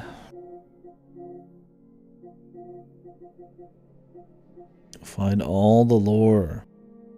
Holy. That ain't happening. Run with 6 animals. Drift 300 meters down a river. Slide 400 meters down a slope. Alright, well, I don't care about that shit. Oy. The Giga Flap. Alright. Thanks, bear guy. Thanks for running to the complete opposite side of the map, too. Now I have to go all the way back. Thanks, bub. You're the best. Put this, you know, closer to the actual exit.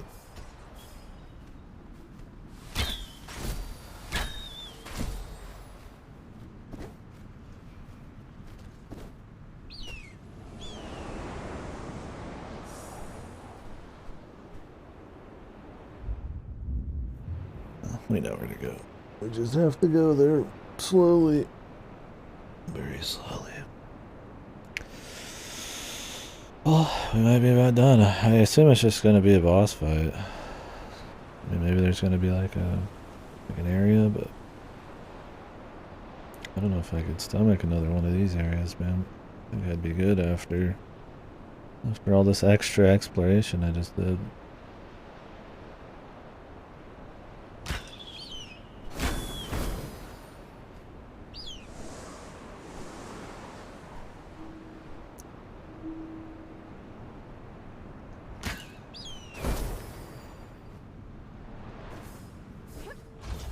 Give me the epic boss fight against the God Slayer as he tells us about why the world's so bad, why he has to remake it.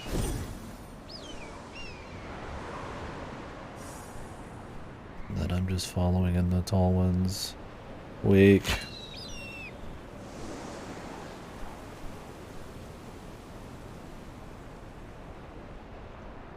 We'll see. Maybe I'm the bad guy.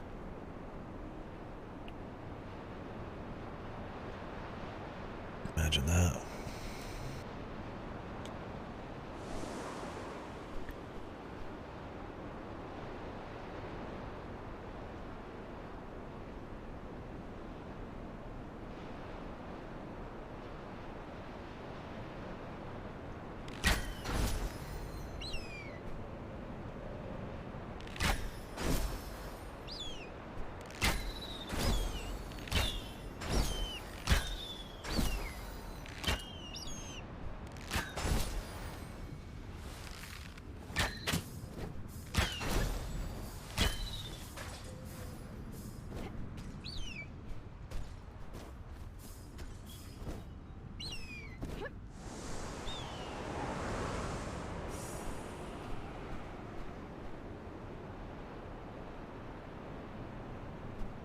Woo!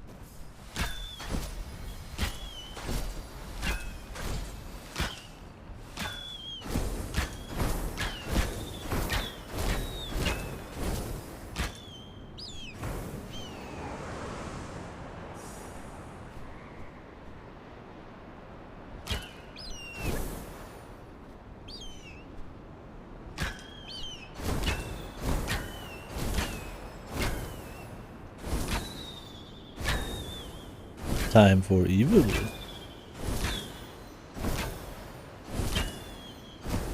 He sucked the juice out of the eagle, but what does it even matter? What? Did I just lose control there? Did I just barely miss?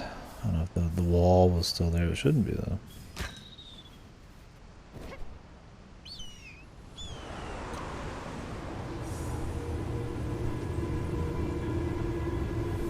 Ominous sounds.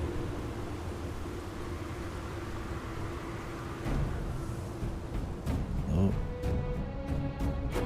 I'm flying. Damn, somebody's going off on the vocals. Whoa.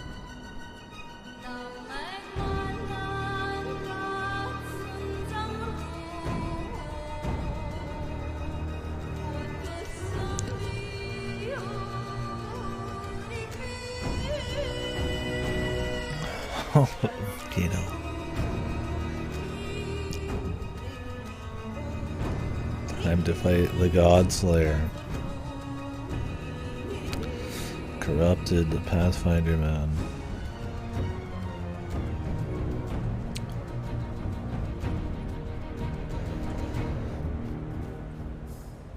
The man not happy at the state of the world.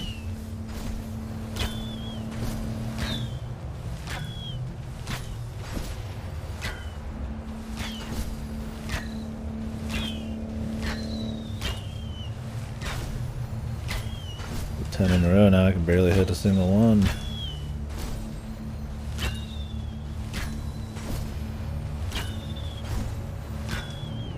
I mean, this is Kino right here.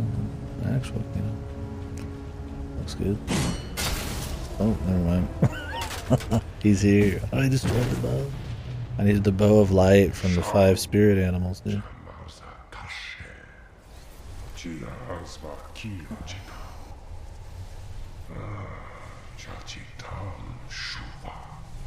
Kino, stop.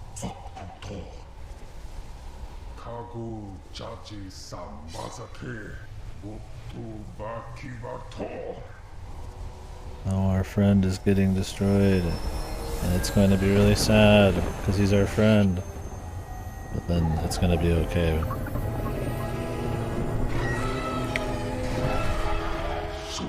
Yeah, let's try a little bit, alright.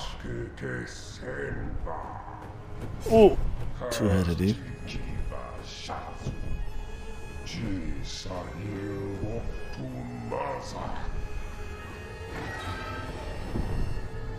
I wonder if we're gonna have to fight 2 bosses.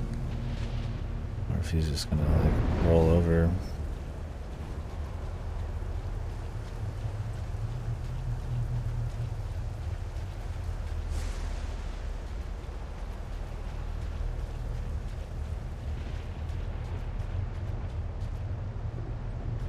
I need to, like, hide out. I gotta get, like, gun down.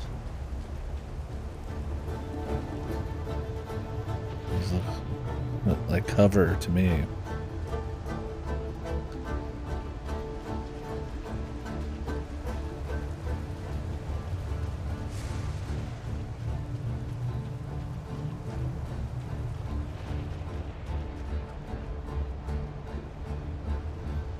Okay.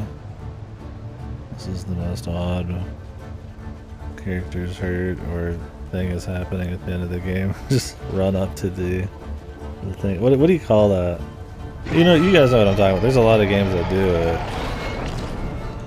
Where you like your character has nothing and all you can do is walk and there's just like something in the distance and you have to walk towards it. How do these things not have names, right? Because they're like playbook like techniques, man, that like so many games use. Yeah, it's called the Kino walk. You fool, it's Kino.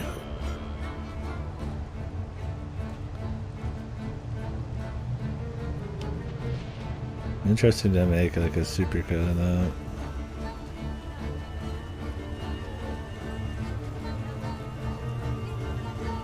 I mean, I guess this one has a little bit of gameplay because I need to dodge the big man.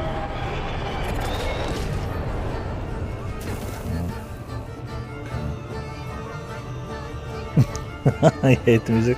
I don't know how I feel about the vocals. I get they're going for the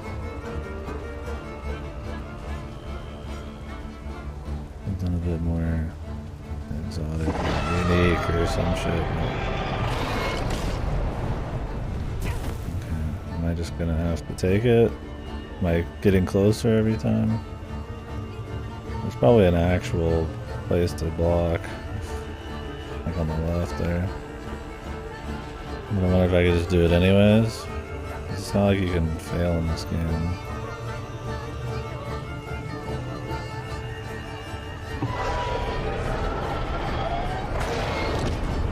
Yeah, I'd say I'm not too big on the vocals, but I've enjoyed some of the track. They've been comfy.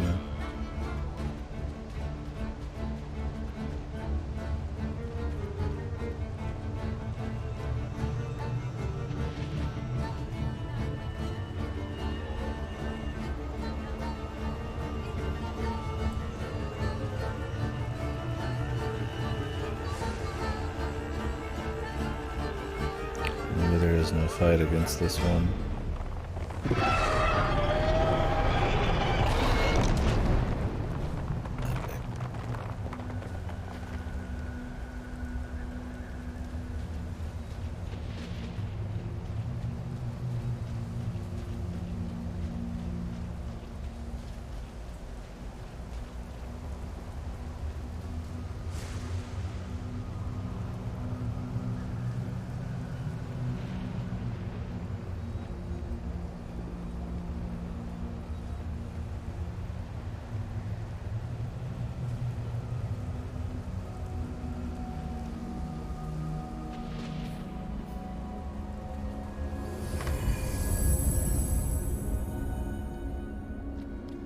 Welcome to Gris.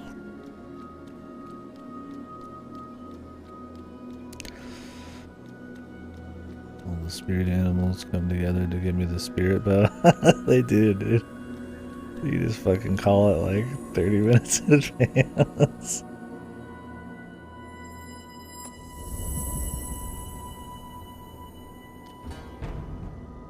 They had to, man.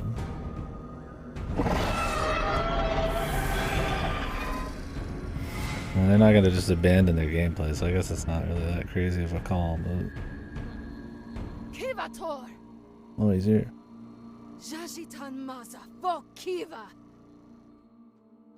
Shuvatan Sahil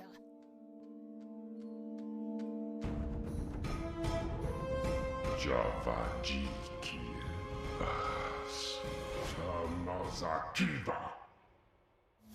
I guess we don't need to worry about the eagle. It's gonna be a 2v1. Works for me, brother.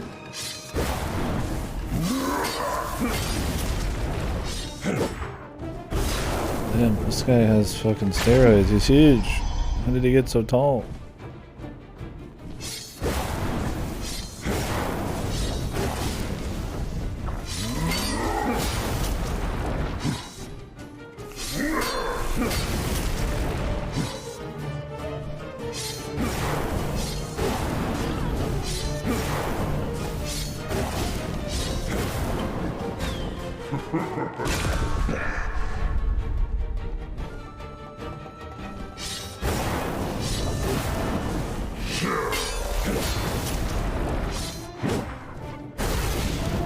What? I thought he was gonna go right underneath me.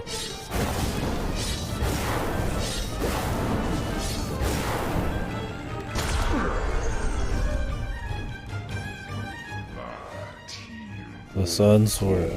The one we heard about in the lore.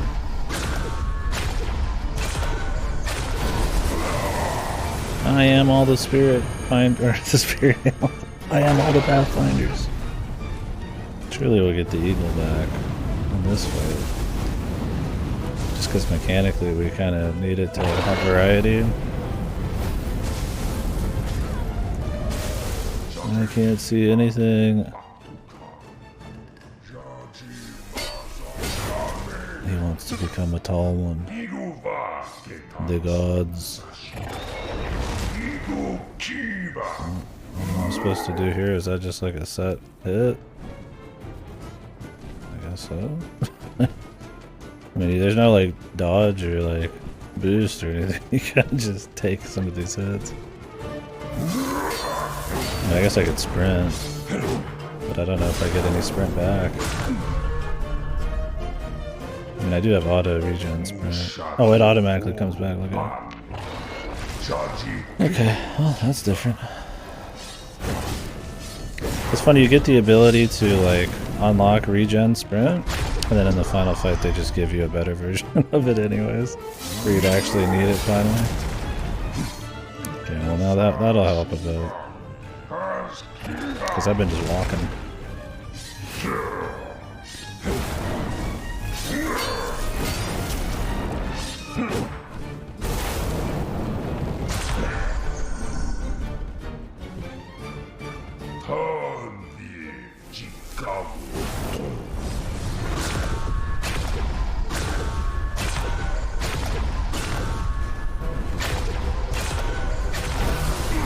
Two shots.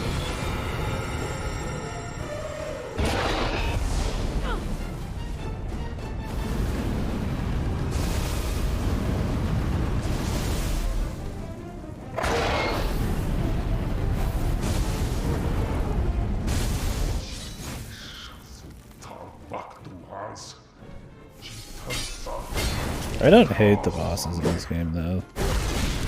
They do what they can with having very little mechanics. I think they're a little too red.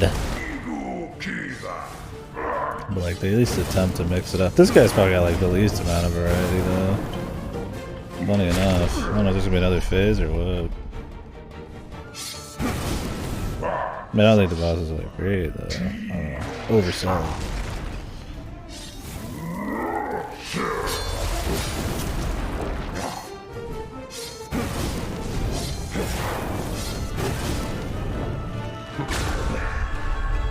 This guy's probably one of the shittier ones, yeah. I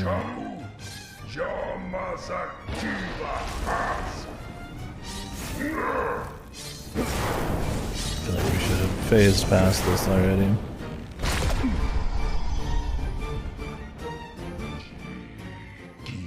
Oh yeah, the God Slayer.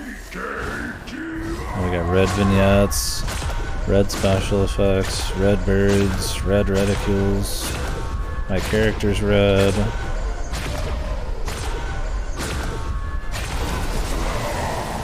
The background's red, the particle effects are red. It's all red, baby.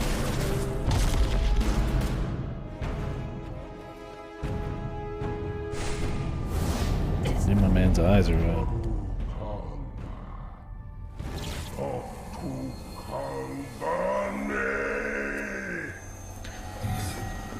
Holy, it's the thing from Doom. What was it called?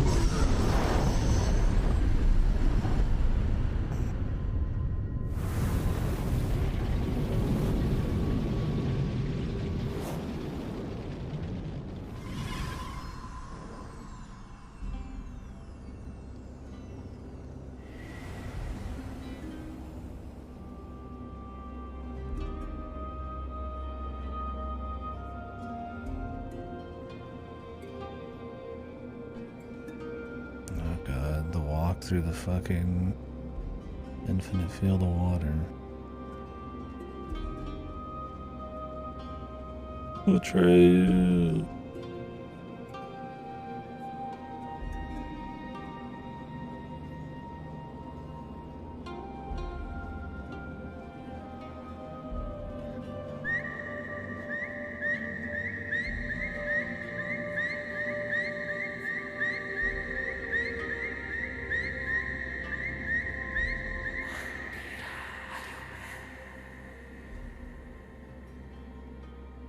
Don't make me do like 4 or 5 of these, man.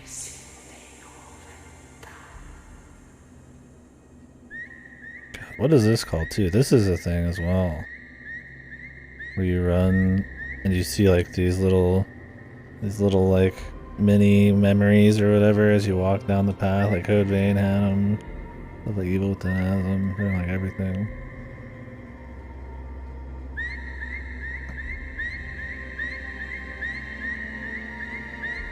So I think Evilton 2 had them, maybe. This one's a little different than that. The infinite field of water where you have to go find the dude calling to you or something. The walking on water sections, yeah. But there's the ones where you walk on like a random path, right? And then the lights turn on and there's like a little diorama of what's happening, right? Ooh, this is what happened to Jim Bob Joe or whatever back in the day. And then you walk a little bit more and then there's a room you're in. And one of the weaker Kino tropes. Yeah, that's what we need to start calling them, the Kino tropes.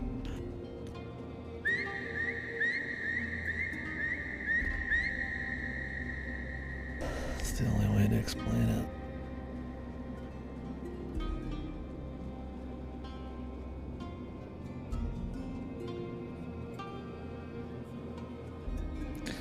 Be unfair to the game, but I mean, it is something you've seen a lot. They're also just showing us what we already did. And obviously we're not too into the story in general, so a Kino section's not really gonna do much for me. A list of all the Kino tropes.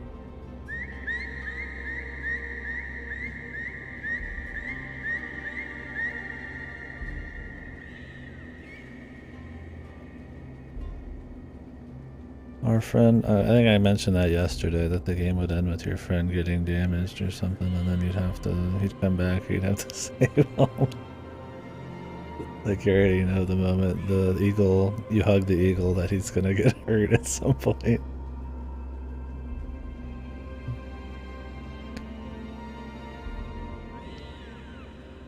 Can't be helped, man. Perhaps. Yeah, give you that's pure Kino, man. In a league of its own.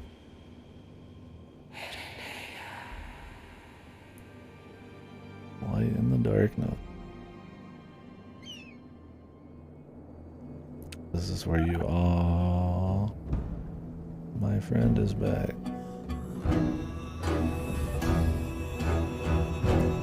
I am all of the spirit animals.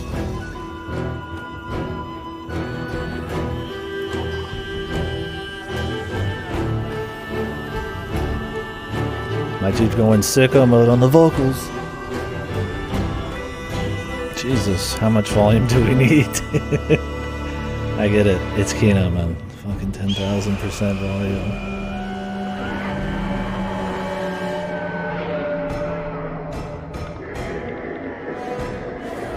What? What the fuck did you just say? Oh, is there like a timing, or do I just do the same? Okay, I thought there was like a rhythm timing, honestly. Yeah, if you guys find a good kneel one, I love me some kneeling. I mean, we could do like Vegeta kneeling, that's probably a kneel, right? Cloud equals epic.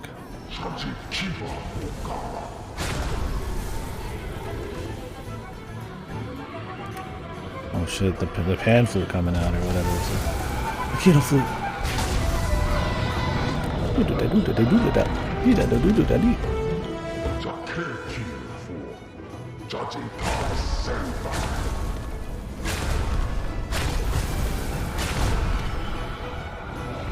Shoot your giant glowing weak points. Massive damage. There's so many effects and lights, I can't even tell what's going on when he's attacking, man.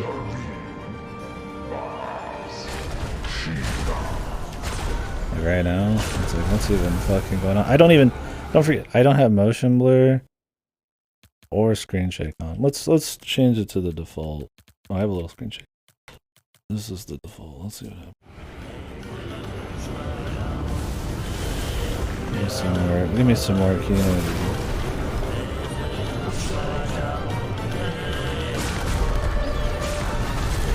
Shake max. I turned those off immediately. We'll turn them on though. The intended vomit show here. I wonder if you can even lose, man.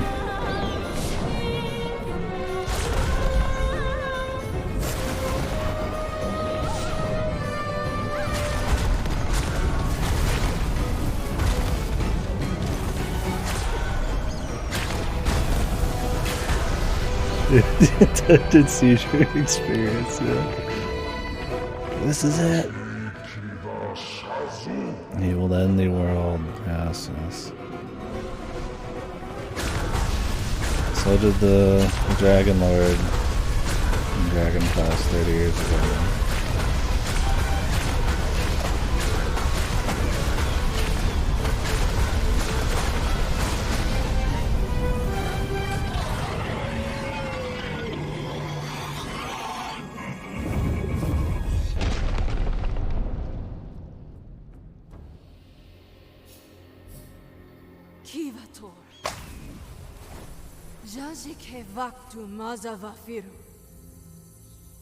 Not that there's anything wrong with having a generic premise, but it depends on the execution. Her voice sounds familiar.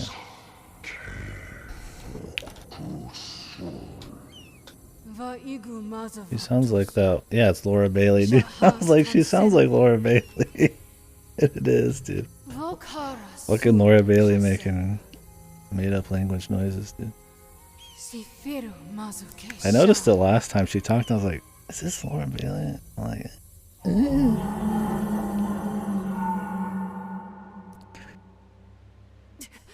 Yo, it would be sick if it was Troy Baker as the Godslayer, man. And we'd come all the way around. I don't hate made up language. It can be kind of a cop-out to make it seem like it's got some deep world or culture or something that doesn't really exist. I would say in this instance it's probably that way. Stuff like Shadow of the Colossus at work, right? Because it just adds to kind of the mystic kind of alien world or whatever. But yeah, in this I don't feel much of it. Especially when I can tell it's Laura Bailey. Nothing wrong with Laura Bailey. But she kind of has a certain standout sound. Almost ripped you out of it. Ra. Jajis azufara. Suja torso. No, not a sacrifice. Or is it? Can we get the cop-out sacrifice too? Post-credits cop-out sacrifice?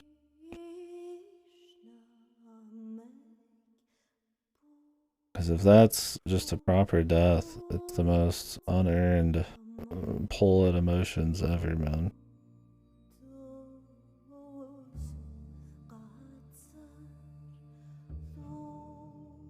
Well, we were supposed to have unlocked the new ending thing, so we'll see. Austin Wintour. Isn't that a pretty prolific...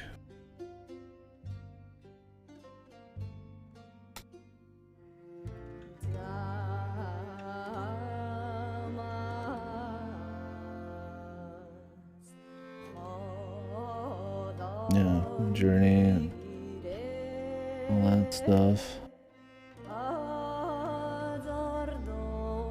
Low. Banner saw Abzu.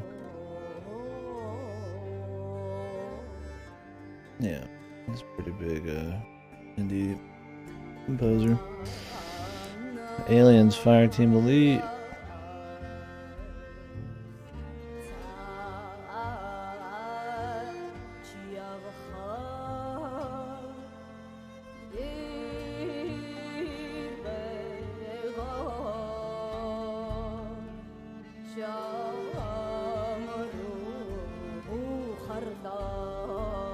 I think the music worked to better effect in Journey, but it also was a much more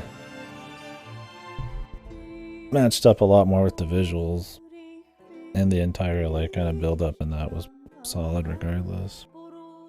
And the music kind of just added to it. Yeah, Lord. Oh wait, we was Troy Baker, dude. You're kidding me. It was Troy Baker. I only saw the Laura Bailey thing, dude. Holy. No, that's cute. You can't just be more hit for hit, typical, man. It's not like he doesn't do good work and the right things, but I mean, there's a certain reputation because they're just both on fucking everything. He even sang in the Hunter Choir, dude. Yeah, the meme, dude. Ray Baker out there selling those NFTs or whatever, man. It's gonna change gaming.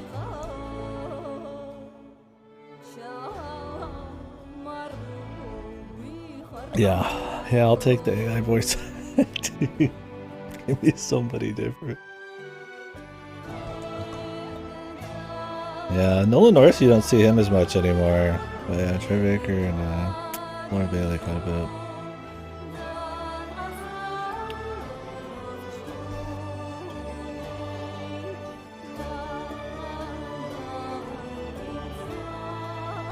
Well, I guess I could turn this down. I could start talking shop.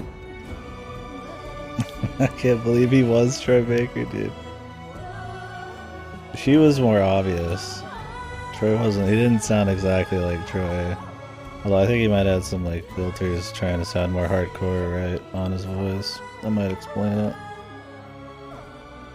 She was just raw. Anyways, yeah, this one was okay. I don't know. There's elements I like about this. It looks really great as a screenshot. In motion, it looks pretty good. I think the visuals though, and some of the comfy music kind of run their course over what's a pretty drawn out experience, especially if you go for side content. There's a lot of reasons why that sucks, but yeah, even its strengths, which are those things, kind of get hit a little too hard. I don't think there's enough depth to the gameplay. I don't think it needs to be. It can be very simple, that's fine, but you gotta know, like, for how simple you're going, if the game needs to be as long as it is. And I would say no. I think if you add okay.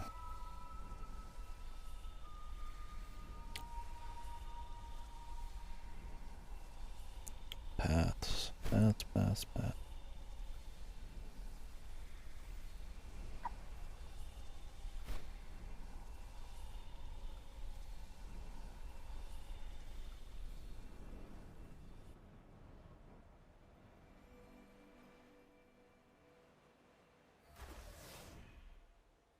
Oh, well, all you had to do is pull it out.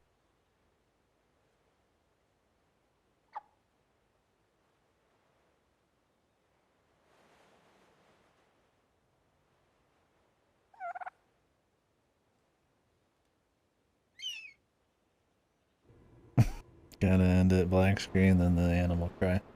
Okay. You know, she came back. She got better. Yeah, so I think the idea of having this movement kind of focused gameplay in these big open areas, you know, it looks really good with the wide camera, the lazy camera thing they had going on. Like I said, it looks great, all that. In a screenshot. I don't think there's enough visual variety. I don't think the gameplay has enough. That must be the true end, just that little bit. Just the typical she's back.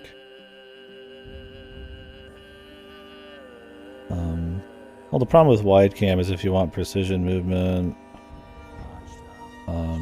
yeah, with the lazy cam at least, like not having it right on your back or in a place that's very like set is really bad for platforming. But because this game was about just moving through large areas without much precision, it's not really a big deal. But yeah, it is a good way to really have the scale sit in.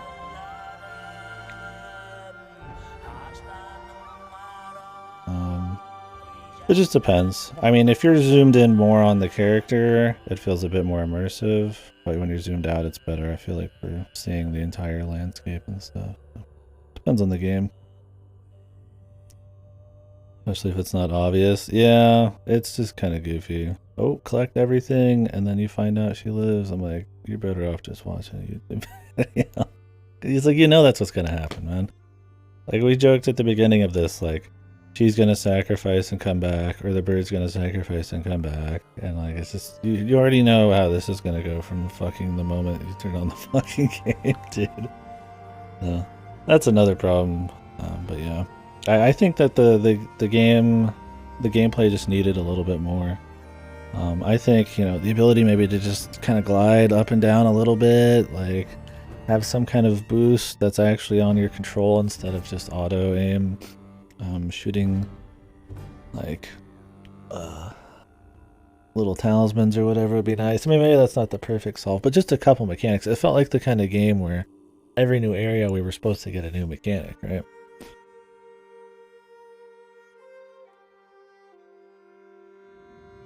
And, you know, they could all be, I mean, at the end of the day, it's not like having all of these extra movement options would make the game too easy. There's no losing.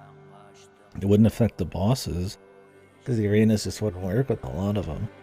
Just like make it so that at least when you finish a level, you could fucking like get some kind of super speed or glide or something and just like, you know, fly around easier or something, like just to cut down the padding. I don't know. You could do anything, but the game decided what you saw in the first 10 minutes is what you're gonna get the whole way through. And it's just weak. While you're right before the final, first you go back and get everything. Yeah, I mean, could be worse. Doesn't mean it can't be better, but yeah. True. So yeah. I just think the gameplay just needed some more depth in any way. Like, it doesn't need to have crazy combat or something, but it's just, the gameplay's just weak. I think the activities you're out there doing are not fun. I joke that the game felt like Koroks in Breath of the Wild, but like the whole fucking game. And I still stand by that. I mean, once you've done the first few puzzles, they're just copy-pasted versions of that the whole way through. Grabbing golden blocks to put down so you could shoot some arrows through some shit. Lighting torches. That's about it. I mean, that's really about it. So there's just not enough variety there. And it's kind of like, you know, it's hard to really be like, oh, it's okay if you just skip 90% of the content. Like, that's kind of like, yes, if you were to play this, I'd recommend you just bust through the main story. You're going to get the most variety and the least, you know, settling in of like really repetitive gameplay and activities. But like, that's still a big problem, right? Like, it's not a long game. It's like 10 hours or something to get everything. And I took forever trying to find some of the missing things, so. That's pretty bad. I mean, it's not a super long game, especially for $40, that so much of it just kind of gets old. Also, I feel like the idea of the shooting of the talismans to boost you is neat for a bit. You can do a couple cool tricks with it because they activate once your arrow hits, so you could do like a jump and you'll flip. But at the end of the day, there's not really that much platforming that makes use of it. It doesn't really require you to actually have any skill at all, since it's just an auto shoot. And it just litters the whole fucking world with a bunch of like bullshit. I'd almost rather just have real control over stuff. Or like maybe you only have to shoot them occasionally to like refuel. And like there's a little bit more like manual something to it. I don't know exactly.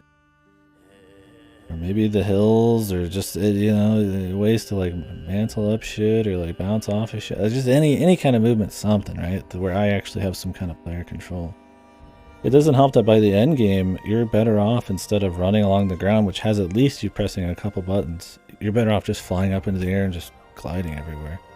Which literally has nothing going on, right? Like, you could have made it so that you could bank, or you could, you know, gain speed by going up and down, or just something, but no. Motherfucking Mario 64 has better flight mechanics than this.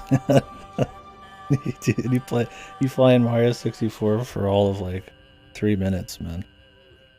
And this game's all about movement, so it's just like kind of goofy, man. It's just way too fucking simple, man. I wouldn't go that far. Did. I would rather have to actually like control and get like extra speed boost than just slowly glide everywhere. I mean, it doesn't feel good, but it's still better than this. I don't think it's a great flight thing either, man.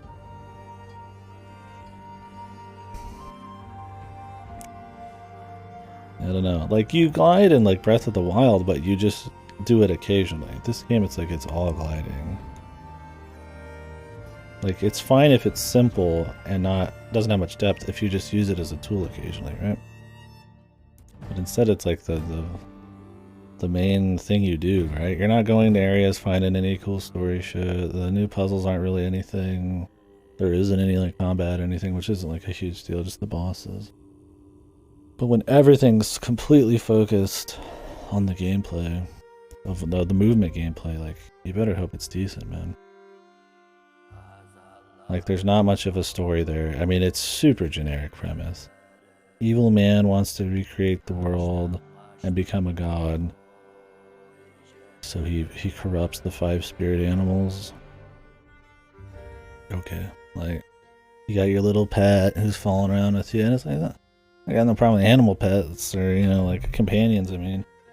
But like, like, you just already know where it's going, so it's hard to really get into the lore or anything, because the premise is already just so fucking generic, man. It doesn't help that most of the lore is just like giant blocks of text on just random bodies, and some of the writing on those, it just feels like it's got that style where it just sounds like it's trying to every sentence has so much magnitude or something. You know, it's all so important. It's just like, well, then that makes everything just feel like equal, or just really try hard or something. I just don't think it's an interesting enough world to even want to learn about. Like when you're just running around, there's ruins and shit, but it's not like, I mean, every area looks very similar. Everything inside of it, there's not a whole lot of like interesting like features that would make you want to know about like the people or something. You're just running around some ruins in the forest for 3 out of 4 levels, and then it's just ruins in a snow area. I don't know. It's like I still had enough fun with it. It is a nice looking game. I like how the foliage worked and all that, and the sound effects were nice, but like I said, that stuff would be, that's like 2-3 hours.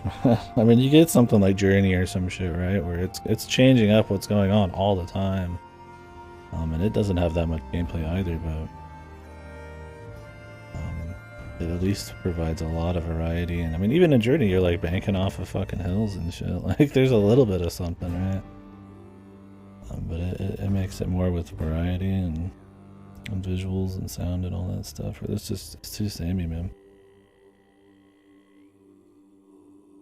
Probably would have been, like, I respect that they're going for more of like an actual gameplay, like open world thing, instead of just doing another Abzu, but it feels like this shit is another Abzu, man. And $40 is way too much, so. God, it's really hot here. I don't know, what else on this, man?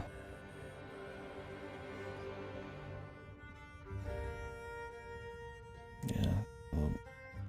Not enough gameplay depth or variety. The activities are just way too samey. I don't think the movement, while it looks nice, is really all that engaging after a while. Or tight. The story's super generic. The lore is just throw everything at the wall and see what sticks. All optional. The visuals don't have enough variety either, although they look good, and you know, if you just sit there, you know, it's like everything looks good at every point in time, but they all kind of run together. The lava, yeah, that was probably the worst part visually, was that the bosses were a fucking clusterfuck of red, man. I mean, luckily the game you just can't fail. So, like, I think failing is you just flying out of the arena and then just getting right back up. It does add to a very comfy kind of feel, I guess, but it's almost a little too devoid of challenge. Yeah, somebody's eyes are actually hurt. Yeah, and I turned off, like I said, motion blur and camera shake for the most part until the very last fight there. Yeah, I think the bosses they looked horrible, yeah. Way too many effects and stuff. Not very readable. If this game was any harder and required any actual manual aim or skill or anything, oh my god, those bosses would be such a pain. They're only saved because you just don't have to fucking give a shit. Like, I was getting hit all the time in that last fight because I couldn't see what was going on, but I couldn't lose. So. For that matter, I do think the bosses were fine overall. I think the most boring one was probably the final boss. He only had like he only had 2 phases, and the last one was just the gimme one. And the first phase lasted too long. The other ones, though, I mean, they would have like 3 or 4 phases. I mean, they would start with you actually using the movement to catch up to the boss, which was cute, but because the movement is very you just press forward and occasionally press R2, there's not a whole lot of skill to it outside of a few meteors you might have to dodge, but you know, they'd try to incorporate the actual mechanics there, and then they'd have kind of like gimmicky segments for each guy, like a platforming bit or to dodge them up. Or there's not really that much they can do, but the spectacle of it and what they attempted to do was fine, I'd say. What I mean is there's not much they can do because there's just not enough mechanics. You don't really, what can you do? You just literally you can sprint a little bit. You can jump and you can shoot. And you don't aim or anything, it's just auto shoot.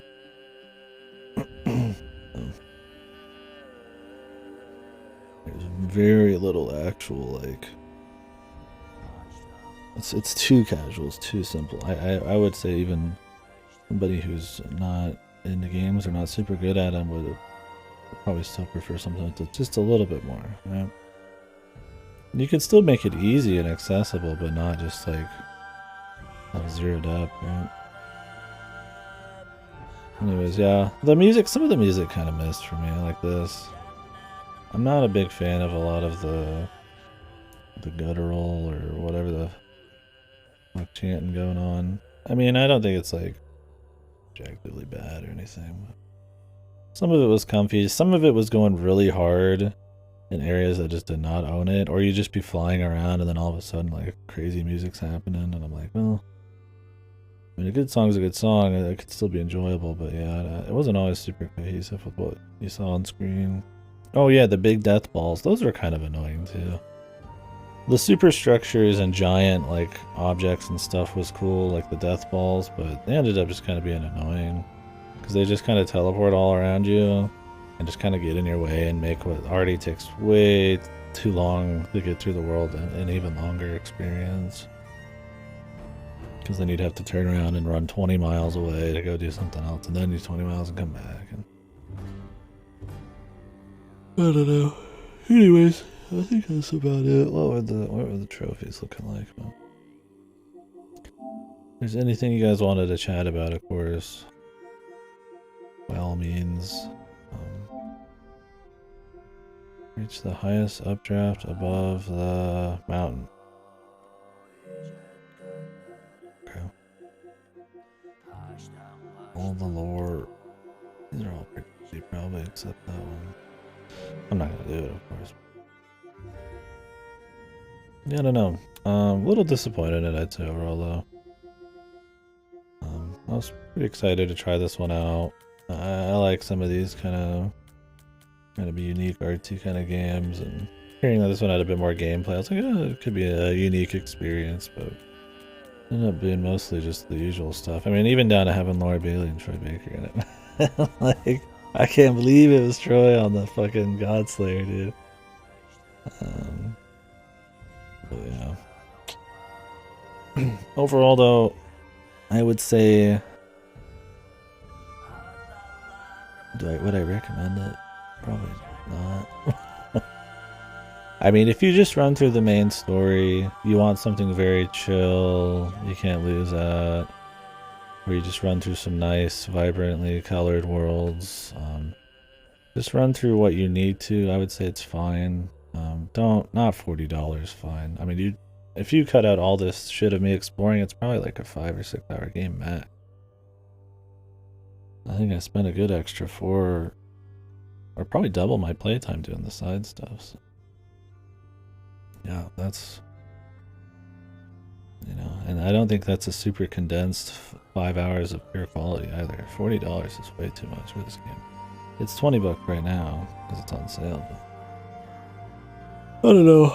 I don't think it was just outright bad, but it just was kind of weak in too many areas. I'll definitely play more games by them, but shame this one didn't end up as nice as I would have liked, because it was one of the first things I'd wanted to rent on the PS5. Anywho, I'm gonna turn the stream off for a few minutes, grab some food, and then we'll come back with the Yakuza Ishin. Been up for a bit already, but I think we'll keep going anyways. We got a lot to get done. So, you know, Yakuza, we're gonna generally just be doing main story. The side content has just gotten so grindy, and I think we've seen about all of it outside some subquests, which we'll watch those, watch them, see them, play them. But I think we're just gonna focus in on main story. We got a lot of other stuff to do, and yeah, Ishin's probably the grindiest Yakuza so far. Anyways, I'll catch you folks later. Thanks for chit-chatting today and yesterday during this game. It was a good game for chit-chatting. And apologies if this is somebody's favorite game. I'm really reeling it, but I don't hate it. I just think it's kind of a little too mediocre in like every way. This is my favorite game. Good. That's good. That's totally fine. I don't agree, but it's fine. All right, I'll be back in like a few minutes.